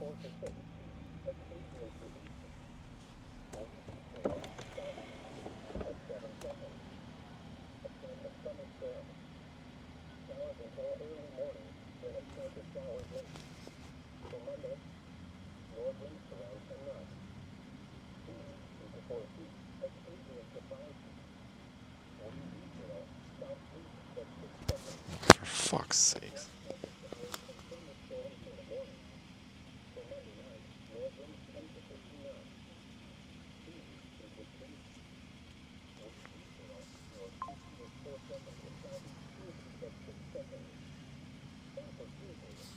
Hello?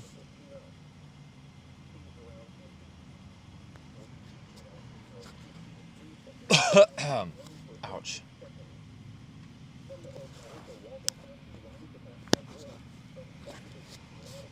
Will you feed me a MOBA tonight?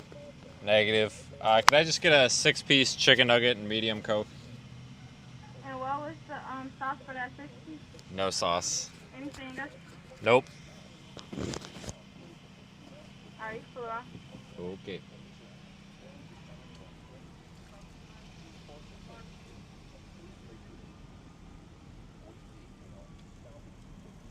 I'm gonna ask her what's so funny.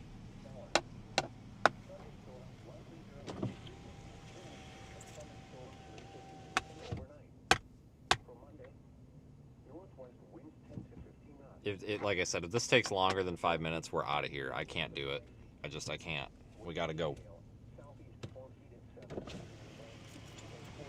had a 6-piece Yeah. and a Coke? Yep. 32. Did All you right. want a receipt? No.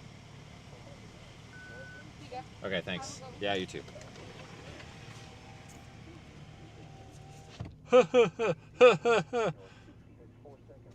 You wanna know what the joke is? Your average order time. That's what the joke is. We've got one McDonald's by my house that doesn't suck. Like, they're actually pretty good. Like, they obviously have really good management because they actually like serve food that's hot and isn't disgusting. Because that's the thing, folks. Like, everybody bashes McDonald's, but McDonald's didn't used to be like dog crap. Like, it's dog crap now, but like, if you find one that's rare, like, that's not dog crap, like, you can actually find one that isn't crap. There's one that I know of by my house, and that's it. Sure as hell ain't the one in Monroe, that's for sure. Thanks. Yeah, you too. Okay, let's go screw myself. Oh shit, I don't know if I can sneak past this car. Okay, dude, like, you see me struggling to get around you. Don't you think you could just pull up like 6 inches? But okay, that's fine. Probably doesn't know what 6 inches looks like, so.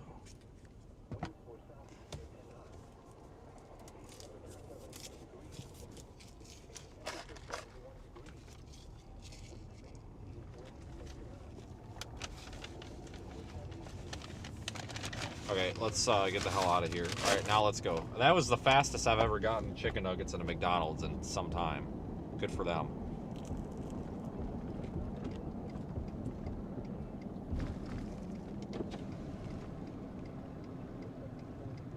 I'm impressed.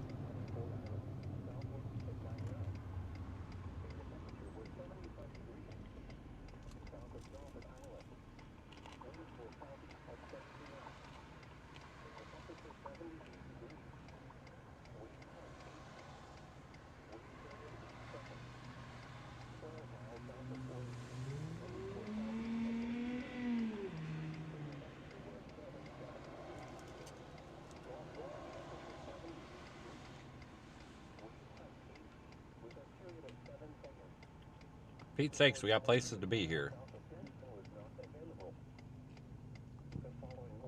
Oh god, that turd box from the McDonald's is behind us. No muffler. Man, that thing's got so much power.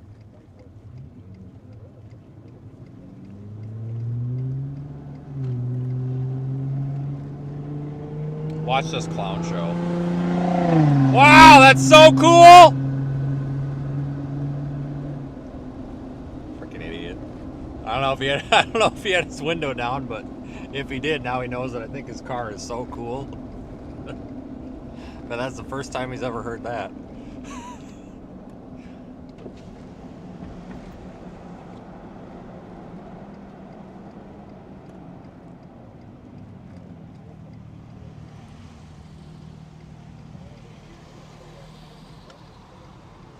Oh Christ, you're fucking turning. Nice turn signal. You ran the red light. Did you see that guy who ran the freaking red light and then goes in front of me like I'm the problem? What the heck are you doing? Oh, that wasn't even a Nissan, that was an Infiniti. What a shitbox.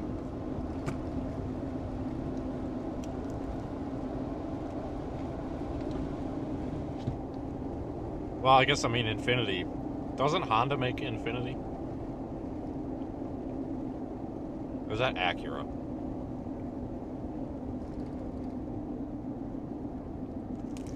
I don't remember who makes Infiniti.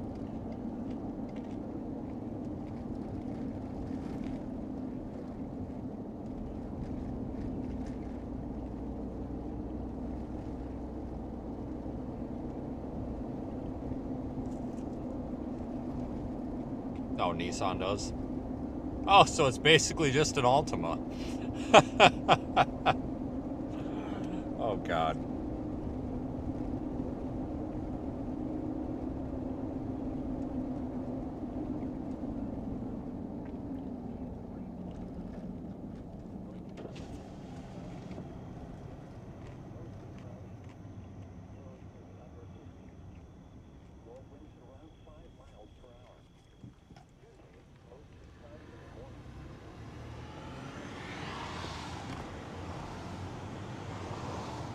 Why are you so angry at everyone?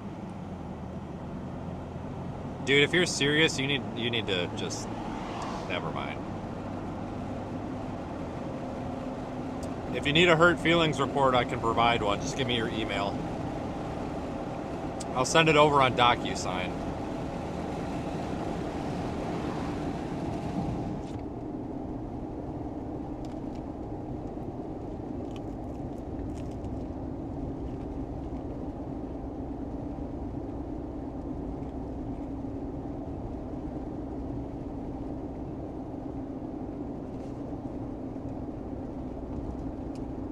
New subscriber, what is with the major hate? You're bitching like a woman having a... Dude, I really don't give a flying fuck what you have to say. I'm sorry, but I'm so done with your cancel culture shit. I appreciate the subscription, and I know you've unsubscribed. That's fine.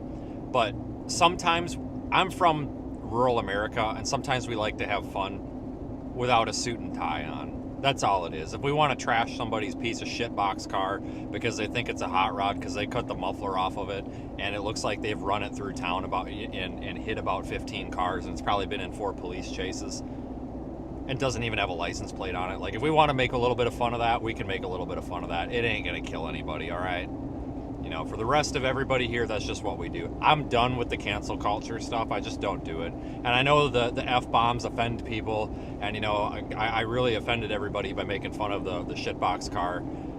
Because anybody who's ever had a car knows that that's the first thing that some punk-ass kid does. They chop the muffler off after they've run it through 15 freaking bushes and destroyed the car. And then drive around like they're hot shit recklessly.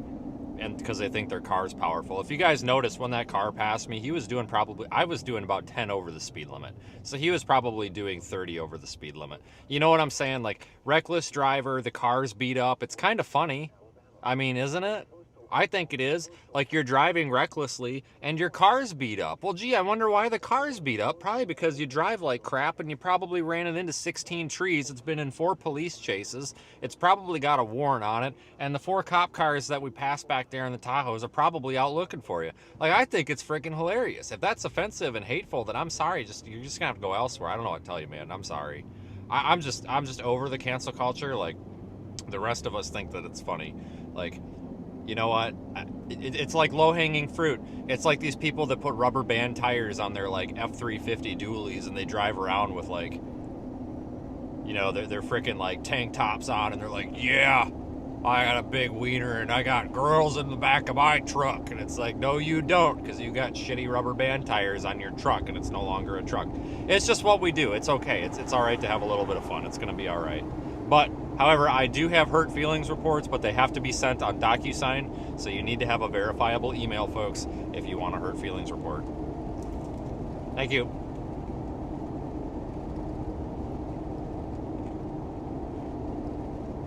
Okay. I have no idea why that got caught in the filter, but the dude that suggested that we have a QR code on screen for the hurt feelings report for them to self-download them, that is a genius. I'm going to work on that. I will work on getting a link and a QR code for the hurt feelings report. Good suggestion. I'm sorry that the filter caught it, but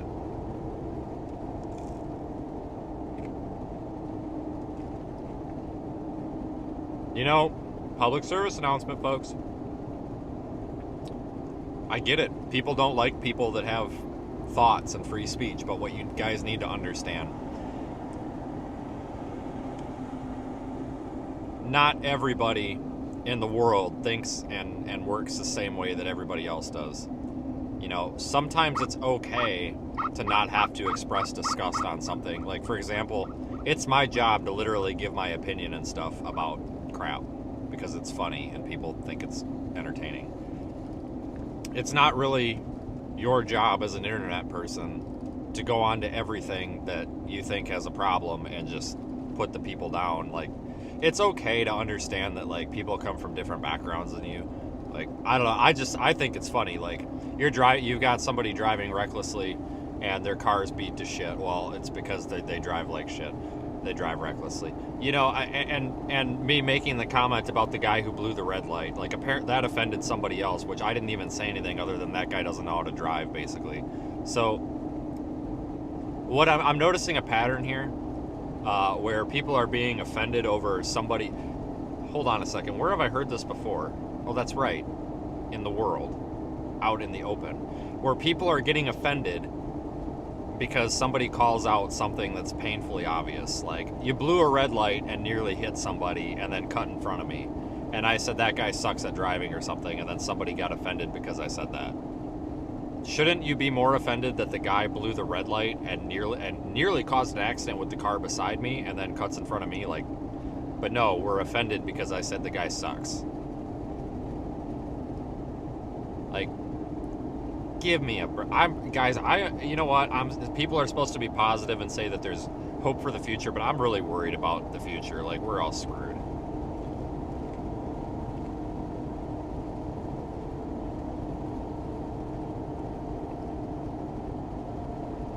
I just want to go back to, like, the 2000s so bad. I want to go back to having to steal music off a LimeWire. Or Pirate Bay. Depends on, I don't know if we were Team Pirate Bay or Team LimeWire here, but Pirate Bay usually, you know, you couldn't get through that thing without having an adult ad on the homepage, which was kind of awkward when you were using it at school. They shut that down, but I think it's back. I don't think they'll ever kill it.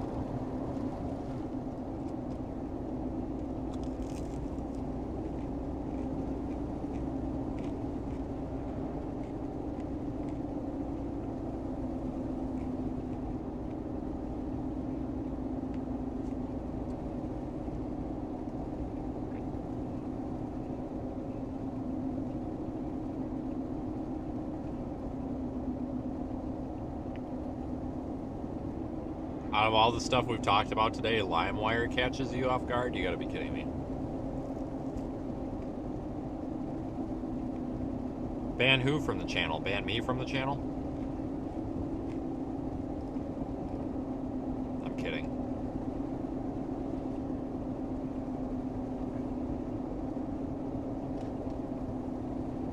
Napster. I never did Napster, sorry. Never did Napster. Oh, what are we calling my... Oh my god.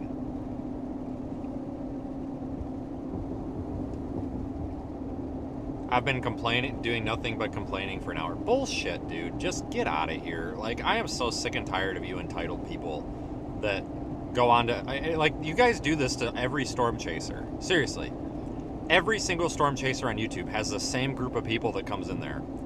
You're doing it wrong. This is wrong. You're doing it wrong. What? It's just constant. Like, I want weather. And like, anytime any storm chaser on YouTube, any storm chaser on YouTube that live streams says anything that's remotely funny or not related to weather, there come the comments from that certain group of people like, this isn't what I want to watch. Okay, then don't watch it. Like, we all get the same group of people and we're all sick and tired for it. And I speak for every single storm chaser that streams live on YouTube. I don't care who they are. I speak for every single one of them. We're just tired of that group of people. We're just tired of it. So is the audience. God dang.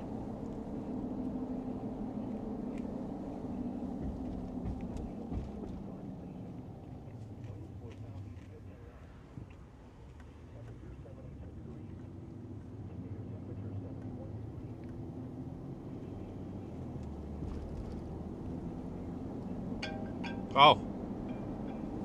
You guys hear that? Hold on. Hello? Oh, this is the Hurt Feelings Police?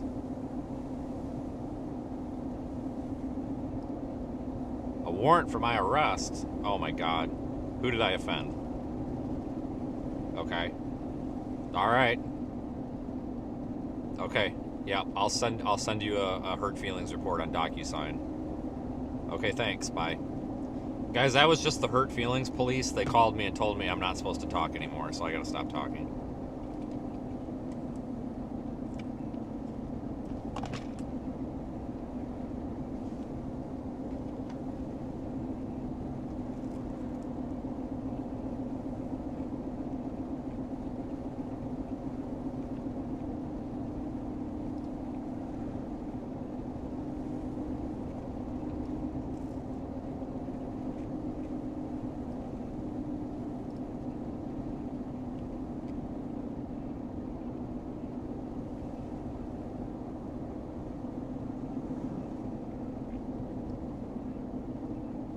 Gas is going back. Oh, that gas station looks like a gas station I'm not stopping at. That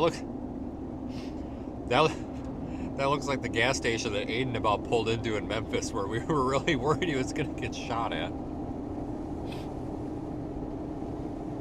Because there were people, I'm pretty sure there was like 4 drug deals going on at once. There were people that were like tweaking outside the gas station. I'm pretty sure the other guy was about to rob somebody's car. Like, it was a very, very sketchy gas station, like, in downtown Memphis.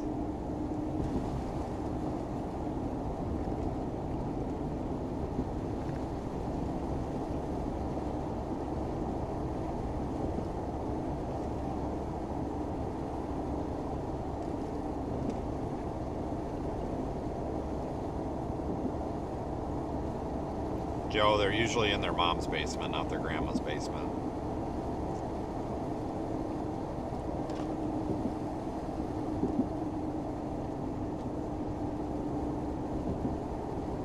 Born in 1960 and I can't offend you. I could probably find a way. But the so interesting social experiment here, folks, kind of we have almost nobody under the age of 35 that watches this channel. Almost nobody. I don't know what the speed limit is. I hope it's like whatever. No cop, no stop. But like 80% of the audience is 35 to 65, and of that 80%, at least half of our folks are 55 and over. And I think it's because, like, what I think is kind of funny was funny like 30 or 40 years ago. Like, before everybody started getting upset about people being funny.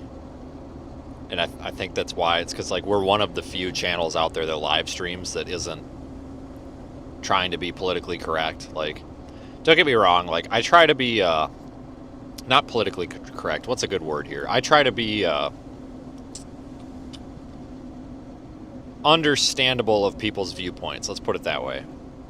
I believe that, you know, everybody can have whatever viewpoint they want as long as they can justify it and it's not, like, affecting health and safety of others, right? It's like, no Nazis, obviously. No concentration camps. But, you know, if you want to believe that freaking Scientology is great, okay, I might make fun of you, but good for you, I guess. Whatever, it's free country. But these days, you're not allowed to talk about politics, religion, the news. Can't even talk about the news. You know? Say, hey, did you hear that there's apparently, you know, did something happen in the news? Oh, we can't talk about that. Hear that crap all the time. That's not how I want to live my life, you know? If I wanted to be afraid of being canceled and all that crap, I would go work a job where my boss is up my ass all the time and trying to fire me, basically. You know?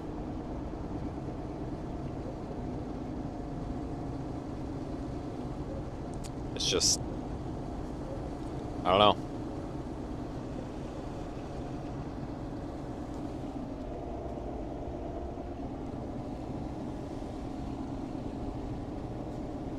You know, we appreciate our subscribers, but I'm not going to, respectfully, folks, I appreciate you all, but I'm not going to sit here and bend over backwards to try to please everybody, because it's just never going to work.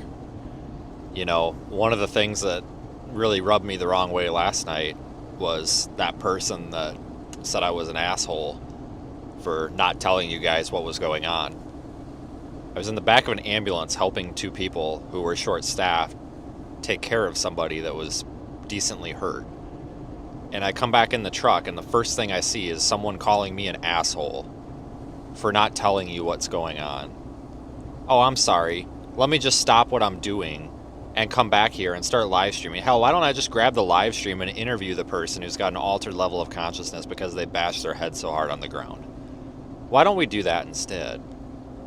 And then this person, and I assume it's the same one, has proceeded to send emails to one of my business partners and to me, explaining how ridiculous it was that I went off on him or her, whatever it was, last night. Like, excuse me? You're going to come into my live stream when I'm helping somebody and you're going to call me an asshole, which was exactly what they said. And then you're going to get upset when I tell you to get stuffed and how nasty of a person you are, and then you're going to go and start trying to cancel me. Like, that's what I deal with a lot, and that's why I have very little patience for, like, the cancel culture, basically. I just don't put up with it, and there's a lot of people that don't put up with it. The more people, the better. Like, the cancel culture, it's like, oh, this person said something I don't like, so I'm gonna try to, like, ruin their lives. It's so stupid. But that's just an example I wanted to give you from last night, because that's kind of what I'm talking about.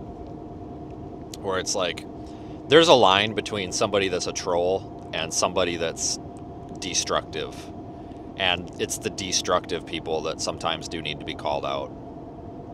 Like last night. Like, you're not going to go all over the internet and my channel and start spewing about how I'm an asshole because I'm taking care of somebody that's injured on the side of the road, and I'm not coming back to the car to give you a live update. Like, really? Like, what is wrong with that person? Like, that's what I should have said, was, what's wrong with you? Jesus.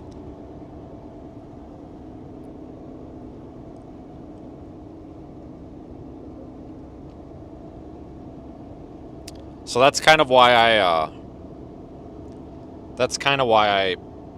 yeah, like exactly like what you just said. So that's kind of why I've adopted the just leave. Like, you know, we need our viewers, we need our subscribers, but I don't need people that don't support what we're doing. You know, if somebody doesn't support us, I don't need them. We don't need them. And I think that's, you know, valid for anything in life. And it's just like, you know, if somebody's, you know, we don't live on YouTube to please the people that don't have an interest in what we do. You know, somebody clicks on the video and they want to call me an a-hole for stepping out of the car to provide assistance to somebody who's severely injured, then maybe that's not somebody that we should be bending over backwards to please. You know what I'm saying? I don't know. It's just things that I've been thinking about lately, because everybody, you know, it's just everybody's got an opinion and they've got a right to it. I'm a big believer in that, but there's a line between having an opinion and expressing it, and having an opinion and being an absolute jerk over it for no reason.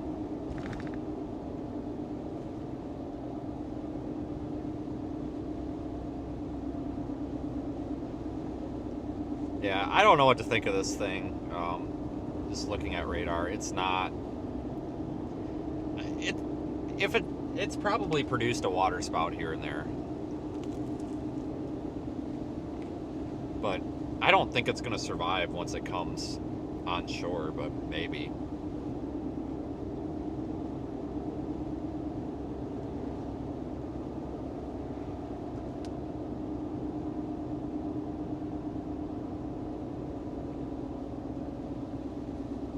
So what I find interesting is when I talk about some of the issues that we face as content creators, because it's not just me, there's a lot of people that have these same issues when it comes to like psychology and people being not nice. There's actually some really smart comments in the chat about this, like the one there about, you know, the viewers shouldn't control the creator and stuff. And you know, I think there was a blurred line there for a while when YouTube live streaming got popular, and Twitch live streaming, honestly. I think there were some lines blurred where creators felt like they had to conform to like they could have a mob of people come into their channel and tell them they're doing everything wrong, and they felt like they had to immediately conform to it. And I think that just creates artificial content. Like, you want the person that you're watching to be original. You know what I'm saying? Like, when I go like watch somebody's live stream or something, like I want to know that it's not artificial. And I think just expecting people to change themselves for what society calls the normal and, you know, PC and stuff like that, I don't think that's healthy for the entertainment or the content creation industry.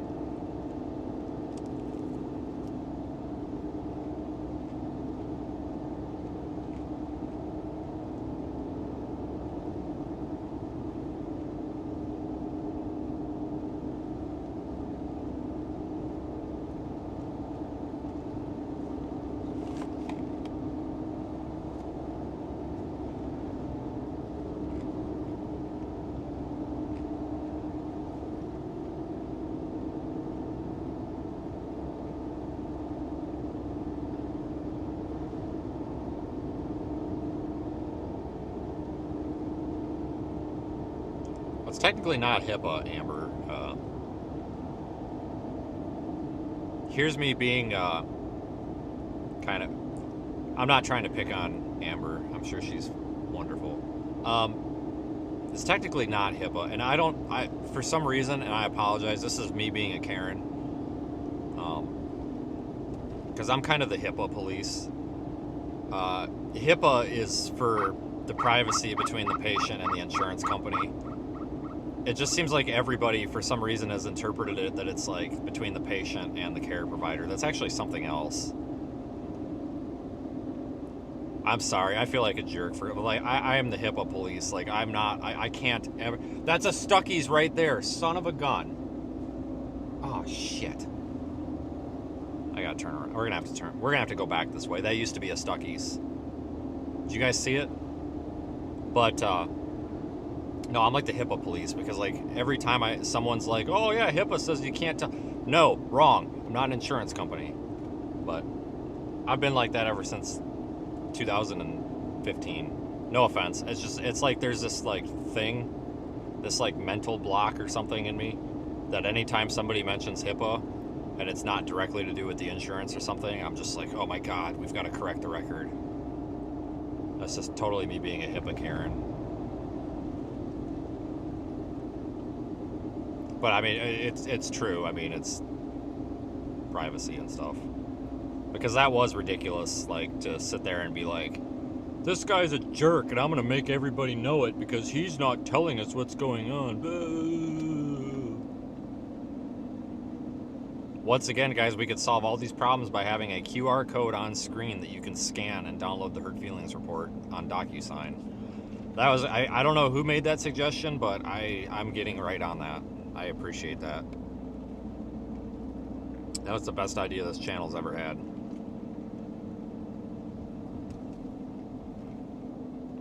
What's in Stuckey's? Nothing good. No, I know, you didn't even mix it up. It's just me being a Karen. Trust me, it's not that deep.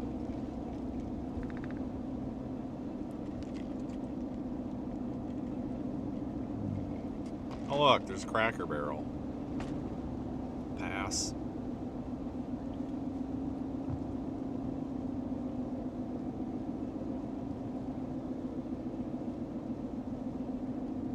Yeah, we've been in Alabama for a little while.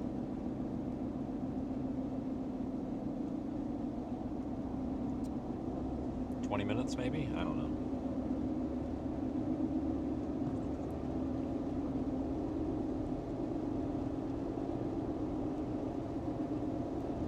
'90 Fair. The 90 Fair. Pensacola the 90th Fair I can read. Gripes.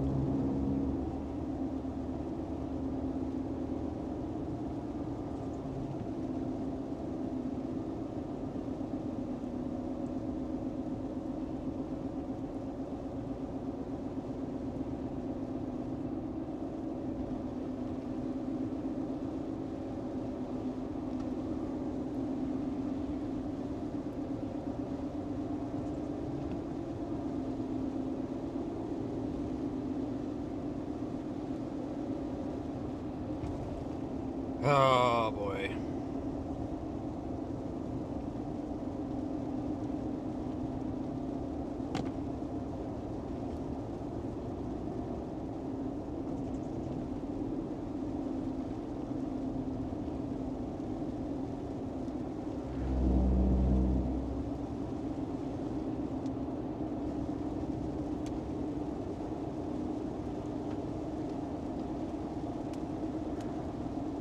Well, we're closing in on this thing.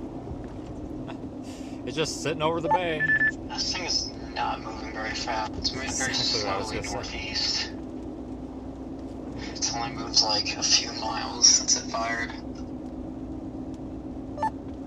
Yeah, I don't even know what to think of this, because like the only hope that makes any sense is just, you know, if this is tornado warned on shore or something, but I don't know if it's ever going to make it to shore.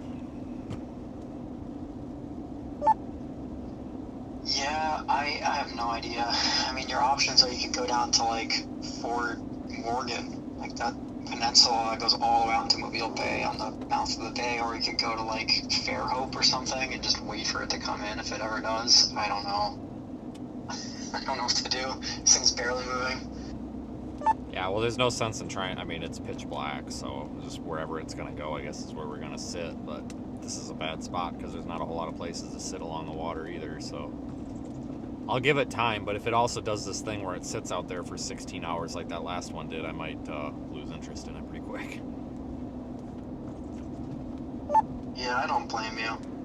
Yeah, I would probably just head west. I'll try to look for some coastal spots on Google Maps or something that have a good view off to the southwest or west. This thing eventually tries to move more inland.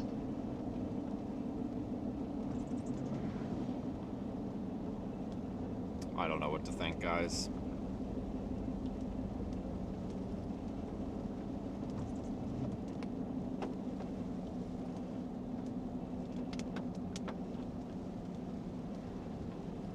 Ah, stupid storms.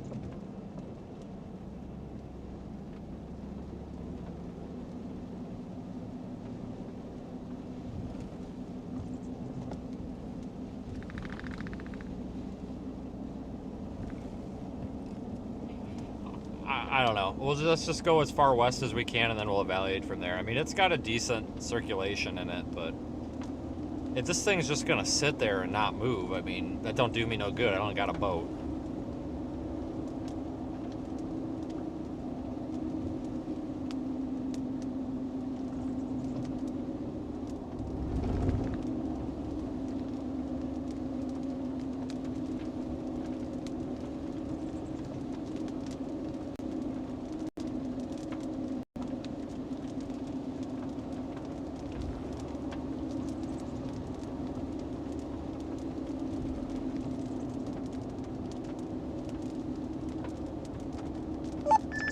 Yeah, the problem with this area is the whole western or eastern shore here of Mobile Bay is all trees. There's only a few spots that like you can actually look west. I think I found one, like Pelican Point. It's where's that? If you head west, you could just, it's like on the edge of that little peninsula. If you go really far west, it might be an option. I don't really know. I don't even know where this thing's going. That might not even work. Yeah, I've had this problem out here before. I'm not too worried about it. I'm just kind of waiting for it to get closer to shore and then figure it out, I guess. I copy that. You'll probably have a few spots. Just needs to make up its mind. Yeah, this thing's like not moving. Well, I mean, it is, but not much.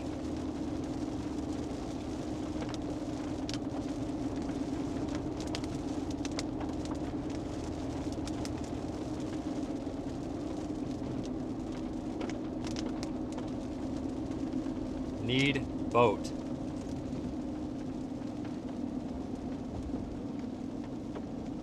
Need boat.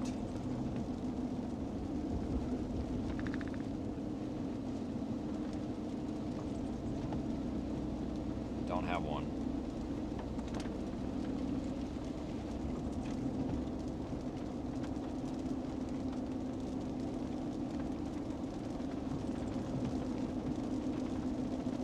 Anybody out here that's got a boat? Like right now?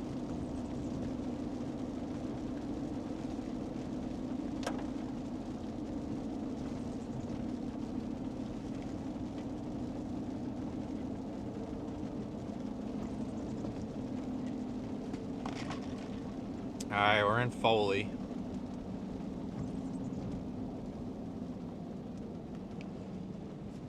Oh, this is like the route of shame.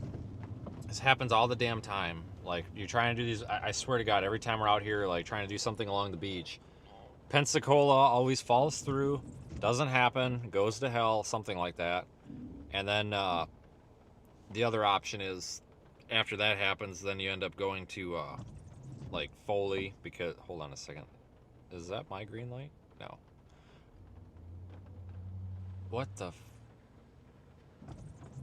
I was starting to get really weirded out because that car was like, that guy was like just staring at me, and then he had a green light and wasn't going. I'm like, what are you doing, dude?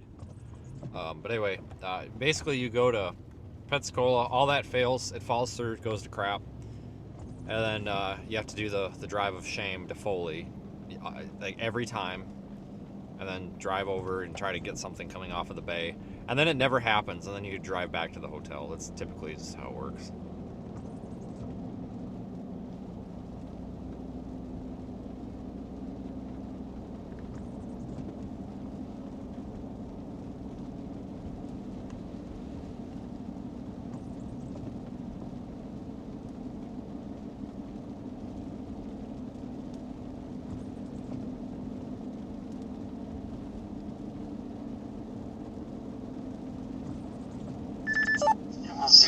Triple R is still on board. It shows robust supercells moving through south of Mobile and then towards Pensacola. You know, UH track and everything, so. I mean, last 3 runs have showed this, so if it's just lying, well, I don't have to say that. Yeah, my interest has gone into the negatives now, so I mean, it would have to be something that actually happens for me to change my mind at this point. Yeah, it's like these cells aren't even moving east; they're just like moving north. Like the wind profile, like Bunker's right is due east, so it's like they're not fully taking advantage of their environment yet. Yeah, well, and that's just it. Like what he just said, guys. Like these things they're not getting pushed. They're not getting steered. They're not moving. They're just sitting. Like, and that doesn't help us out here because they're sitting over the water, like 15 miles offshore. Like I mean, they're not even moving slowly. Like they're just sitting. And that's a big problem right now with why everything has been so like meager today, I think, is because stuff has just been sitting. Like it's not moving along. It's just using up the same environment over and over and over.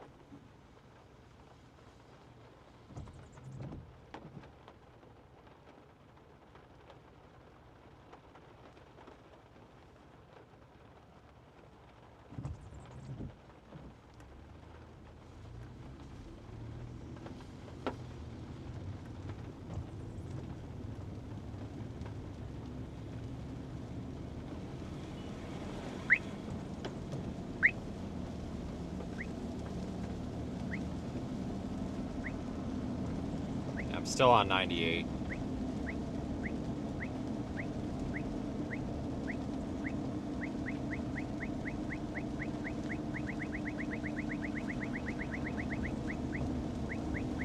Some lightning.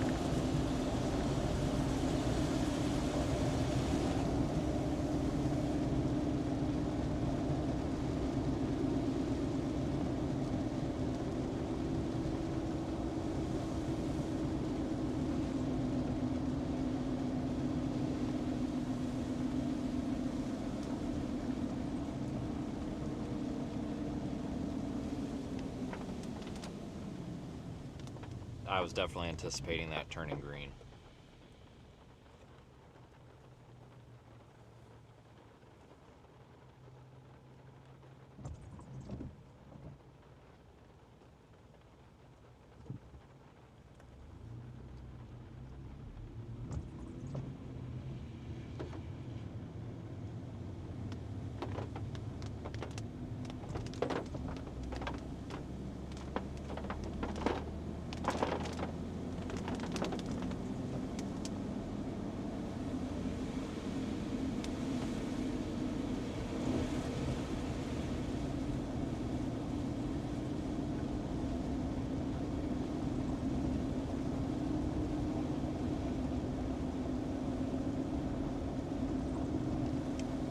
the rotation on this thing doesn't look as organized right now.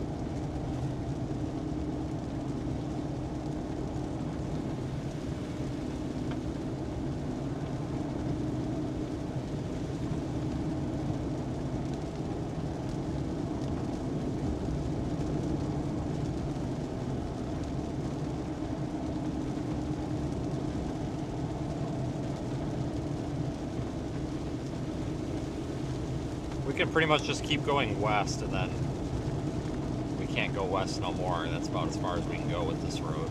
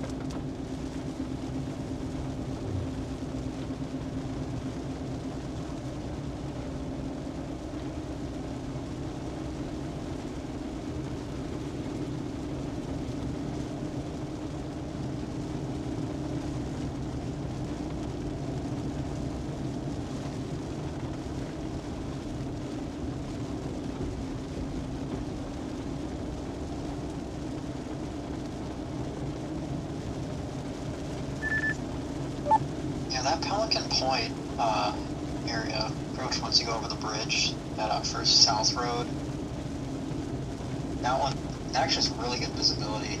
I don't know how useful it's going to be depending on where this tracks, but Yeah, the rest of that road along the water there is trees along it, so that's gonna be a pain.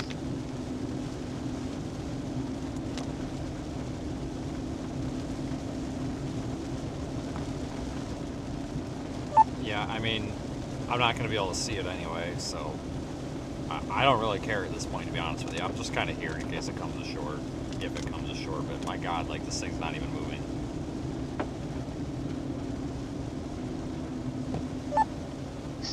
I mean, it's weird. Yeah, I don't get it either. Like, this thing should be moving due east at least with some movement, but it's just kind of sitting there. We have more cells firing to the south too, so I don't know. Are these all just gonna sit there, like offshore, and just not do anything? Yeah, I mean, most likely at this rate.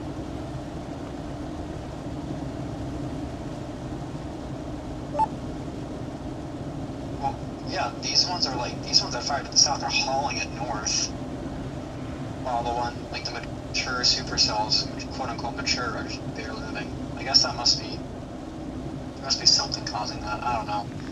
Maybe like this cell will get pushed by the ones behind it east. Actually, like once they kind of start running into it, maybe that can do something. I'm not sure.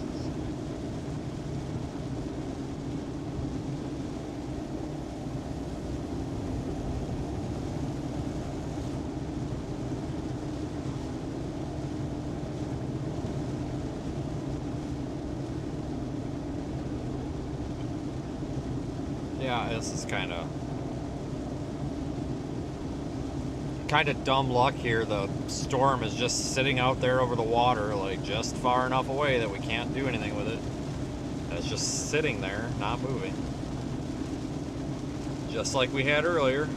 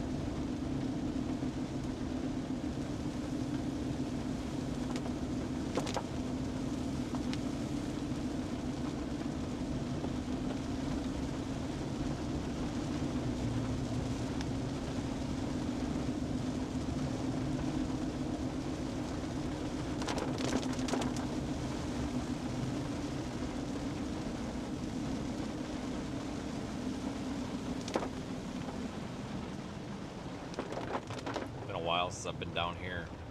I remember this a little bit.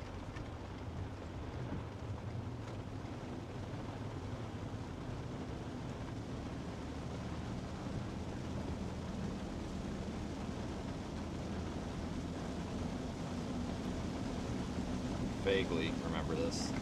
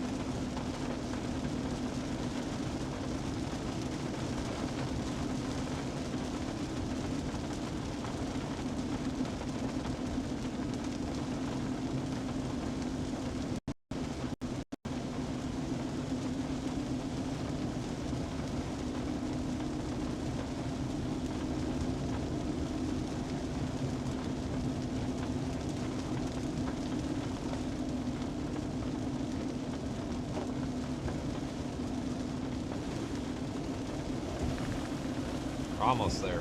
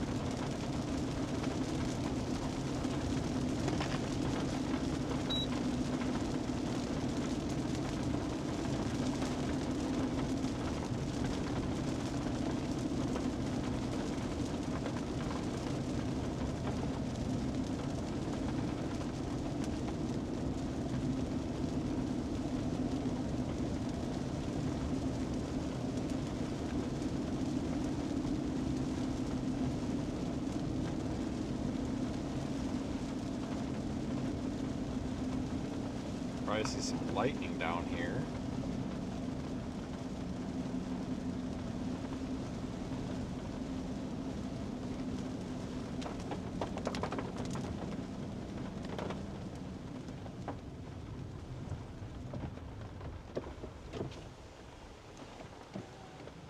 Public access boat landing. I think that's the way. Guys, it's been a couple years since I've been down here. I don't remember exactly. But boat landing, that sounds like about what we would need here.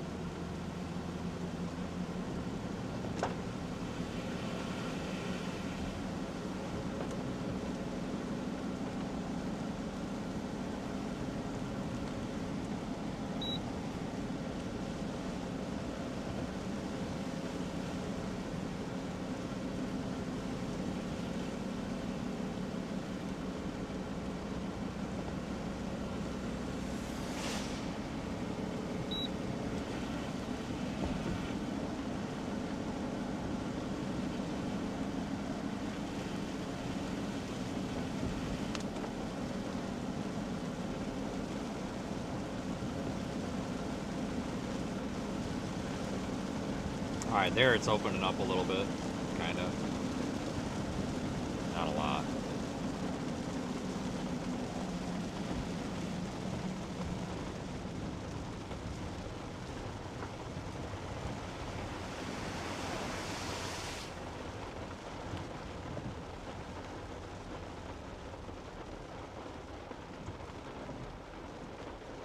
Oh my god, there's a frickin' bird.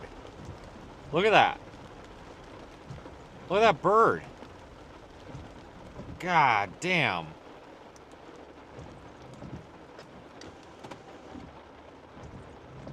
What a bird. Jeez. Oh my god, there's cats. There's cats. Jesus cripes. Are you okay, kitty? Oh yeah, they're just enjoying their time right there. That's where they live.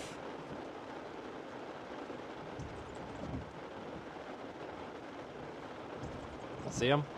Right there. Two of them.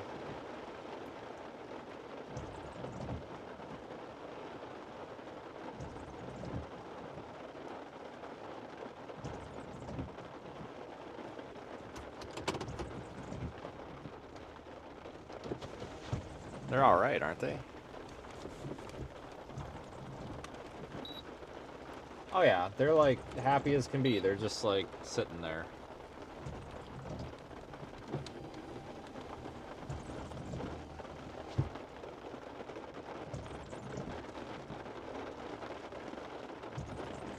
I have to figure out which direction I'm pointing.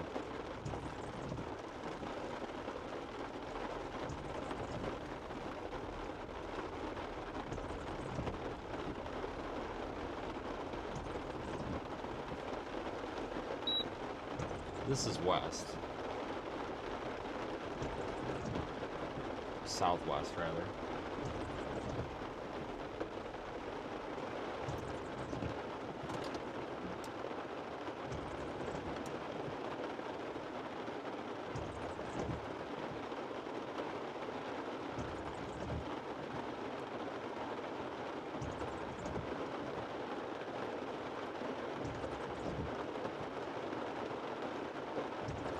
I think I'm facing the way that I want to face. Hold on.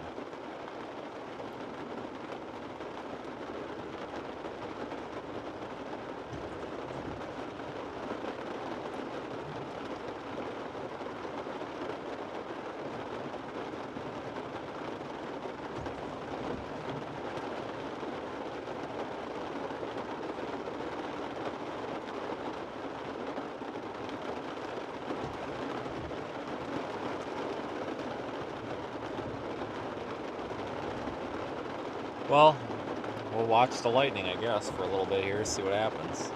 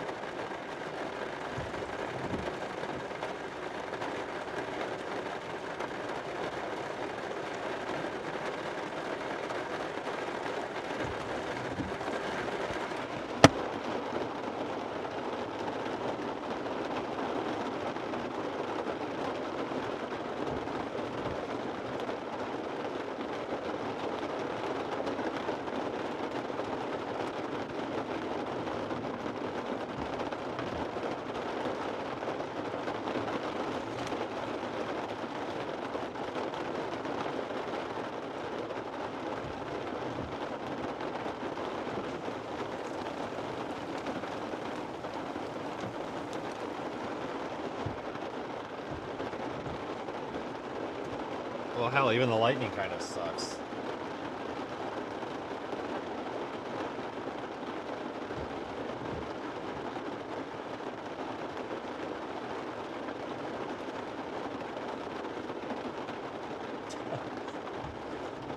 Whatever.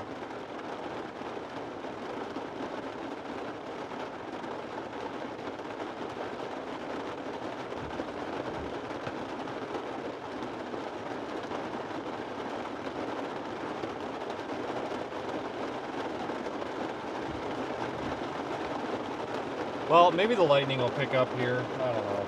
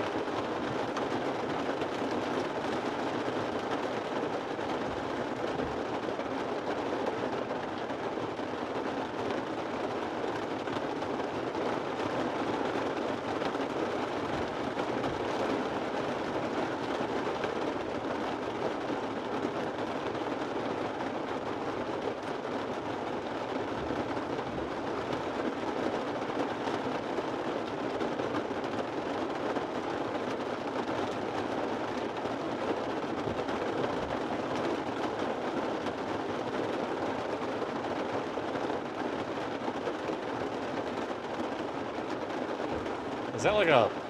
I don't know what that light is out there. I don't know if it's like a lighthouse thing. I have no idea.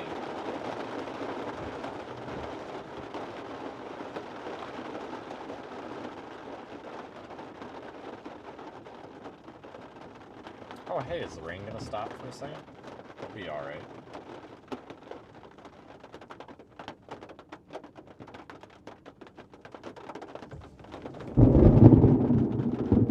Oh, that was cool.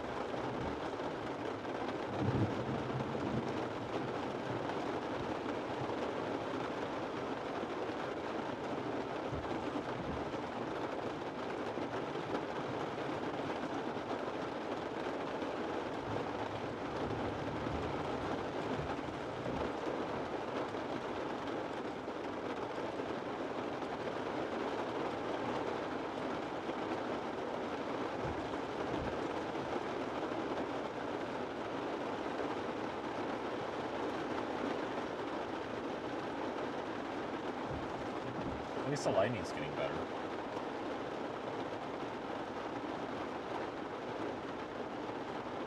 Yeah, we're looking sort of west-ish.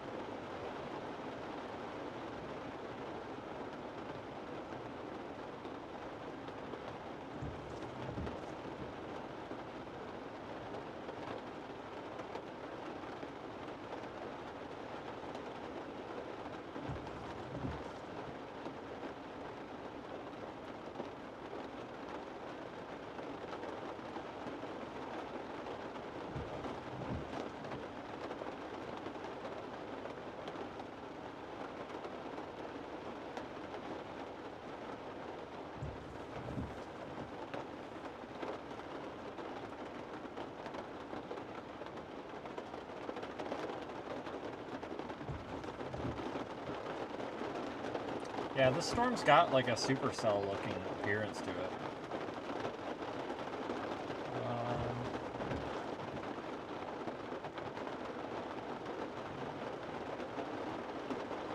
I don't know, guys. Like, it's got some spin in there, but I don't think it's anything too terrible noteworthy. Yeah.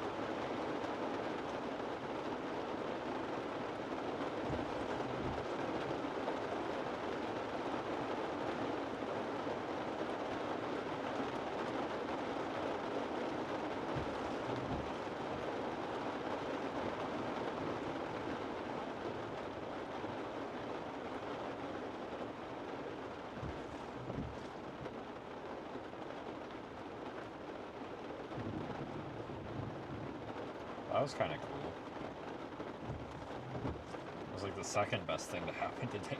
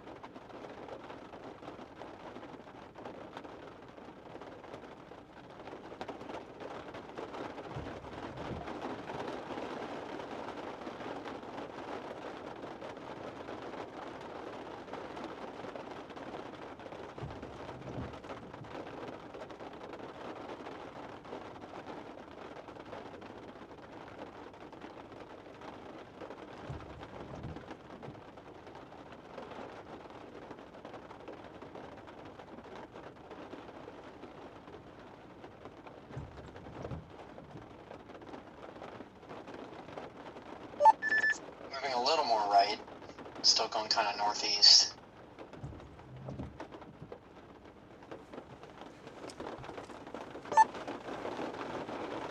Yeah. Be here tomorrow, maybe. Take 10 business days. God, this thing is not moving. Oh, what does the special marine warning have it at? Moving northeast at 10 knots. Yeah, more like moving northeast at no knots. Holy smokes.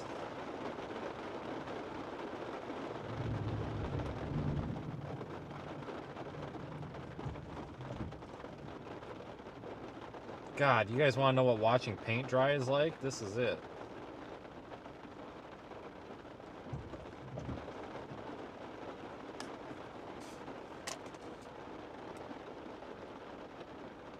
Jeez.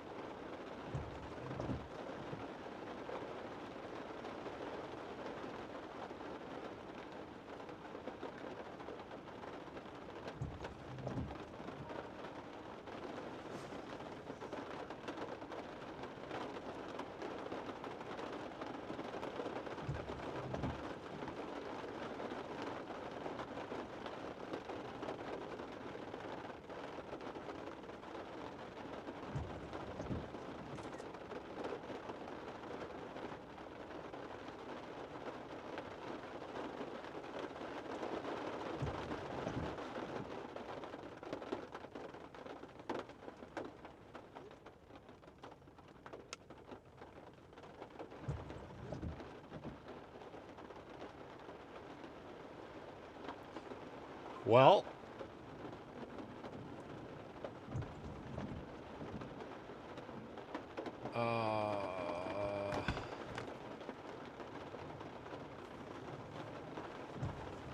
yeah, Patrick. Honestly, I saw that one, and then obviously this one here. It's just these things are moving so slow. It's like I don't know if they're ever gonna get here. You know? Yeah, that storm west of Dauphin Island, and then obviously this one that's in the middle of the bay are really the ones we're watching. But my God, like these things just they're sitting. It's like that's all they're just sitting. That one west of Dauphin Island, I mean that one's. Well, maybe that one's not really moving much either. It is a little bit though, but jeez.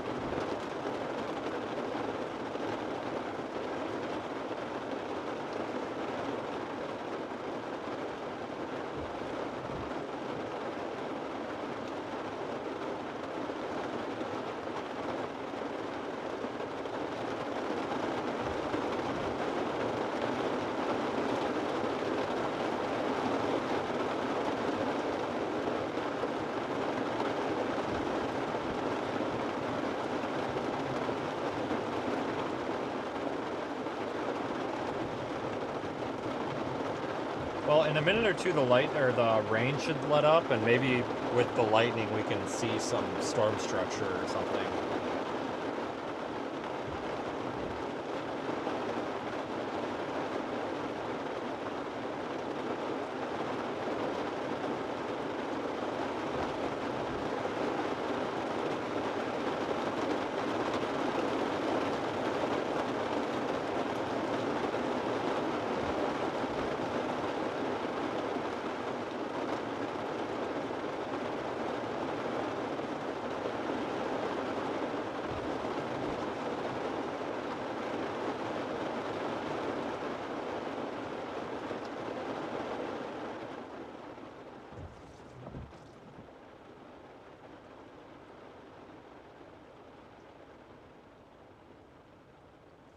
Okay.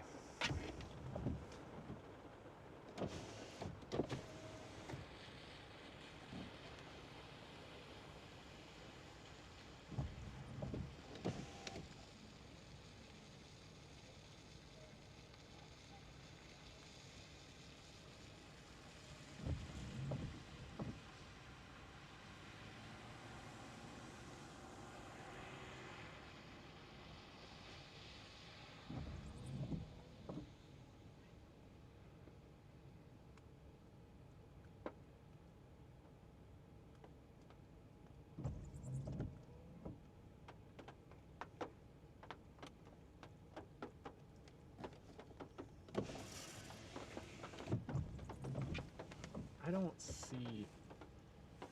Like, there's just not enough lightning to see structure in the storm. Which is super annoying.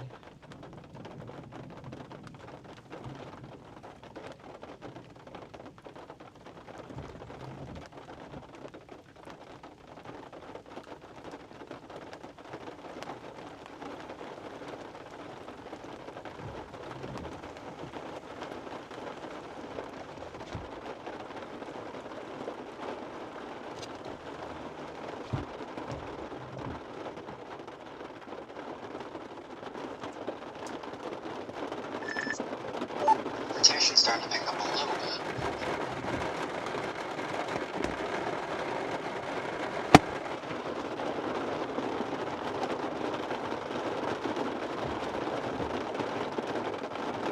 Yeah.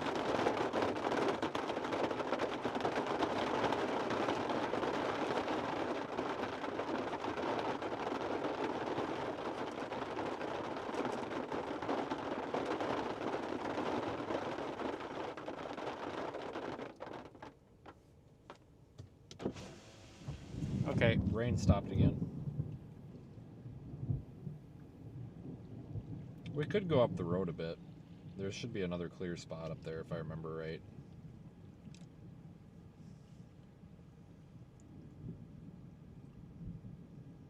Yeah, the Dauphin Island cell is probably the one to do it, but that's like, God, that's an hour and a half away. We'd never get there.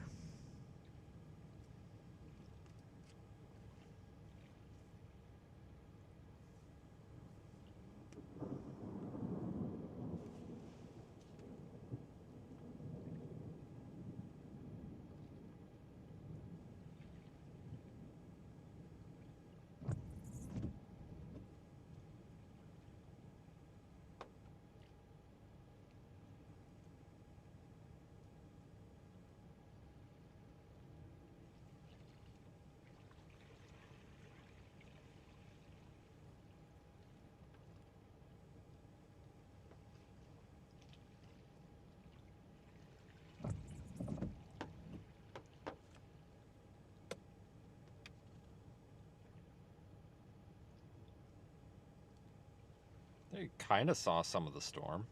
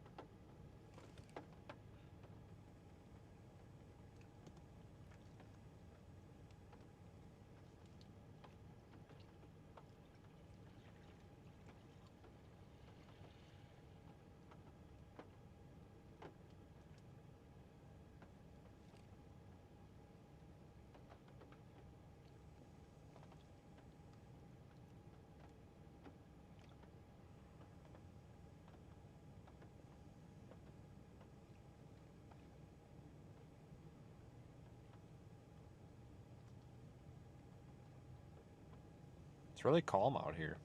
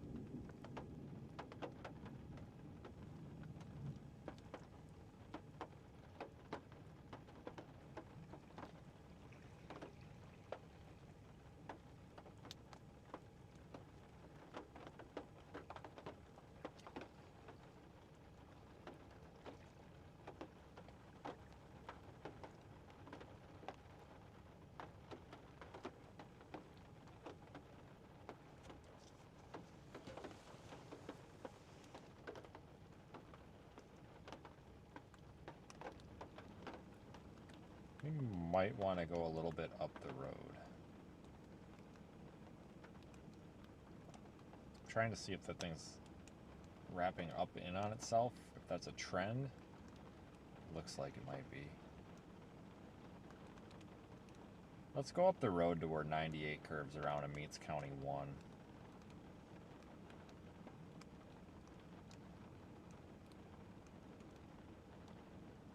Oh, they might even have to tornado warn this. Well, no, it looks like it's falling apart. It's 5 miles offshore.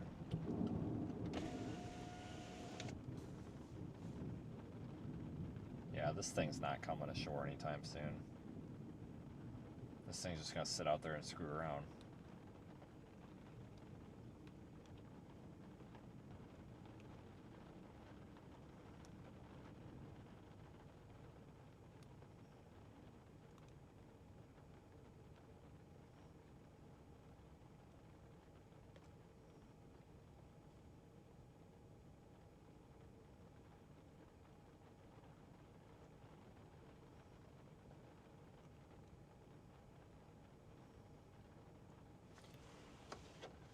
Oh.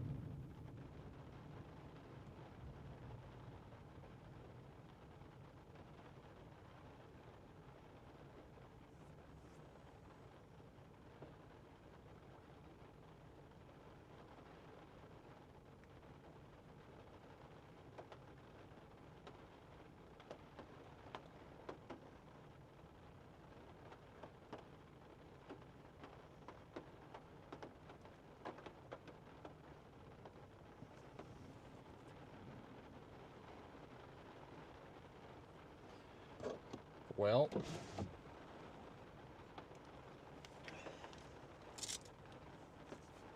think?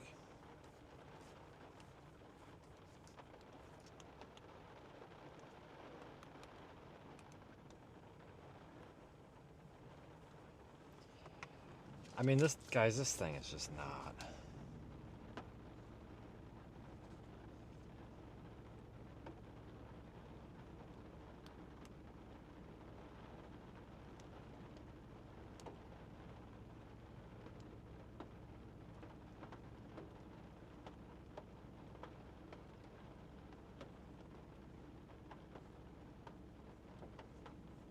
This thing just ain't wanting to do it.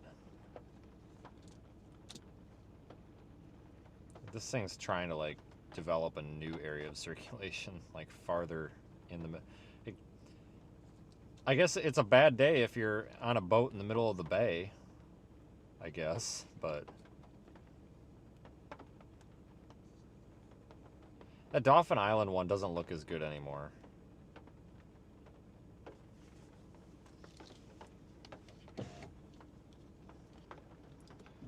I don't know. This is turning into a giant blob that's just going to do nothing but dump a crap ton of rain on this area here if it ever comes inland. If it comes inland.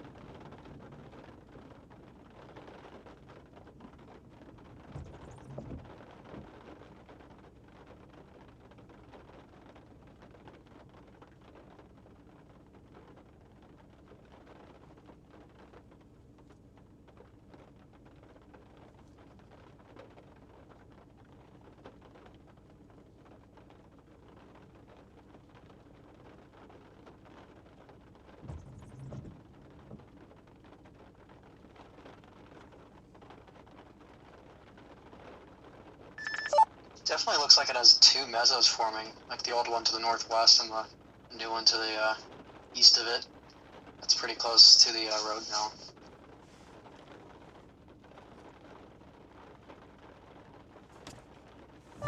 Yeah, I'm sure it'll sit there for another day.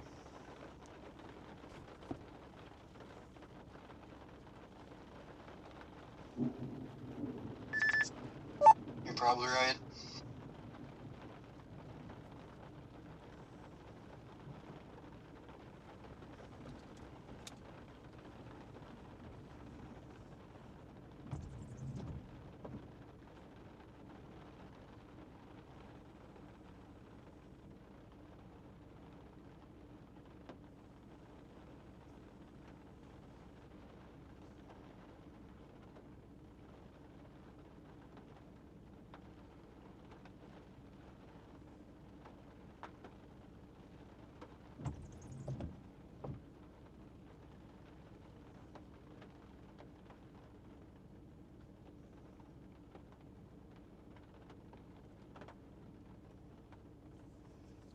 Let me look at the warning again.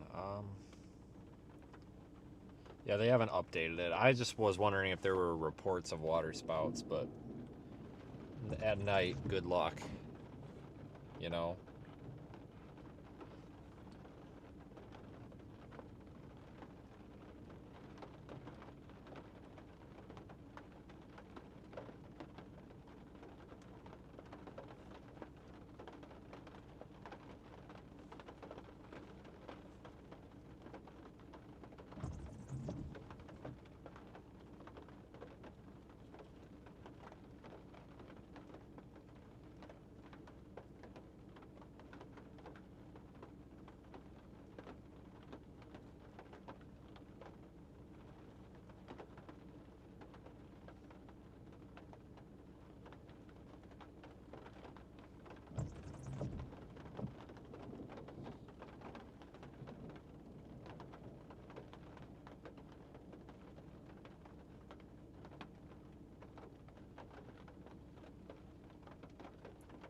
they just tornado warn this son of a gun?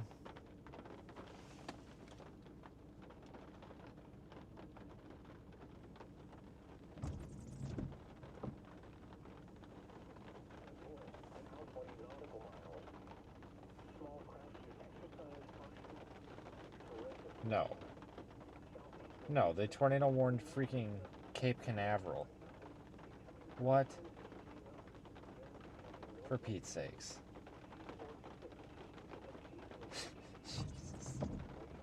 Come on, give me a break.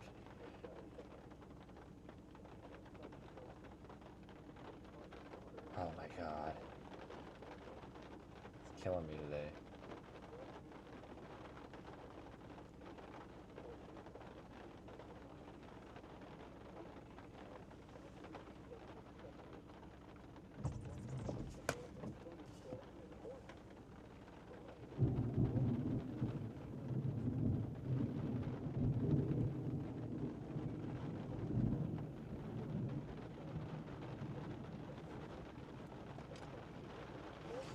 Well, I mean, we could go up Highway 1 since this little area of circulation is kind of encroaching on the road.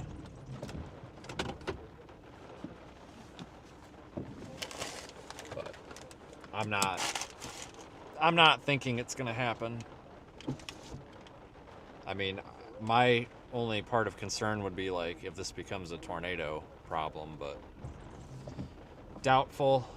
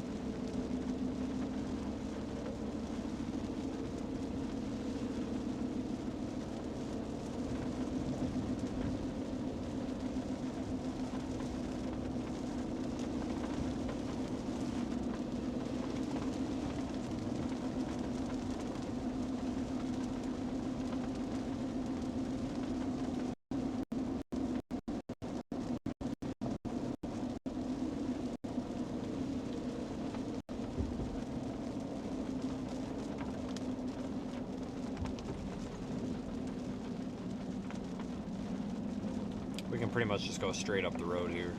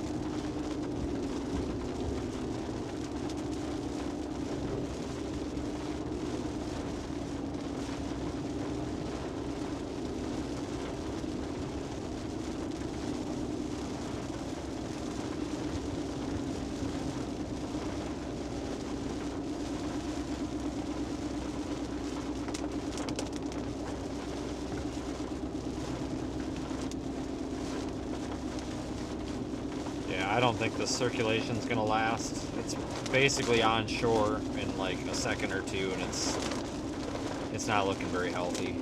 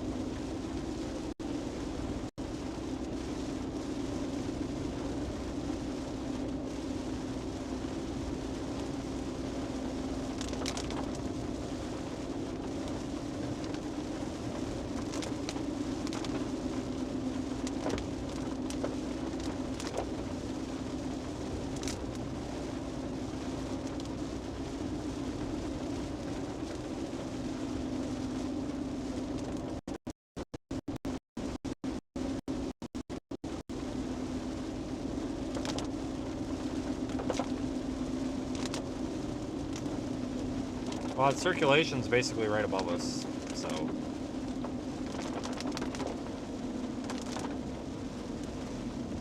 Definitely nothing happening here. It's not even windy.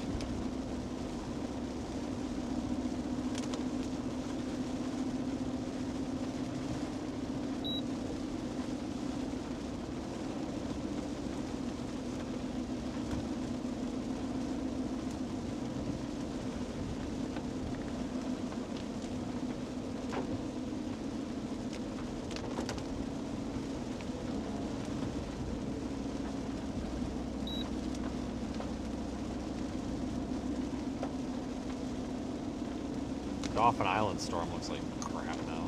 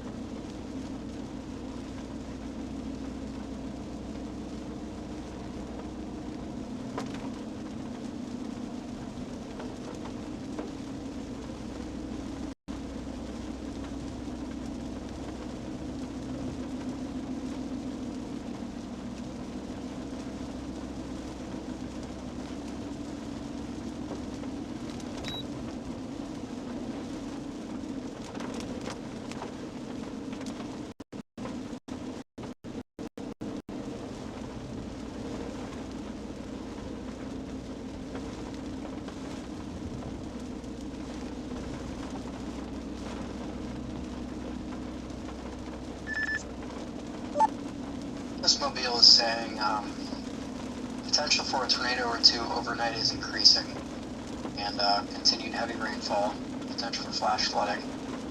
I think they're expecting this to move east because they say storm motion is more to the east, so I think they're still expecting these to turn right. Well, I agree with the heavy rainfall, but the rest, it's a big negative. Like, I don't know. I'm at the point where it's about to be done, and if they put a flash flood emergency out at 4 in the morning, I guess I'll go for it, but this is not working.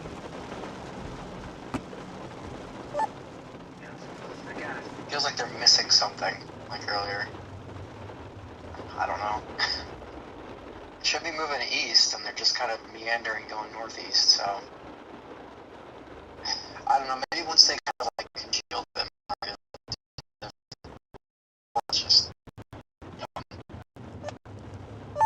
I think we're just playing the game of we forecasted something and we're trying to make ourselves feel better. Not us, but it's the same reason, you know, the whole mesoscale is, oh, tornado risk increasing, you know, after everything's linear. So I'm about checked out of this one.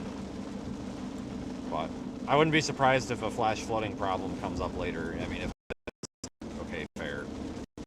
But I'm at the point where I've done all I can do with this thing.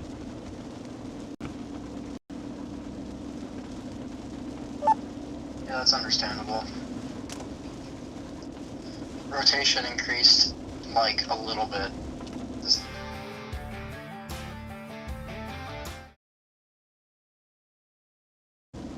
Otherwise, yeah, like, tomorrow doesn't even look that good anymore. I mean, unless you want to drive all the way down to frickin' Orlando. No, I'm not doing anything tomorrow, by the looks of it. Let's turn around. That rotation kind of sucked itself back offshore.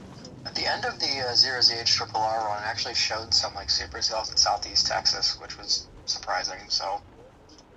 Like, on Tuesday. I don't know about that. They don't even have a day 3, or... That's it. Yeah, it's day 3. I don't know what's going on with that, but... I'll have to probably look into that a bit more. Rotation is now getting sucked back out into the bay. The frickin' circulation's moving west.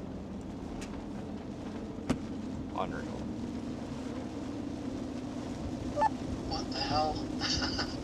Is it like occluding or something? I have no idea what this thing's doing. I don't. This is stupid. So I turned back around. Like, I just saw that latest radar sweep, and I'm just like, you gotta be kidding me. I don't know. Whatever.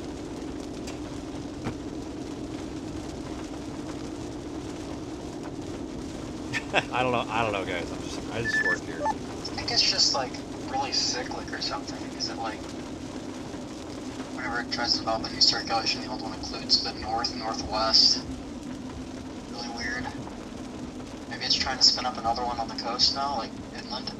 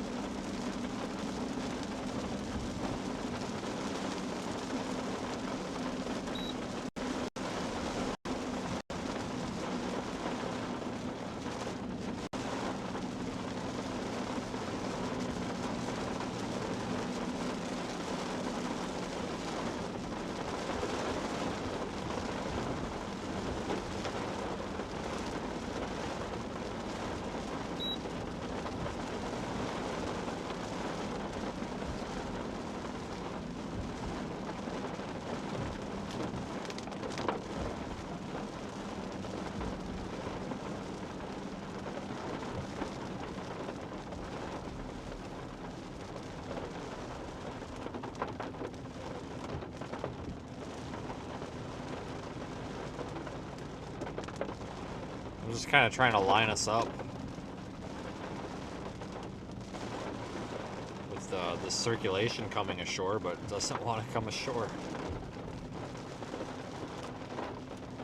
Oh my god. What is going on?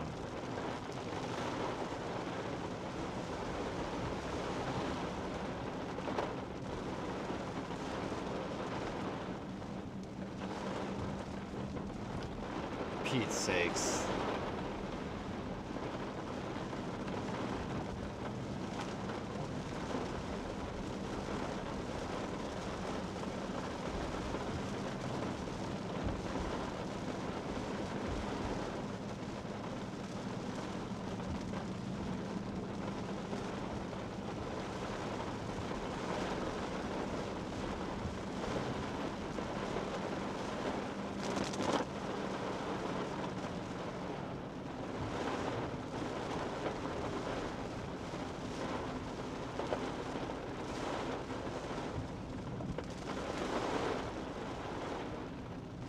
No dumping.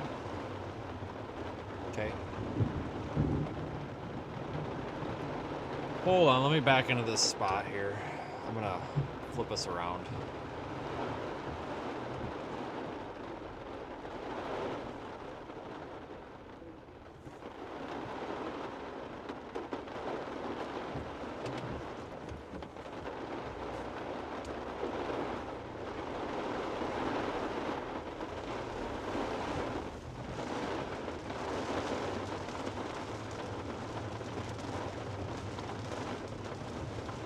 Once this thing is on shore, it's just a flooding problem at that point, potentially.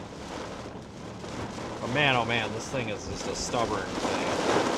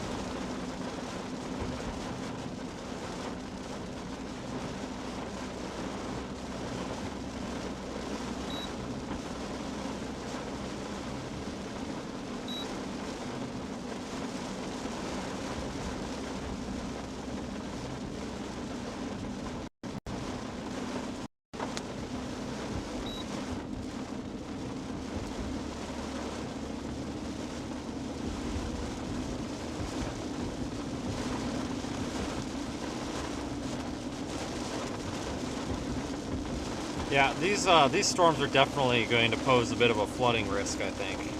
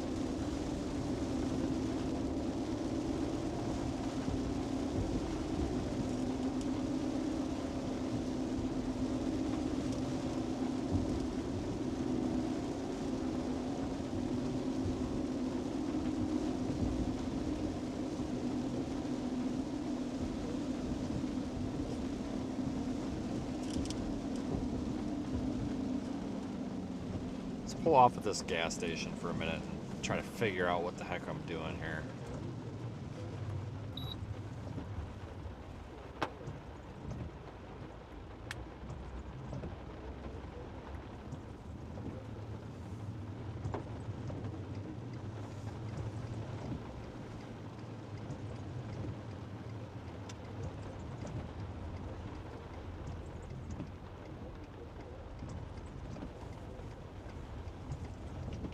Okay, let's see here.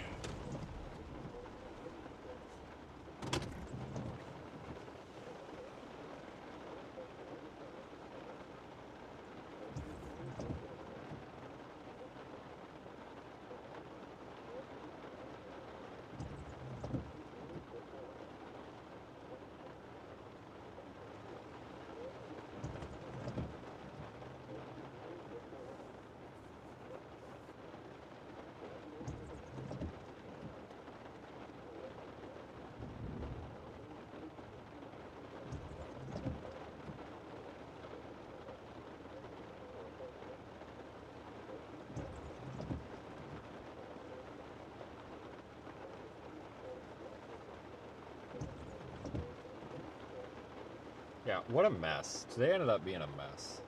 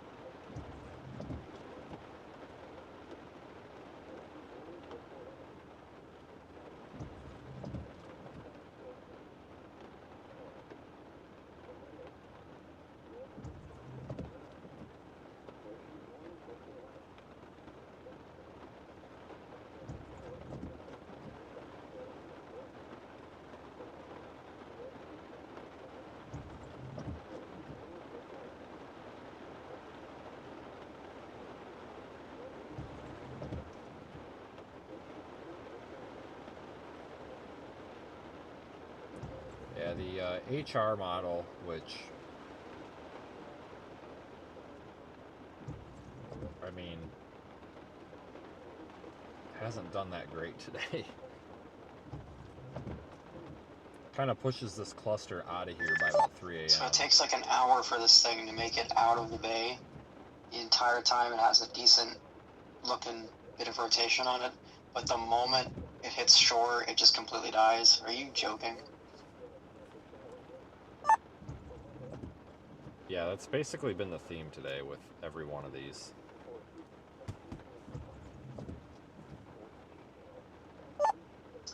Well, the NAM and the ARRR were just straight up lying then, because both of them still insist we're getting tornado producing supercells pretty much. It's just not happening. I don't know what's going on, but something's not right here. Yeah, isn't that dumb? If we had a boat, we could have, done really good today. If we had a boat.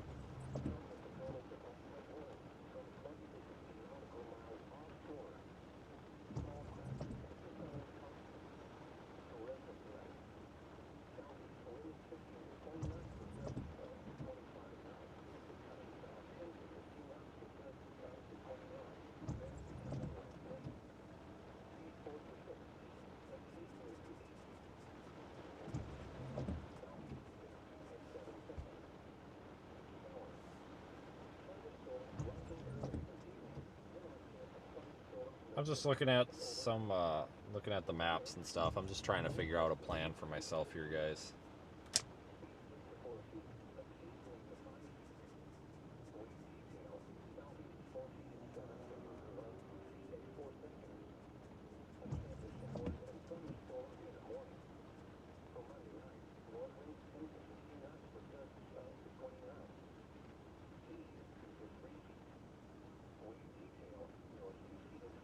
Oh yeah, everything today is falling apart with these storms.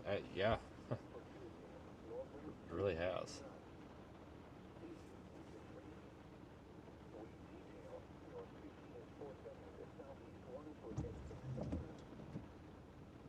Yeah, I'm just looking at a couple of hotel options and stuff because I'm trying to keep potentially flooding later on tonight. Later on, if something goes crazy, I would like the ability to go out.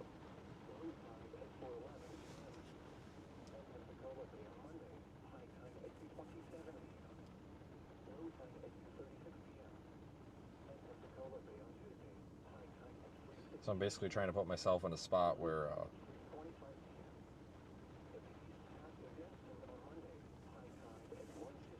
I can do that.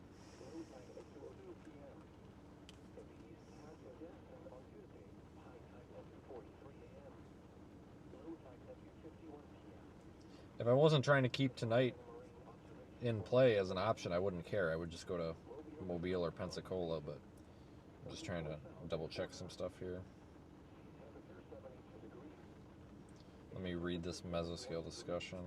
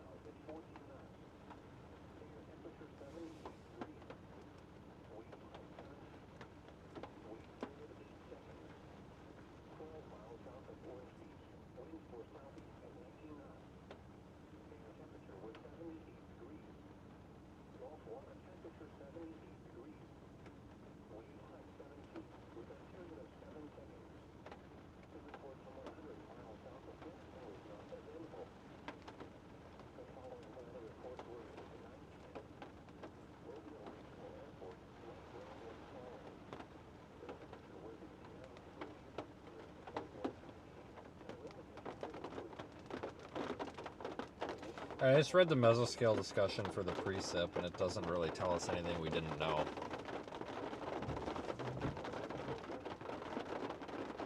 Just says storms basically may continue to dump some rain.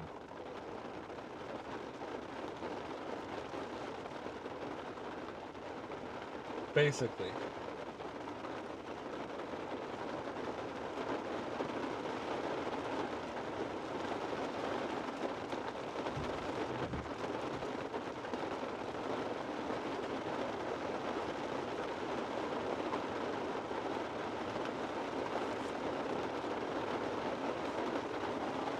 Hold on a second.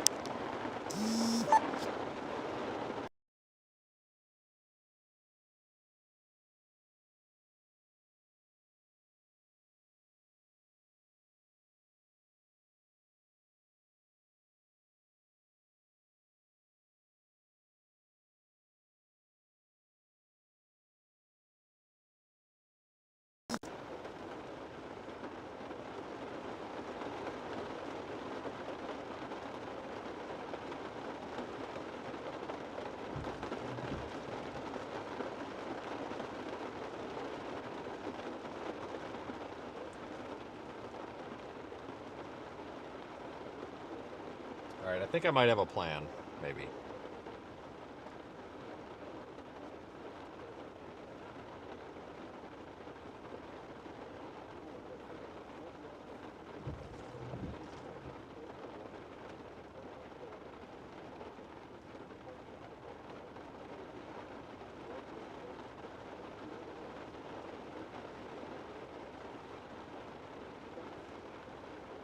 Sorry for the delay.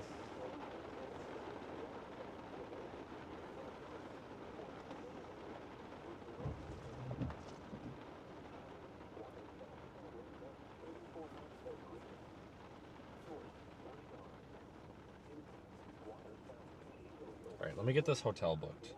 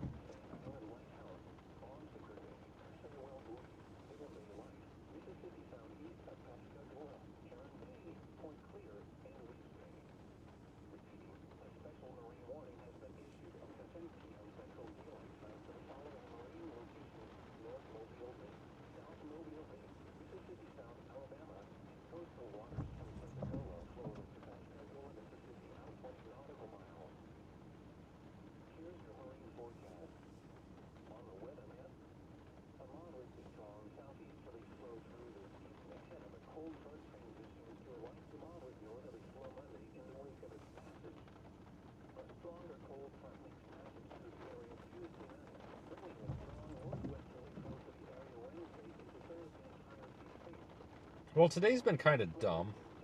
I mean, I'm happy to have the opportunity to be out.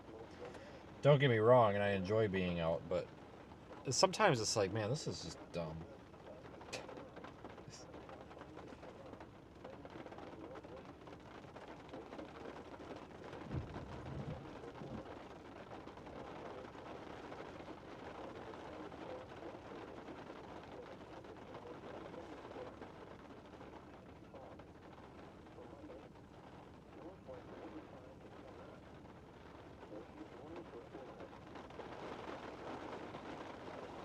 Okay.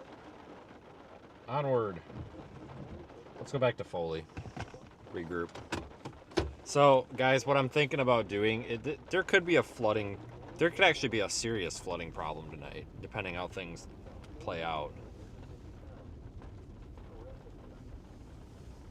So if we end up with massive like flooding problems, then yeah, I'm gonna go live. So what I'm gonna do is I'm gonna stay in the area. I was gonna go back to Pensacola because Pensacola's nice, but I'm not gonna go back to Pensacola. I'm gonna stay up here. Wait a minute, which way do I go? You sack of garbage. Freaking Google Maps can't figure anything out half the time. You stopping? Okay.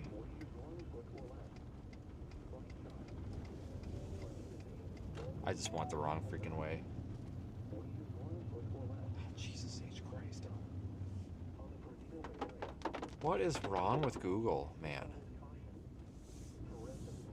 Whatever.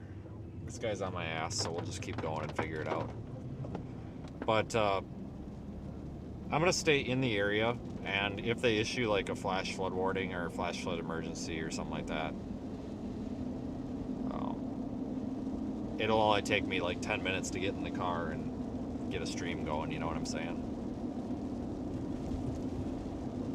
Because, I mean, I'm out, you know, to understand, I appreciate all the people that are like, oh, go to sleep. Yeah, I get that, but it's my, like, I enjoy what I do. Like, if we actually get a flooding problem tonight, even if it is at 3 in the morning, like, I would like to go see what's going on. So folks, there's a possibility we actually might have another live stream tonight.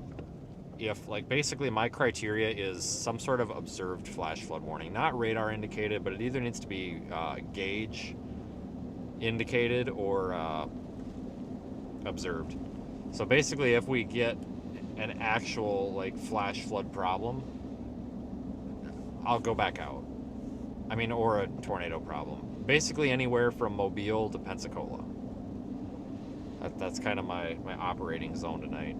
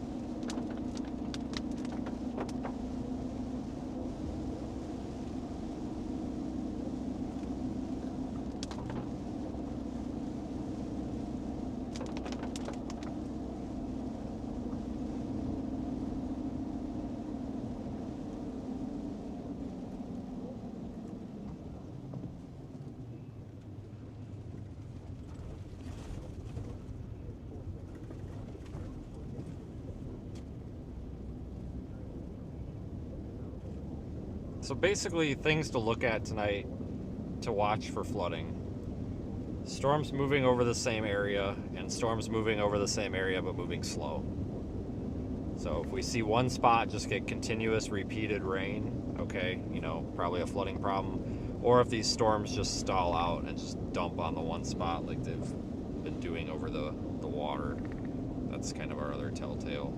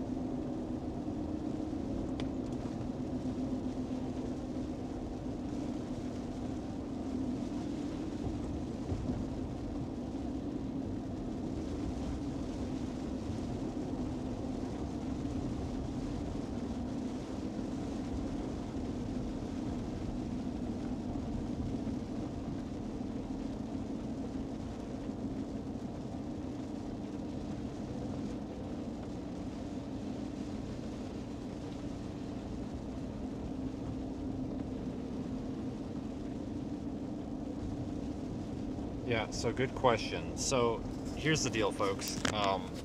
I don't know a whole lot about this Hurricane Melissa thing because I'm not covering it. I'm not, go check the National Hurricane Center. I just don't know. I don't even, I don't know anything about it. I don't even know when it's supposed to hit them.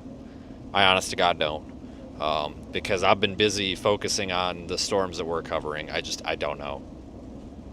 I just don't know. I don't have any interest in that. Like, I don't say that to be mean. It's just, I really don't. Like, okay, it's like when there's a typhoon halfway across the world. Like, it's not something that my feet are getting wet with, so I just kind of say, okay, well, we've got stuff to track here. One thing I will say is I guess there's a lot of drama going on right now where some of the Jamaicans are on social media are like pissed off because some of the obnoxious Americans in the weather community are like trying to force a bunch of information down their throats, and they're just like, leave us alone.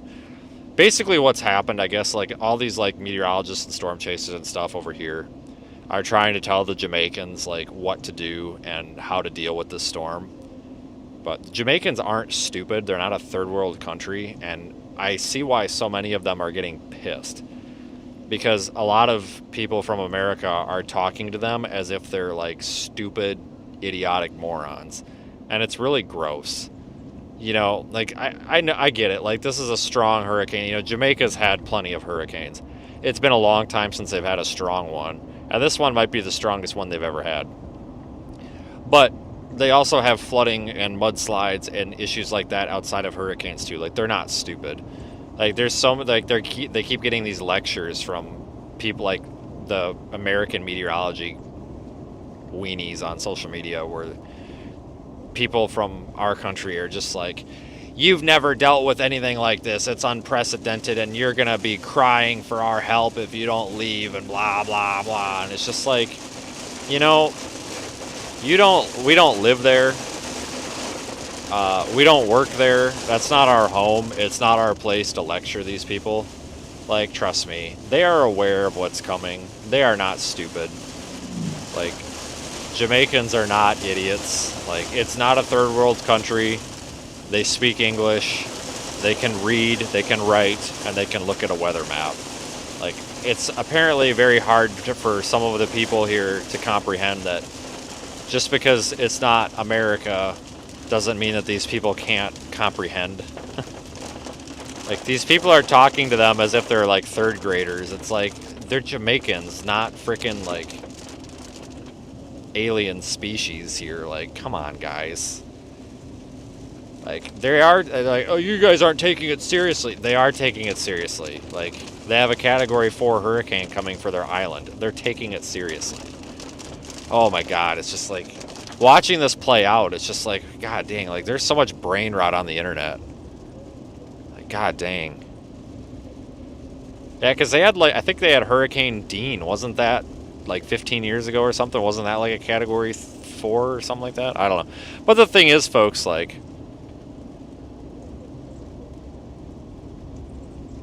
the thing is, like, it's one thing to tell people a weather forecast, but it's another to... Like, basically, like, the interactions that I saw is, like, there's people, like, content creators and stuff in Jamaica that are, like, responding to content creators in America that are, like, the Americans, like, they're just, like, there's one that I opened Twitter to see if, to read that mesoscale discussion, and this one guy was, like, this storm chaser guy who claims he's all that in a bag of chips. He's just like, you guys are going to be crying for our help in a few days. You're going to be the first ones to cry for America's help. I don't think we give aid to Jamaica. Like, and then he's like, we've given you so much aid. I don't think that we've given that much money to Jamaica. I think you've got us confused with, like, Ukraine or something. Like, I really don't think Jamaica is going to come crying to the United States. Like, I think they're fully aware that they are about to get nuked by a hurricane. Like, because if you look at the news headlines out of there, like, they're like, and if you look at social media, these people are preparing. It's not like they're on the beach chilling out. Like, to sit there and be like, oh, you're so stupid, and you're going to be crying for our help. And it's like, no, they're not. Like, where are you? Like, God damn, people. Like, no wonder people hate Americans. Like, God damn. Like, God, like seriously, no wonder people hate us. Like, Jesus.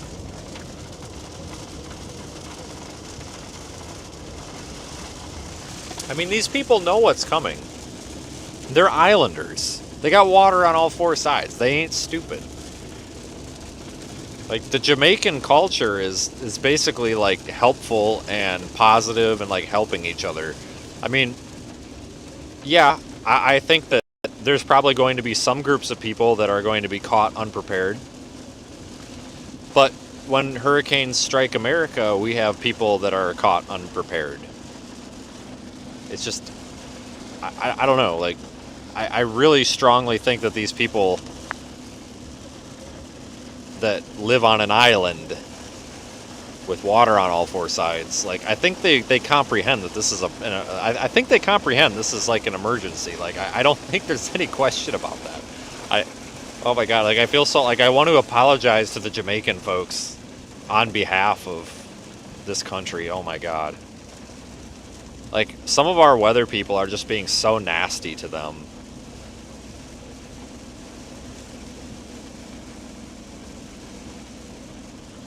It's really sad. Yeah, I have a passport. Yes, I could have went. Good question. I had no intention. Here's the thing. I don't want to go be stuck on the island for 3 weeks. You know, I've got a family here and also work to do here. I just don't want to. I don't want to. I just, like, to me, that doesn't sound like something I want to do with my time, is let's go get stuck on Jamaica for 3 weeks. You know, like, I just don't want to do that. Like, the hell with it. Like, I have zero interest in that. There's plenty of stuff I can do that's not stuck on an island.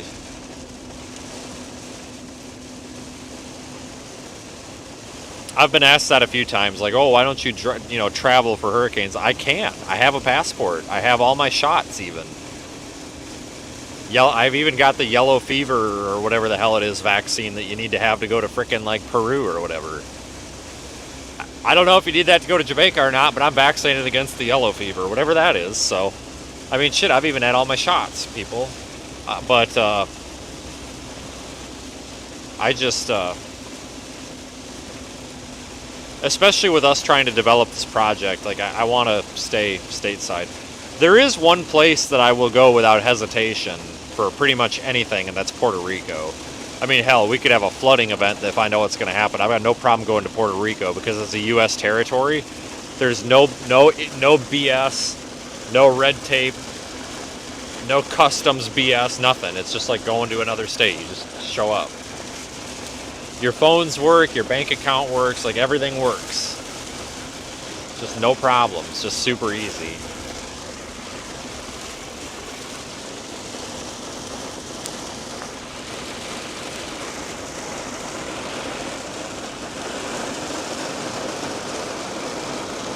I could have went if I would have floored it. Oh my God, we are getting absolutely hosed out here.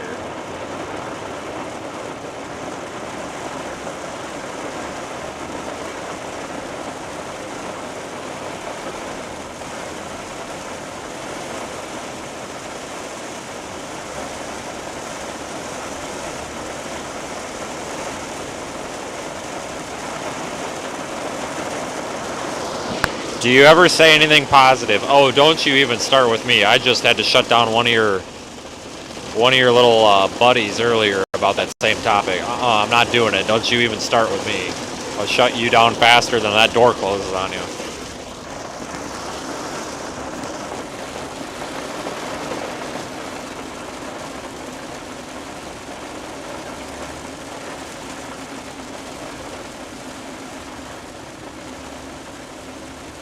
Well, you know what this, I'm pretty sure, is there a Waffle House nearby? I need a Waffle House. Waffle House is preferred because it's cheap. I can get something to eat for $10 or less.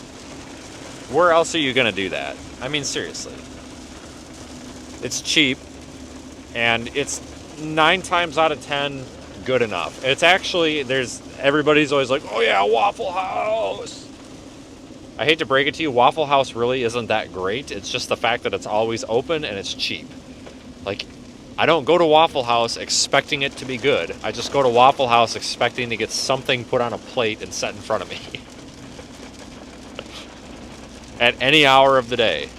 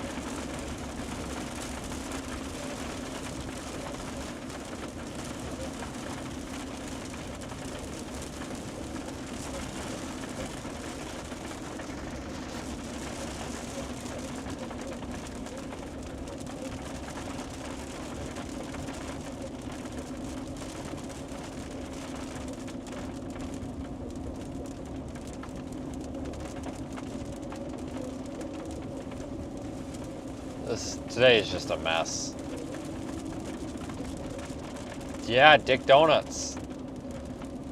Yes, you must have been. Obviously, Joe has been watching the stream. We had Dick Donuts, which was a donut shop that is apparently named Duck Donuts, but the sign was faded, and I swear to God, it said Dick Donuts, and I thought that it was the name of the place, but it was Duck Donuts. That was in like Kitty Hawk or something.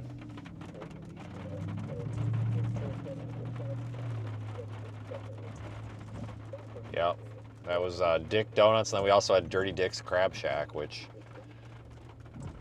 I don't know if Dick's actually is a name or if they're just trying to be funny, but there was actually 2 Dirty Dick's Crab Shacks,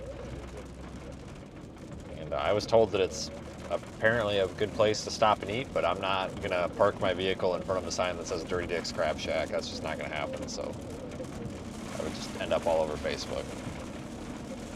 I also don't do weird stuff, and Crab Shack sounds pretty weird, so pass. I've had the same thing for dinner the past 4 nights. 3 nights. This will be the 3rd. Just Waffle House. Same thing. Same thing for dinner, and I'm fine with that. Guys, when I'm home, you know what I eat? Doritos and frozen pizza. Like, that's fine. The menu's pretty slim, so don't venture too far outside of my zone here. Yeah, I don't know what a crab cake is, but it sounds terrible, so I'll pass on that. Well, I'm sorry, Patrick. I did take Tylenol, so.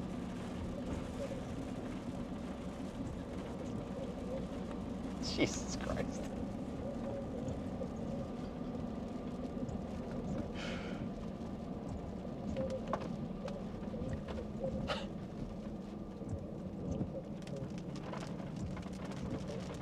Come on, you can get canceled for that.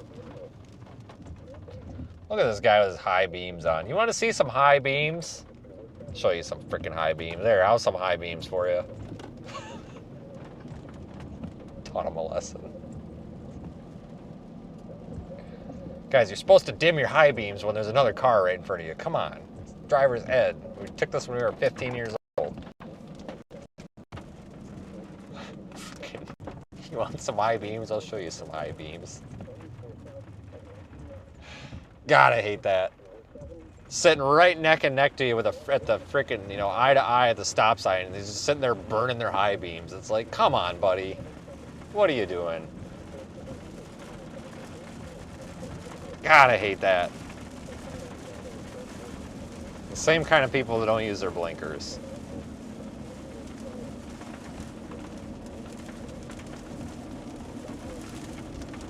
Get out of there. Why?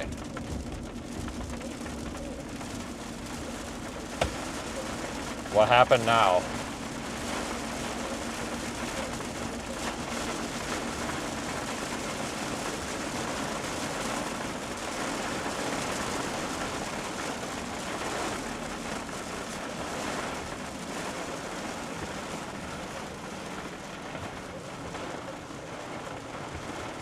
Why do you ask if I'm from Alabama?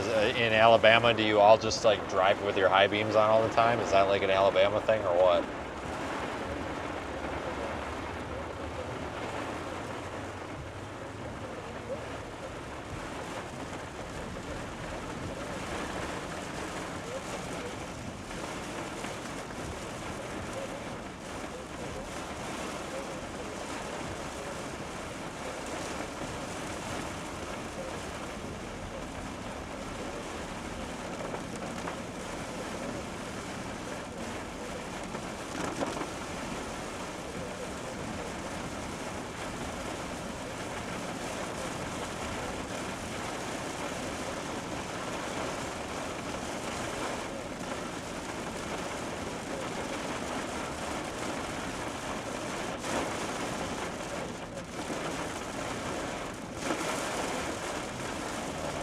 Not dealing with this freaking rain.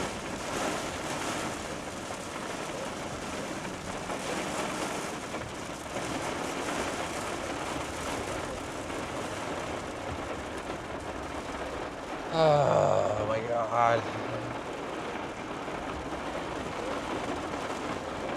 Holy smokes, look at that gas station. Wow. Jesus, that's bright. Is that a Wawa? No, it's a freaking Dick's. No, it's a Dodge's. Shit, guys, I stopped at one of those in freaking, oh, where the heck was it? Batesville. What a fantastic gas station, I tell you what. It's like a little restaurant in there.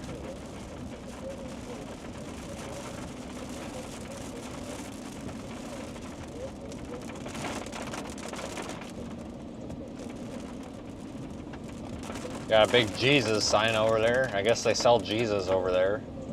Jesus Auto. What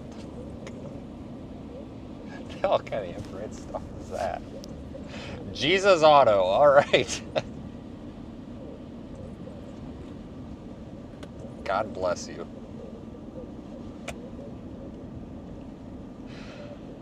Oh.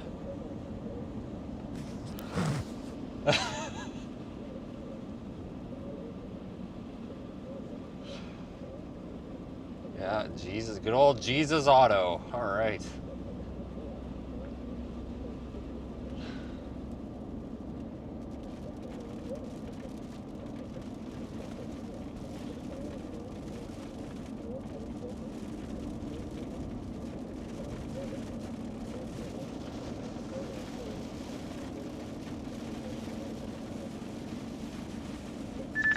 Jesus, take the wheel.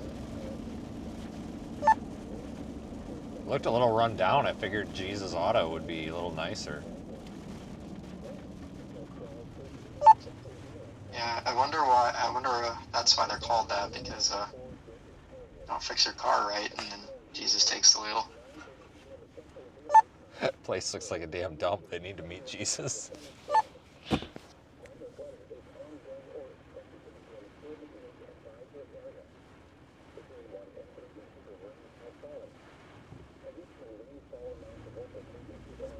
Maybe it's the Mexican version of the name. Oh my God. The comments. If I said that, I'd be canceled. Cripes. You guys get away with everything. I don't know. Maybe it is. I'm just telling you, there's a giant sign that says Jesus Auto. Like, I don't know what to tell you. There was a cross next to it.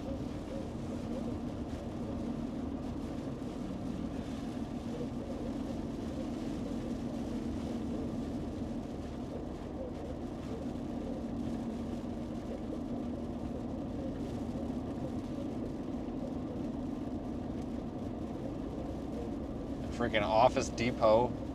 First watch, breakfast, brunch, lunch. Pass. There's a Nissan dealership. They probably got some. Never mind. We got El Paso over there. My God, we made a hell of a progress. We're in freaking El Paso already.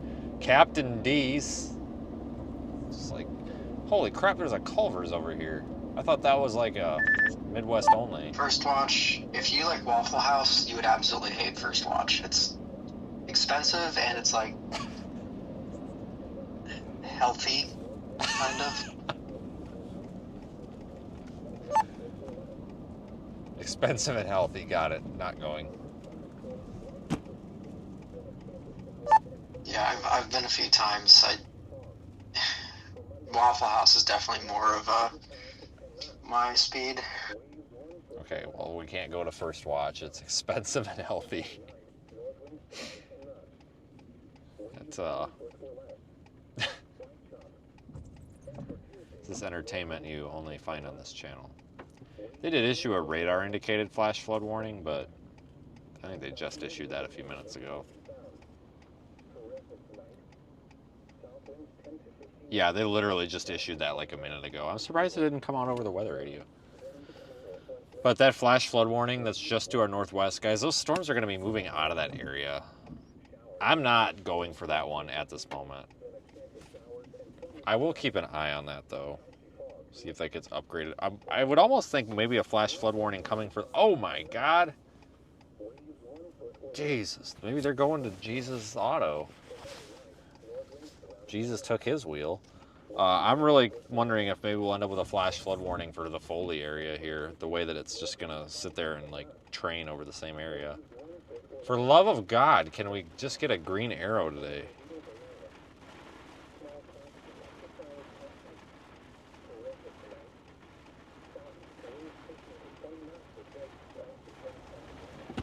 Buddy, slow the hell down. Where's the fire? You've got a green arrow, dude. Come on. Now you've screwed me out of it. You, God damn you, asshole. That made me technically run the red light. Thanks a lot. God bless America.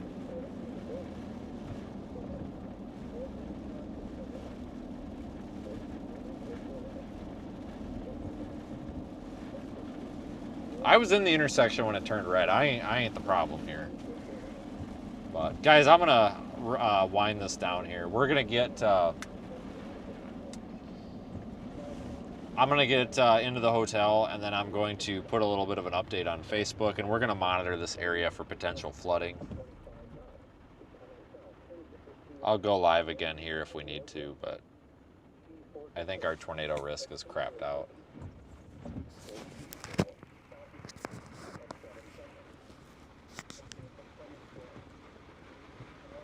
So a big thank you to everybody who has done the super chats, PayPal contributions, the fundraiser. You folks are just as cool.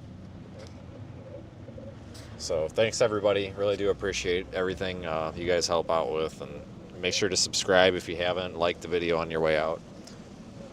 We're gonna do another live stream tonight if flooding happens. If flooding happens, we'll do another live stream. Or anything more interesting than this garbage happens, we'll do another live stream. So with that said, I hope you guys have a good night, and I will talk to you, I have no idea when. Maybe in a few hours. I don't know.